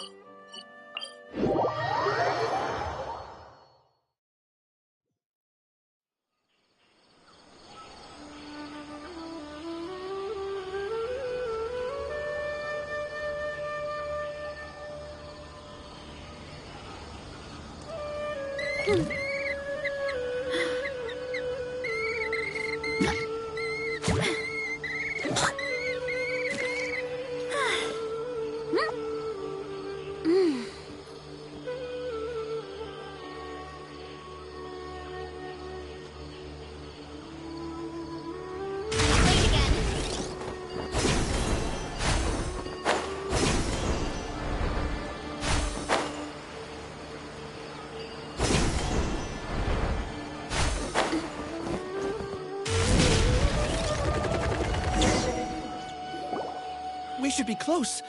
Let me think. It should be this way.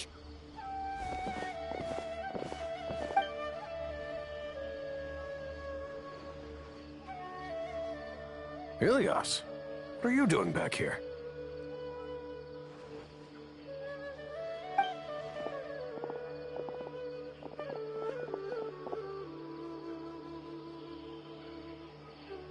Dad, it's nothing. I was just wondering how everyone was doing.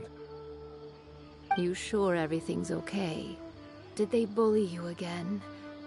It's all right. You can tell us. Ilias, what's wrong? I'm fine. Just a minor headache. I haven't been getting much rest lately. Back then, I told you not to be a hero. Look how things turned out. I can't imagine how things are going for you at the Academia. We've even been receiving threat letters. You don't have to force yourself to stay at the Academia. You can always come back home. I'm all right. I just need a little rest. Ilias doesn't seem like he wants them to know that he has amnesia.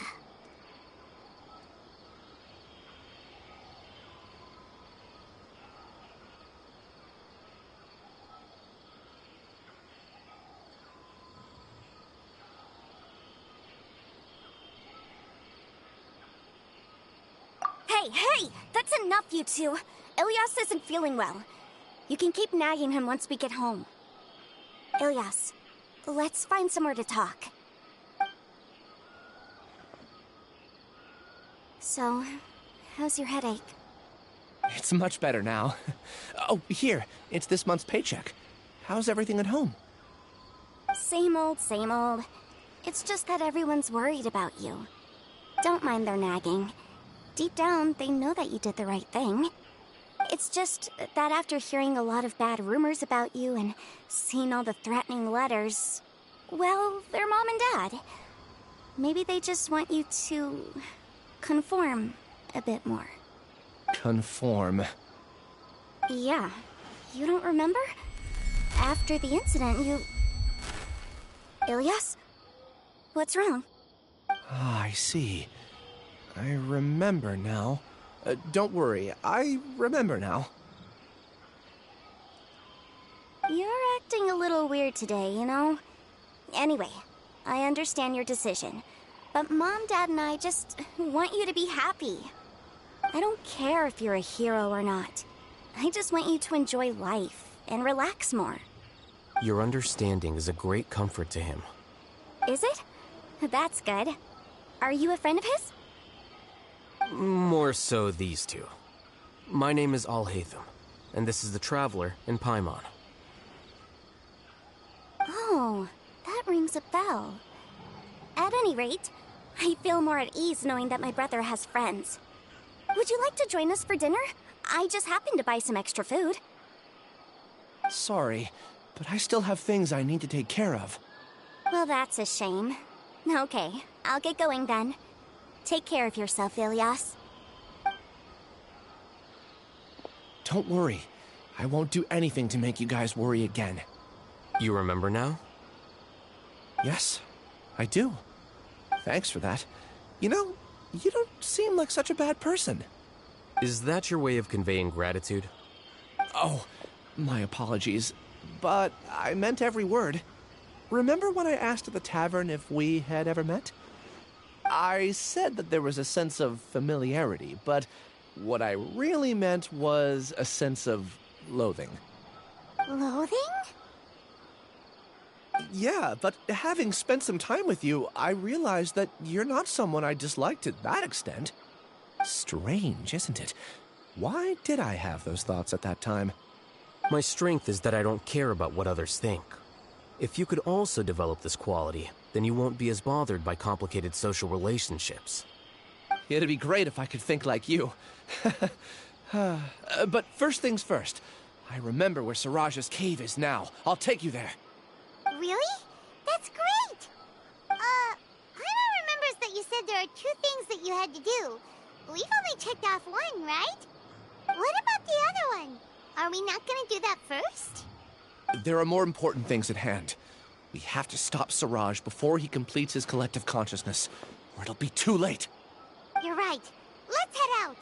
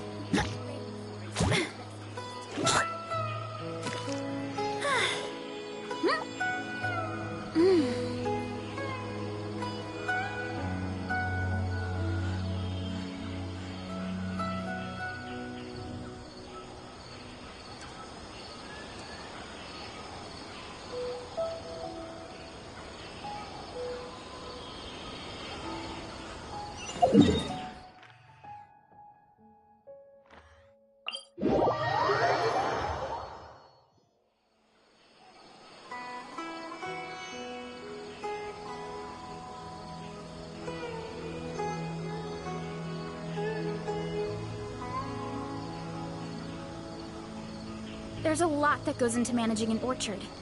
Watering, weeding, fertilizing the soil, making sure the temperature is right. But most importantly, you have to keep the fruit in a good mood.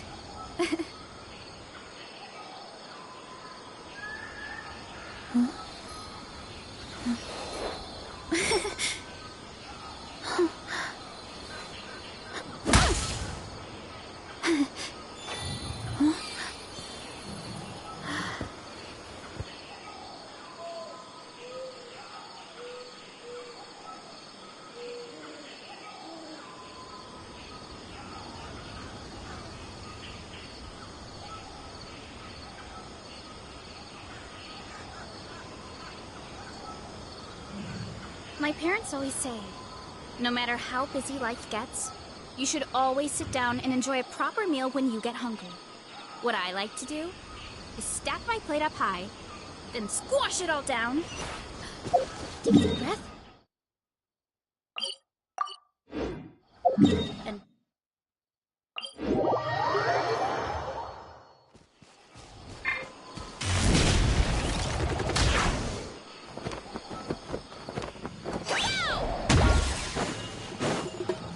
Land look like it's in trouble.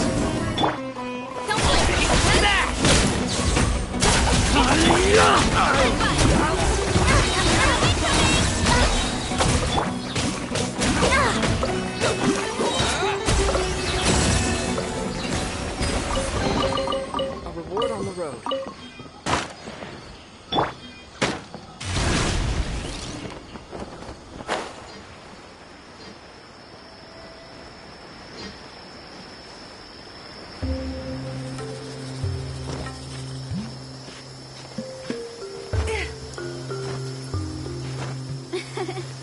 I bet the crops back in the orchard are loving this weather. Guess the Saurians won't have to water them today.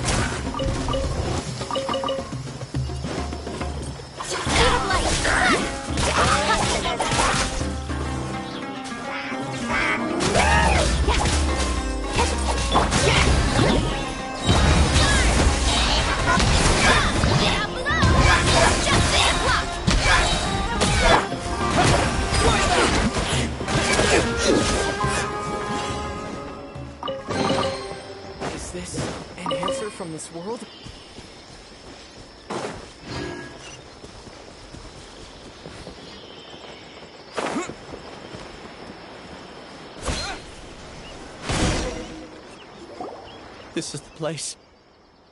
It's so well hidden. But there's nothing spooky about it.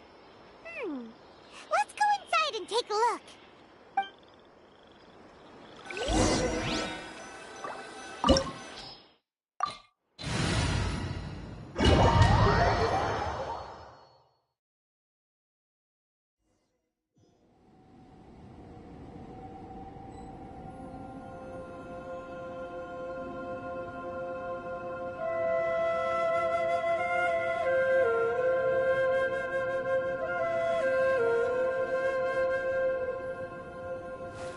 Wait. Huh?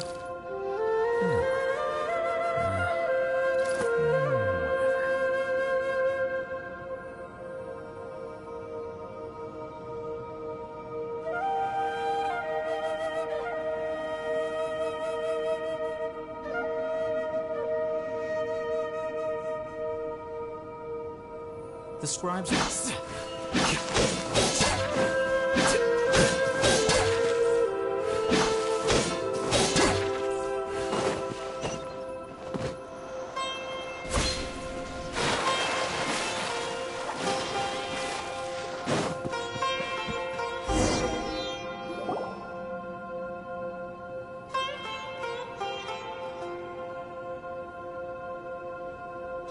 Weird.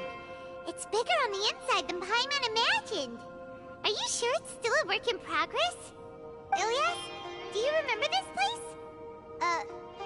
Huh? Ilias! Where'd he go? I don't sense him nearby. Did he get separated from us? Should we wait here or turn around and look for him? There's no need for that. Let's keep moving. Alright. We'll continue in and see if he catches up to us.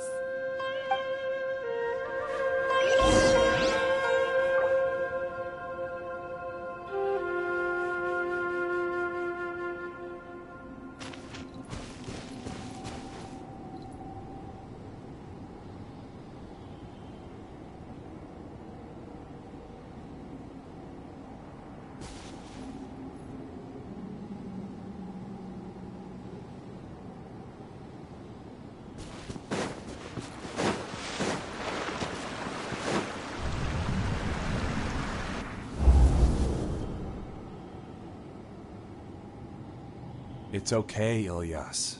You've done more than enough for me already. I don't understand. Everyone knows that Johnny is stealing your research. Why is no one willing to go public with the truth? He shamelessly used your thesis to send in a project application, and whenever the project hits a wall, he asks you for help. Everyone knows what's going on. Do you know how many people are working on that project? If Johnny was kicked out because of academic fraud, that'd be the end of the project. Too many people would be affected. But he's obviously taking advantage of you! He throws you the hardest work, and after you're done pulling all-nighters, he struts around with your research data and takes credit for it. That's not right! Why are you putting up with this? A lot of people warn me to not say anything, and I think they have a point. This is just how things are. All I want is to graduate without any problems. It's okay. He's at least paying me. Half a year of your time and effort. Countless all-nighters and casual threats and insults. All for a measly 20,000 mora? He's treating people like cattle. Enough. It's fine. I just need to suck it up and get it done.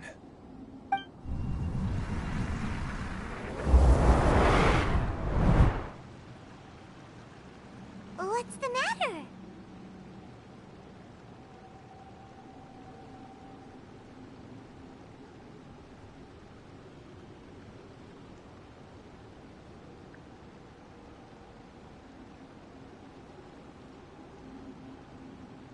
Huh?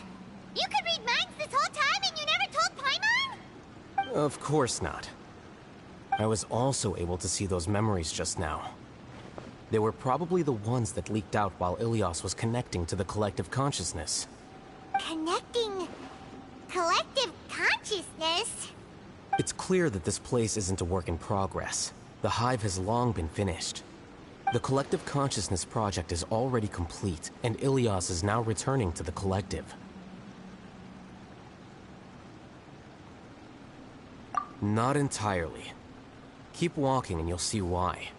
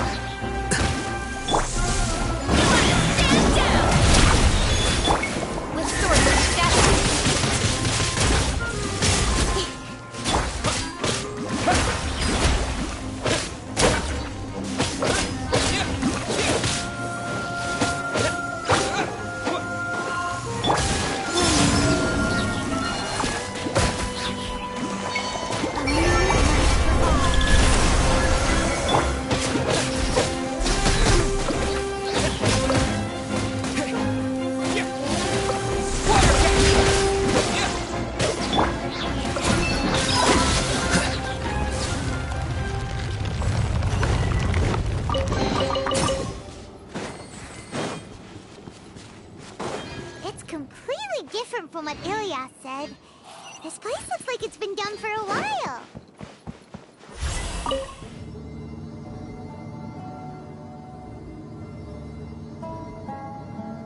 Contributing to the collective by only thinking to your strengths. How easy. Wait. Huh? No.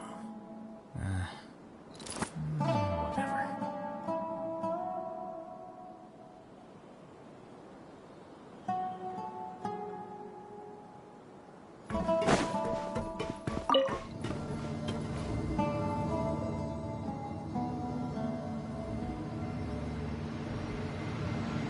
I'll hate them. Just thinking of that name fills me with hatred. We must get rid of him.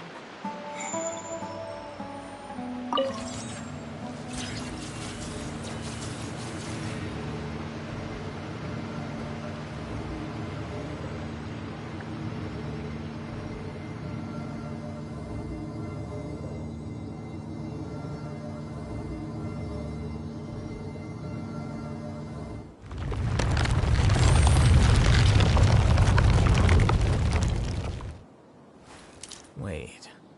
Huh? No. Whatever.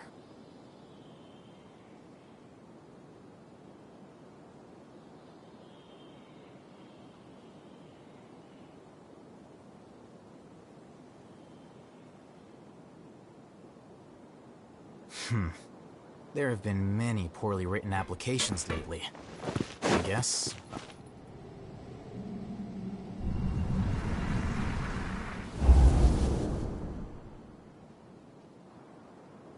An entire year's worth of work down the drain. And for what? Your reputation? Do you have any idea how many people you've brought down? You could have played hero any time, so why couldn't you have waited until the project was complete? I don't understand what you guys are saying. Are you saying you don't care that Raju jumped to his death? It's a shame. What happened to him? I thought he was stronger than that. Everyone has been working hard to complete the project. He could have endured for a bit longer. But he chose now, of all times, to... In any case, we're done with you. Because of your recklessness, the Matra are putting Johnny on trial. This project is done for. None of this affects you at all. But do you know how many people, myself included, needed this project to complete their studies? Now our futures are up in the air. If worst comes to pass, we might not be able to graduate. Do you understand now? I'm sorry. There's no need for an apology. It's not like I'll accept it anyway. You'll pay for this.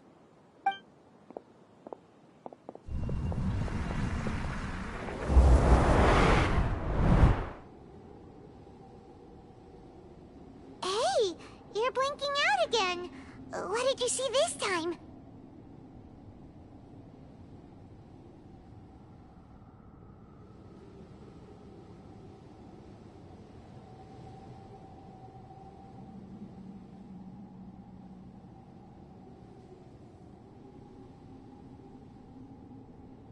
Don't jump to conclusions just yet. Save your words for when we see him.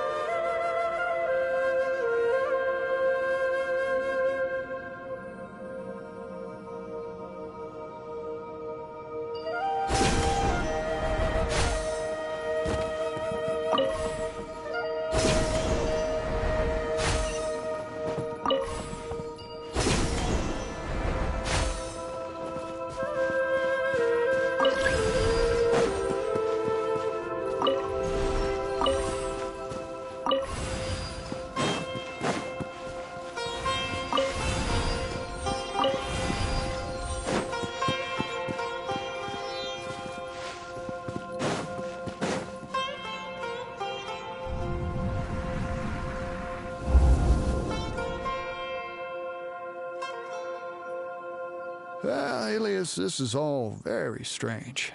Is there really no research group that will take you? Well, to pass this course, you must complete a paper with other researchers.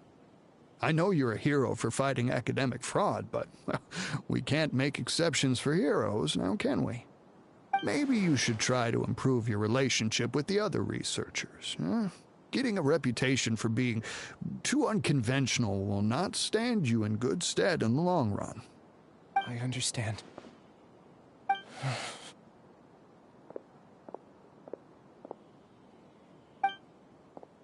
You seem troubled. Who are you? Where are my manners? My name is Siraj. Siraj?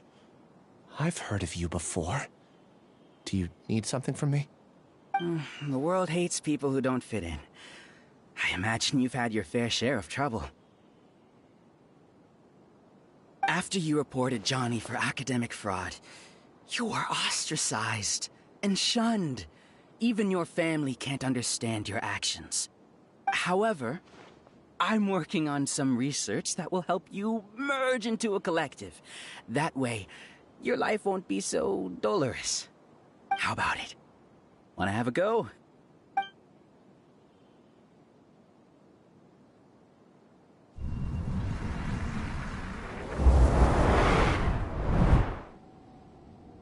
What did you see?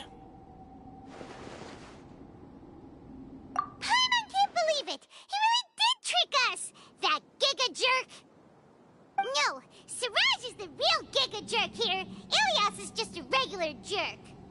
Ooh, Paimon's so mad! We're gonna find him, and we're gonna make him explain himself!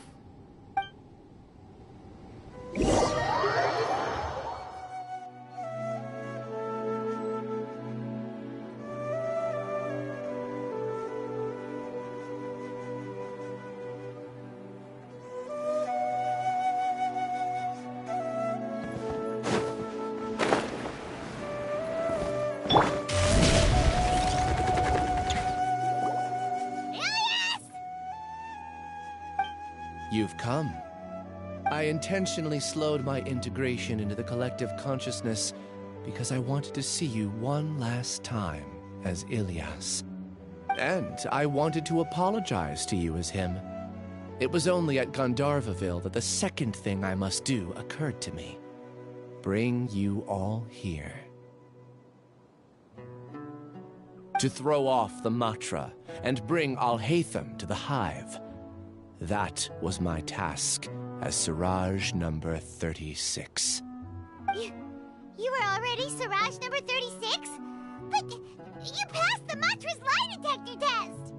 Yes, I truly did forget many things during that time, even my identity and assigned responsibilities. However, it's not that I got scared and forgot. I chose to delete those memories. It's difficult to fool Alhaitham, so I had to create the perfect guise for myself. And the best guise is when you believe your own lies. Correct. I only told you that the hive was incomplete because I had deleted my memories of its completion. It was finished a long time ago. Before I left, I was already living as number 36. Now, I choose to return to that identity. Only here can I be truly free. That's all I wanted to say. After I enter this room, my consciousness will merge back into the collective. And so, this is goodbye. Is this your decision?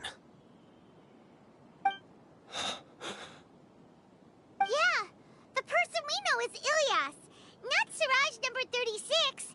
The outside world is painful sometimes, but Paimon doesn't think that's a reason to run away. Do you need more time to consider, Ilias? Hey, who are... That. So you're that... Giga Jerk? How bold of you. You... I modified Akasha terminals to allow users to share memories and emotions. Then, I recruited researchers from the I assigned numbers to everyone, and here, people can live easily and happy. You're just trying... Then I ask you, what's the There are researchers at the academia who engage in dangerous research in extreme environments while others become idle and listless. People are so obsessed with collective will that even those on the fringes will attempt to fit in after suffering setbacks. Isn't that right, Ilias? There's no need to deny this, as it is fact. It is natural for social creatures to conform. And the terminus of conformity is a collective consciousness through which even an ordinary bee colony can become a powerful swarm. Replace the bees with humans, and this model becomes even more potent. Welcome to the hive, Alhaitham. You once arrogantly denied the merits of this project before the Grand Sage. A few simple words from you, and my research was consigned to nothingness. Of course, I'm well aware that you don't care about any of this. You don't care about the pain of others. But I didn't give up. I made my thesis into reality. When we arrived, I noticed many empty rooms in the hive. Oh, you noticed that? Then can you guess where their inhabitants are? The answer is the academia. They're executing another phase of the plan. The plan to install me as a sage. The collective consciousness links all of us into a single mind, showcasing our individual strengths as we work together. we are able to execute complex undertakings while instantaneously modifying our strategies in response to unexpected situations. Everything has been proceeding smoothly. You are our biggest obstacle. With you out of the way, I'll use my growing influence to turn the collective consciousness into a legitimate study. The project will snowball until ultimately everyone will be part of my hive. No. The hive will be in control. And it will lead the academia towards a new future. We won't let you do this! What can you achieve with mere words? You weren't even able to change Ilyas's mind. Return to the hive, number 36. Yes. Wait! Don't go back! Look! There are lots of people out there worried about you. And you aren't an outcast. Aren't we your friends? That's easy for you to say, given that you're travelers. Will you two continue to stay at the academia? When you leave, tragedy will repeat itself. Return, number 36. You know as well as I do that comforting words don't make life any easier. Ilyas? Why? You two are just as arrogant as Alhaitham. You think that everyone should be like you and live according to their own truths. But you don't realize that most people simply want easy lives. I allowed number 36 to leave the hive without his memories only because I knew he would eventually return. This proves that I know more about human nature than you do. Alhaitham, do say a word or two. I will consider them as your last. I made those words quite clear a year ago. The model you presented was extremely unstable. No amount of garish packaging will change its fragile nature. It can't be helped. If you were clever enough to realize those problems, then you would have been aware that the hive changed when Ilyas returned to this collective consciousness of yours. What? What's happening? The collective needs motivation to execute its plans, just as machinery requires energy to operate. That's why you, as the Overmind, synchronized your hatred of me into the collective, prompting them to create and execute a plan to eliminate me. However, when Ilyas returned to the collective, his memories and emotions were shared with the rest of its members. This includes his perception of me. Thanks for that. You know, you don't seem like such a bad person. Strange, isn't it? Why did I have those thoughts at that time? This contradicts the hatred you had provided them, and these two differing emotions will give rise to new conflict. So that's it. Wait, so you knew that Ilyas would return to the hive? And then you pretended to keep him around just to fool Siraj. Wouldn't expect any less from you, Alhaitham. Once the collective consciousness bugs out, we'll take that opportunity to... wait. It's back to normal already. Alhaitham, I told you. You're too arrogant. Did you really think that your little scheme would be enough to destabilize the hive? Ilyas's return had indeed introduced abnormal emotions into the hive, but such a meager drop cannot give rise to waves. Your struggle has been in vain, and it's time to end it. Allow me to show you what makes the collective consciousness so formidable. So many monsters. Where did they come from? And something feels off about them. I also integrated monsters into the collective, though I ranked them last. Even so, they are part of it. Despite their lack of intelligence, perfect cooperation can be achieved, much like soldiers who have undergone strict training. Now then, drown in endless waves of monsters. You... Hey, Alhaitham? Your plan didn't work, so what... I've already sent my gift to the collective. It'll take some time for the recipient to receive it. You two just need to brace yourselves for the nuisance in front of... Well...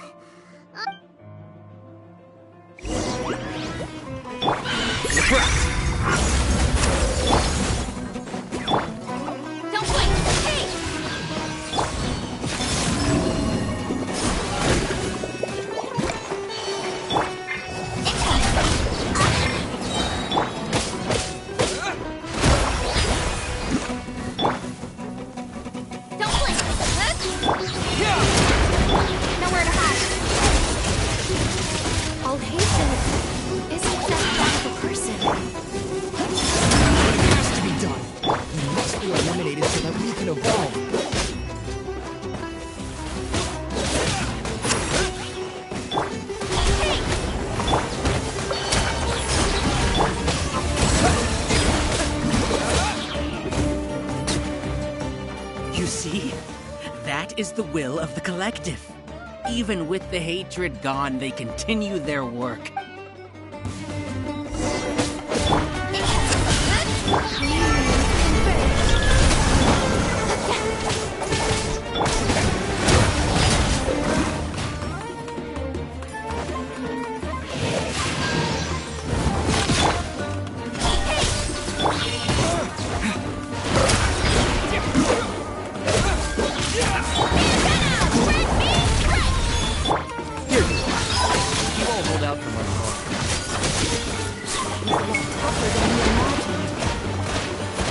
Something's gone wrong.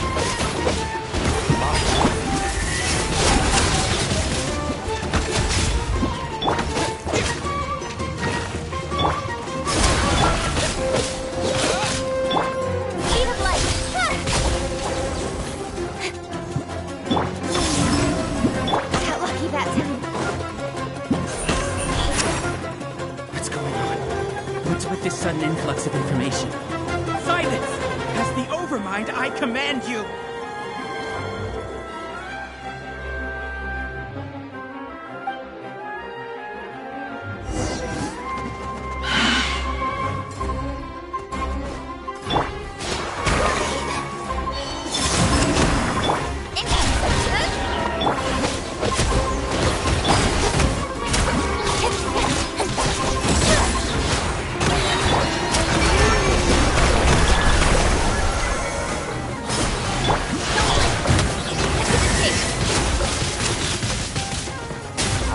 Possible.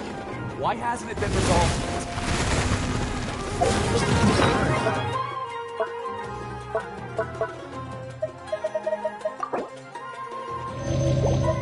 Judgment? The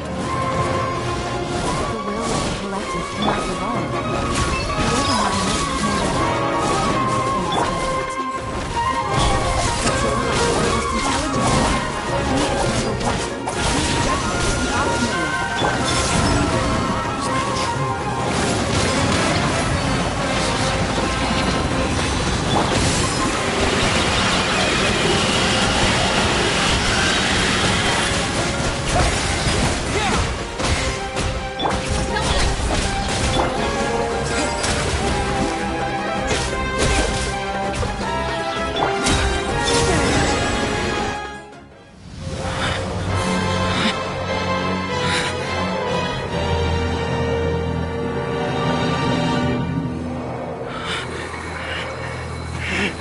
What have you done?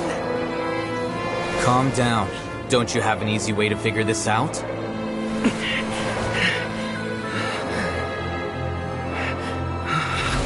You were only designated as number 36. What a shame. From what I can see, your talents merit a smaller number. Putting aside the validity of the data, it is meaningless to judge individuals based solely on their jnana energy. What you said to Ilias has now become a memory shared by all members of the Hive. I see it now! You've channeled and amplified their selfish desires! You're trying to destroy my Hive from the inside out! Human minds are not infinitely pliable, and your Hive has stretched many of them to their limit. Once your authority as Overmind starts to wane, it won't be long before your subjects snap back. Is it worth living here like a machine? Being a tool for the rest of my life? As soon as one person begins to have these thoughts, selfishness, doubt, and fear will propagate, thanks to the web of consciousness that you built. At this stage, your so-called Hive has already fallen. It's not over yet. I am the Overmind! There has to be a way!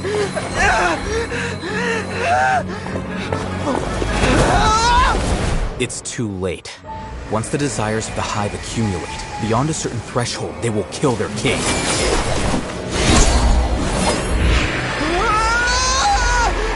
wouldn't have suffered such a disgraceful defeat if I was the Overmind. My numbers shouldn't be so far down on the list! Siraj is alive! This isn't what we agreed to! I should be the one in your position!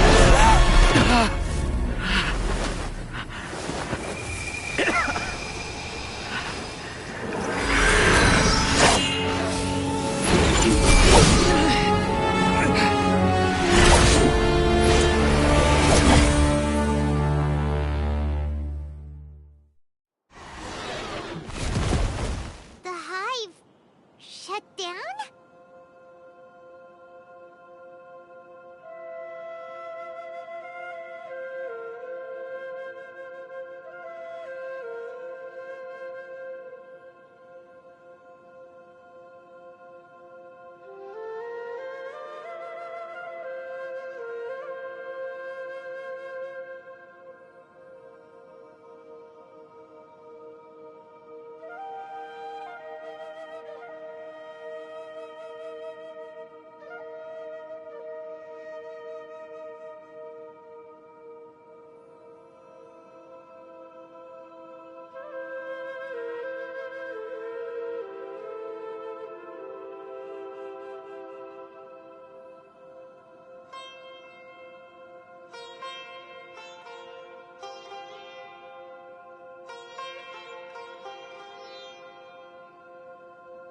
What happened just now?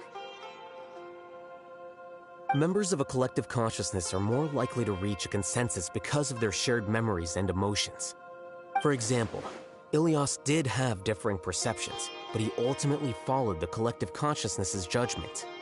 However, this system is far from perfect. Based on this logic, the collective consciousness will generate an intractable diffusion effect upon encountering negative emotions. The disturbance that Ilias caused wasn't for naught. It made the collective question the Overmind. Setbacks in the plan further amplify doubt, which diminishes the Overmind's influence. This inevitably causes the collective to generate negative emotions. Apprehension, disappointment, panic, avarice. These negative emotions can be very well hidden, as humans generally do not share completely transparent channels of communication. But in the hive, where there are no secrets, negativity can spread like a tidal wave. Of course, what I said to Ilias was the trigger for all of this. A few words were enough. Believe in the power of words, Siraj. You were already thinking of a way to destroy the collective consciousness. Even back then, you knew that Ilias was the bait all along. But how did you know? Since when? I knew it from the moment I saw him. Moreover, I never looked down on you. My opinion of you has always been objective. You have a naive view towards the concepts of collective consciousness and human evolution, but you are intelligent and disciplined. You would never let a test subject escape. Mistakes like that are beneath you, and you also won't leave any mistake without a resolution. I never thought I'd hear those words come from you. But if you're saying that out of sympathy, spare me. I know very well that you've never viewed me as an equal. When you were with us, you always had a distant look in your eyes. You don't need to hide it. I know it better than anyone else. The arrogance that comes with being a genius. Nobody likes being treated like that. Your perspective is entirely born from your habitual way of looking at things. From your perspective, you probably think I'm like you, someone who doesn't fit in. However, I've never placed myself on a pedestal. I just want to distance myself from meaningless noise and look at everything objectively.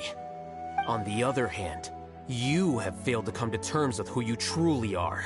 You care too much about winning and how others perceive you. You mean to say that I'm the arrogant one here? Is that not so? Arrogant and emotionally fragile. You view people as a simple, mediocre collective, while you regard me as one of your kind. Regardless, I have lost.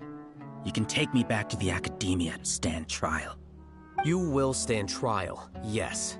But arresting people isn't in my job description. I'm just an ordinary staff member. I believe it is the General Mahamatra's duty to escort you away. Sino? What are you doing here? I followed the symbols. Looks like things have already been settled.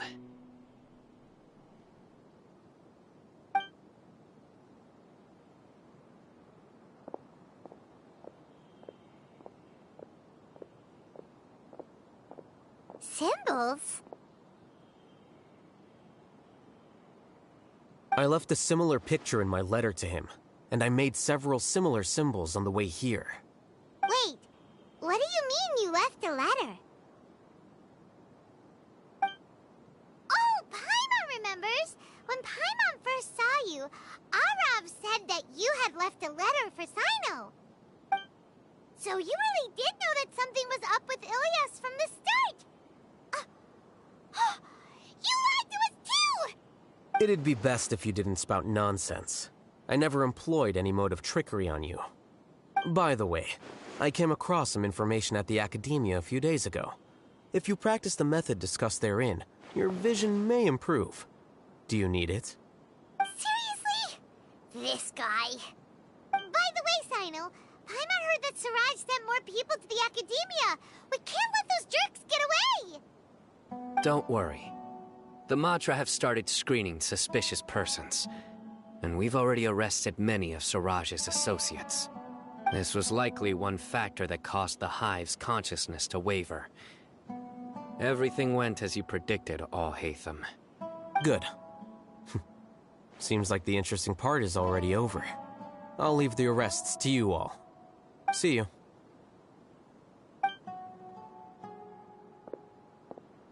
And off he goes. There still are a lot of test subjects here, so let's stick around for a while.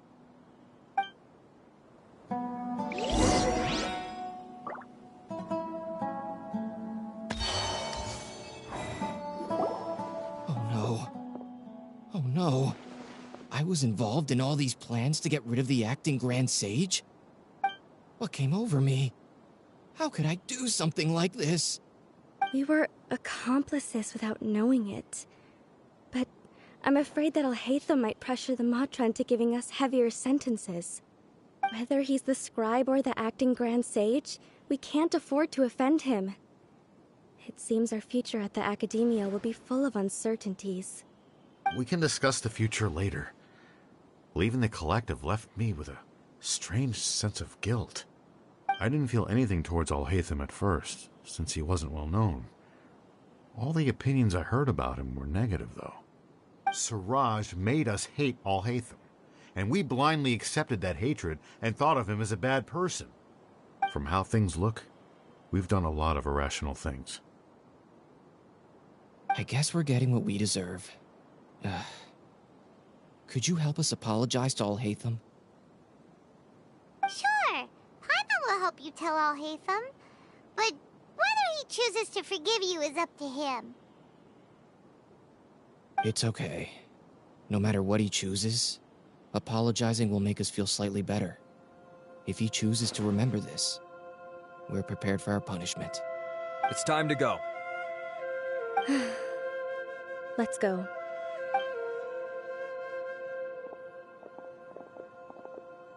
So, were they all doomed? We can ask Al-Haytham about that later.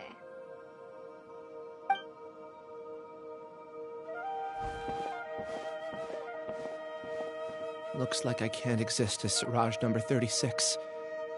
Yet, my life as Ilyas goes on. When I was at Gandharvaville, I thought about whether I should just come forward with the truth. But I didn't have the courage then. So in the end, I lost my sense of justice, but I also wasn't able to conform. Ilyas? Don't be sad. I'm the one who deceived you. However, I didn't come out of this completely empty-handed. The moment the hive collapsed, an idea popped into my head. I realized that the collective I was always trying to fit into wasn't as powerful as I had imagined. Understanding that gave me courage somehow. Perhaps one day I could be just like Al-Haytham and not care about what anyone else thinks. You can do it. Paimon believes in you. Thanks. Well, I should get going. I'm one of the primary suspects in the case, so I'll have to receive my due punishment. Can you keep this a secret from my parents and my sister? I just don't want them to worry. Also, please apologize to Al-Haytham for me. Goodbye, you two.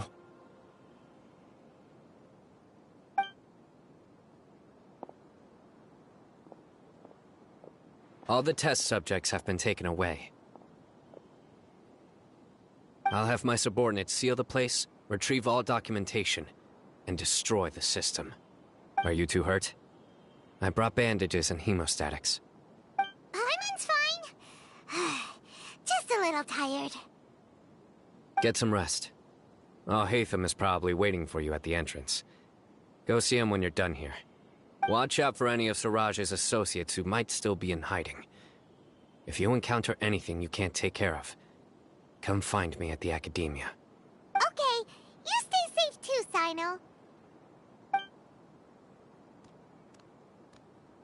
Let's go meet up with Alhaitham.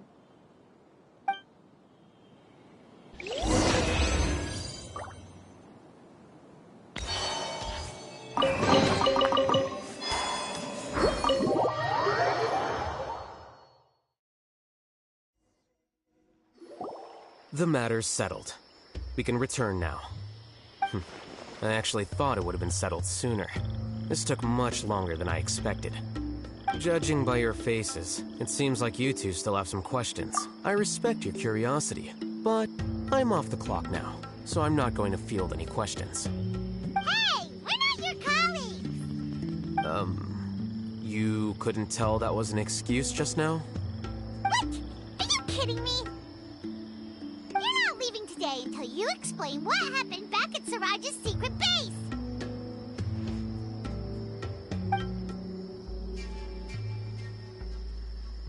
See ya. Hold it right there! Are you done? Your behavior is reminding me of some other people. Stop changing the subject!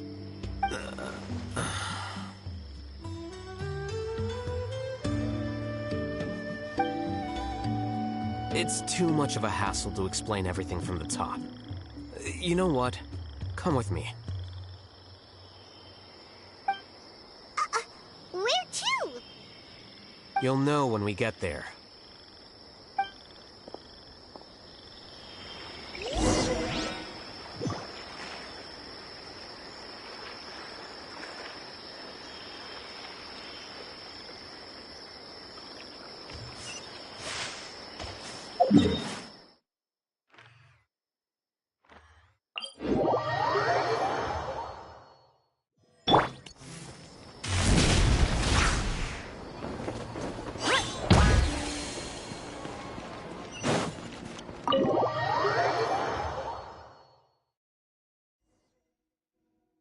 Is this your home?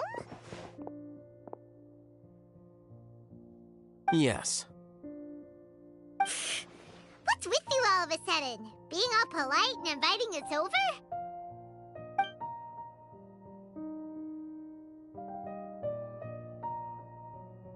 Ah, you're back. Quick, come help me see if this painting's all straightened. Huh? Who are they? Stop making a fuss. They're obviously guests. You're not from the Academia, are you? I'm unsure she's seen you before. You're that person from that time in that one place! Wait, what? How do you know me? Oh no, do people know that I live here? What? You're embarrassed only now of all times? Oh, you guys are roommates!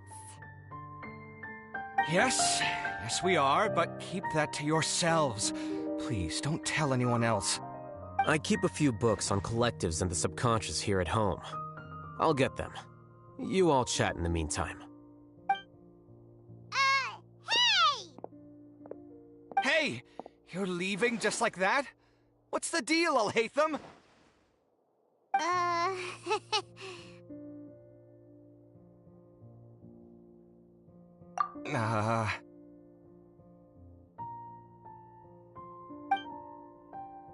Sorry, I know we've only just met, but I have to ask. Are you, you wouldn't happen to be actors that Alhaitham hired to pretend to be his friends, would you?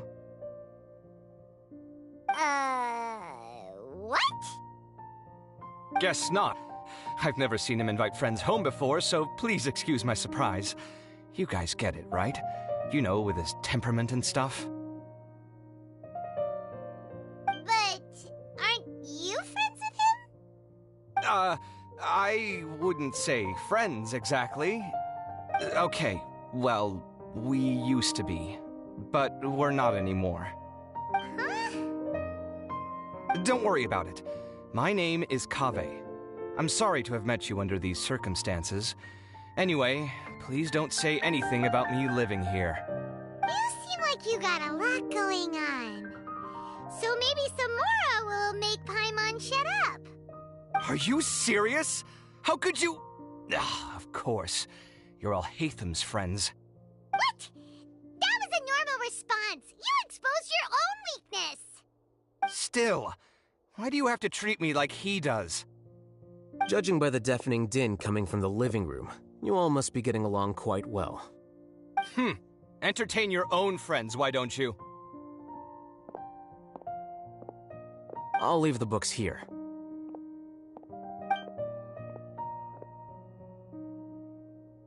Paimon's dizzy from reading. This is way too complicated. Why don't we just ask questions instead? Paimon wants to know, oh, how did you know about the collective consciousness's weakness?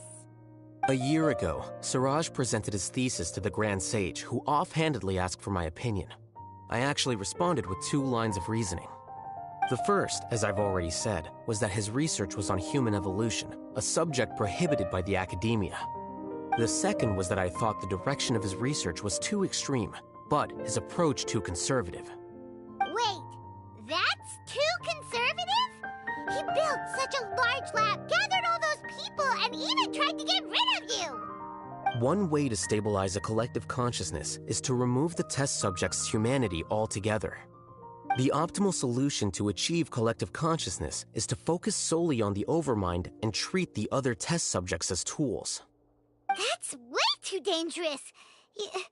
You're not seriously considering that, are you? 'Cause, whew. I'm merely stating the facts. If Siraj had done that, I would have felt his work to be just as senseless.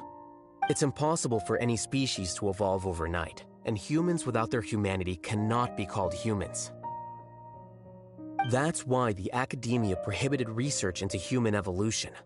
Most research of this kind tends to run contrary to evolution. Huh. Paimon gets it now. Ha! That's rich coming from you. If humans aren't humans without their humanity, then you'll probably evolve into some other species in another decade, I wager. What about you? Are you going to devolve into a fungus? At least I'd be a fungus with empathy. Sorry for eavesdropping, but what happened to you guys? Are you in trouble? Sort of. We encountered a strange researcher that had it out for us. Are you all okay?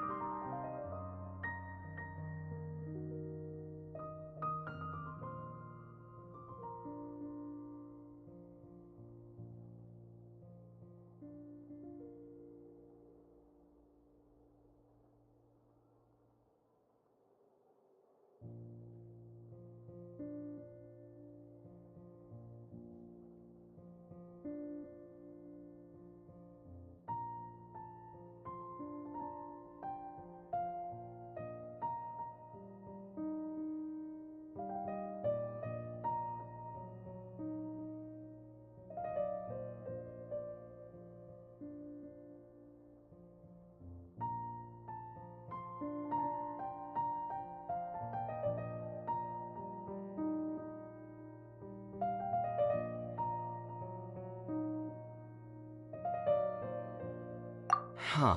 So that's how things went. Such is life. If only he'd known, Alhaitham could have stayed indoors today, and the whole thing could have been avoided, right? Plus, he could have helped me with the housework for once. See those books? They've been sitting there waiting for someone to sort through them for an age. If you're not gonna read them, tidy them away. They don't belong there.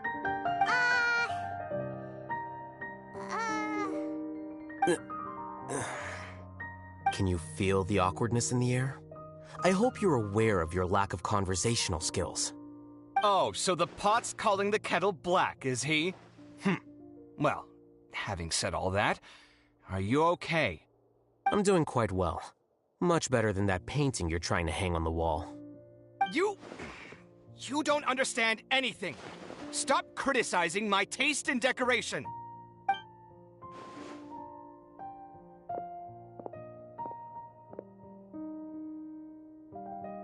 Paimon can't tell which of them is more problematic. You whisper very loudly. Oh, yeah, Paimon's been told that. Do you have any more questions? Let Paimon think. Oh, by the way, the other researchers apologized to you. They hope that you can forgive them. I bear them no ill will. More accurately, I don't really care about what they think of me. To some extent, they were also fooled by Siraj. The Matra will take this into account at their trials. Ilias also said that he wanted to tell us the truth at Gandharvaville, but he didn't have the courage. He apologized to you, too. It doesn't matter. I never considered asking him to come forward with the truth. Judging from his experiences, he's more courageous than the average person. There's no need to lay even more criticism on him. Criticizing the brave only shows how weak you yourself are.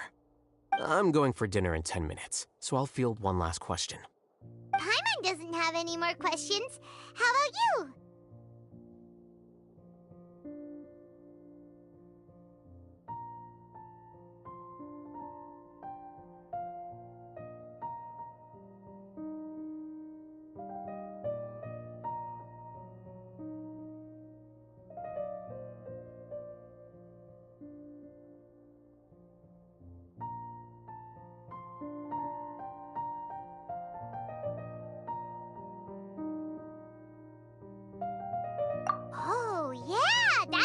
Question?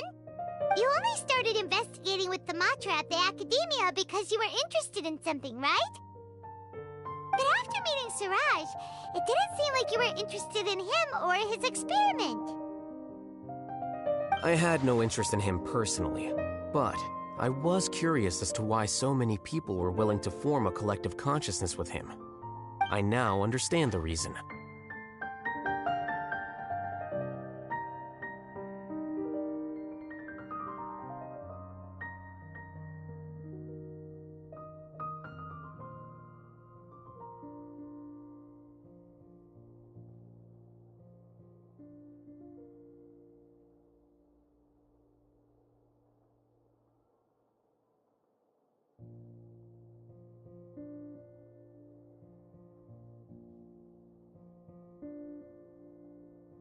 Correct. The fall of the Sages and the shutdown of the Akasha terminals deeply affected the Academia. The fact that Siraj's project attracted so much interest despite not being approved speaks to the lack of research projects as of late. As the acting Grand Sage, I'll have to figure something out. In addition, what happened to Ilias is worth our attention. Reporting academic fraud was the right thing to do. He didn't deserve the outcome that he had received. Paimon understands now. Oh, you're pretty serious when it comes to work, huh? I think minimum viable seriousness is a more apt description. I'll do my best to take care of this mess until my resignation is approved. Wait, your resignation? Yes. I've already submitted my resignation to the Academia. Soon, I'll resign as the acting Grand Sage and go back to being its scribe.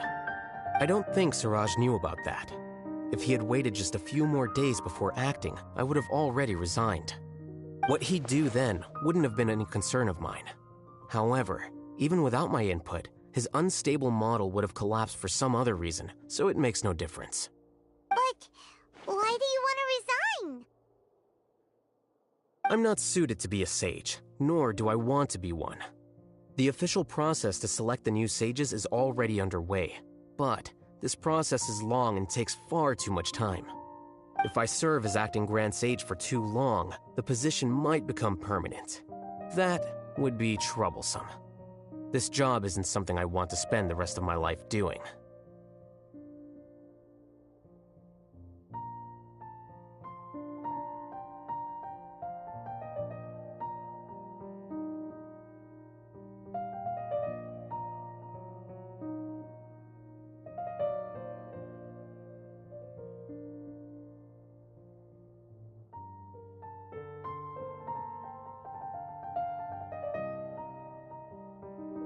It's important to keep your priorities straight.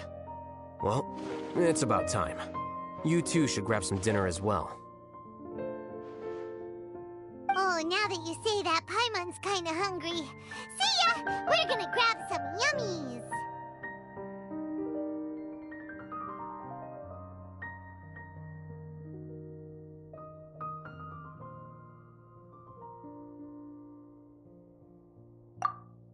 See ya.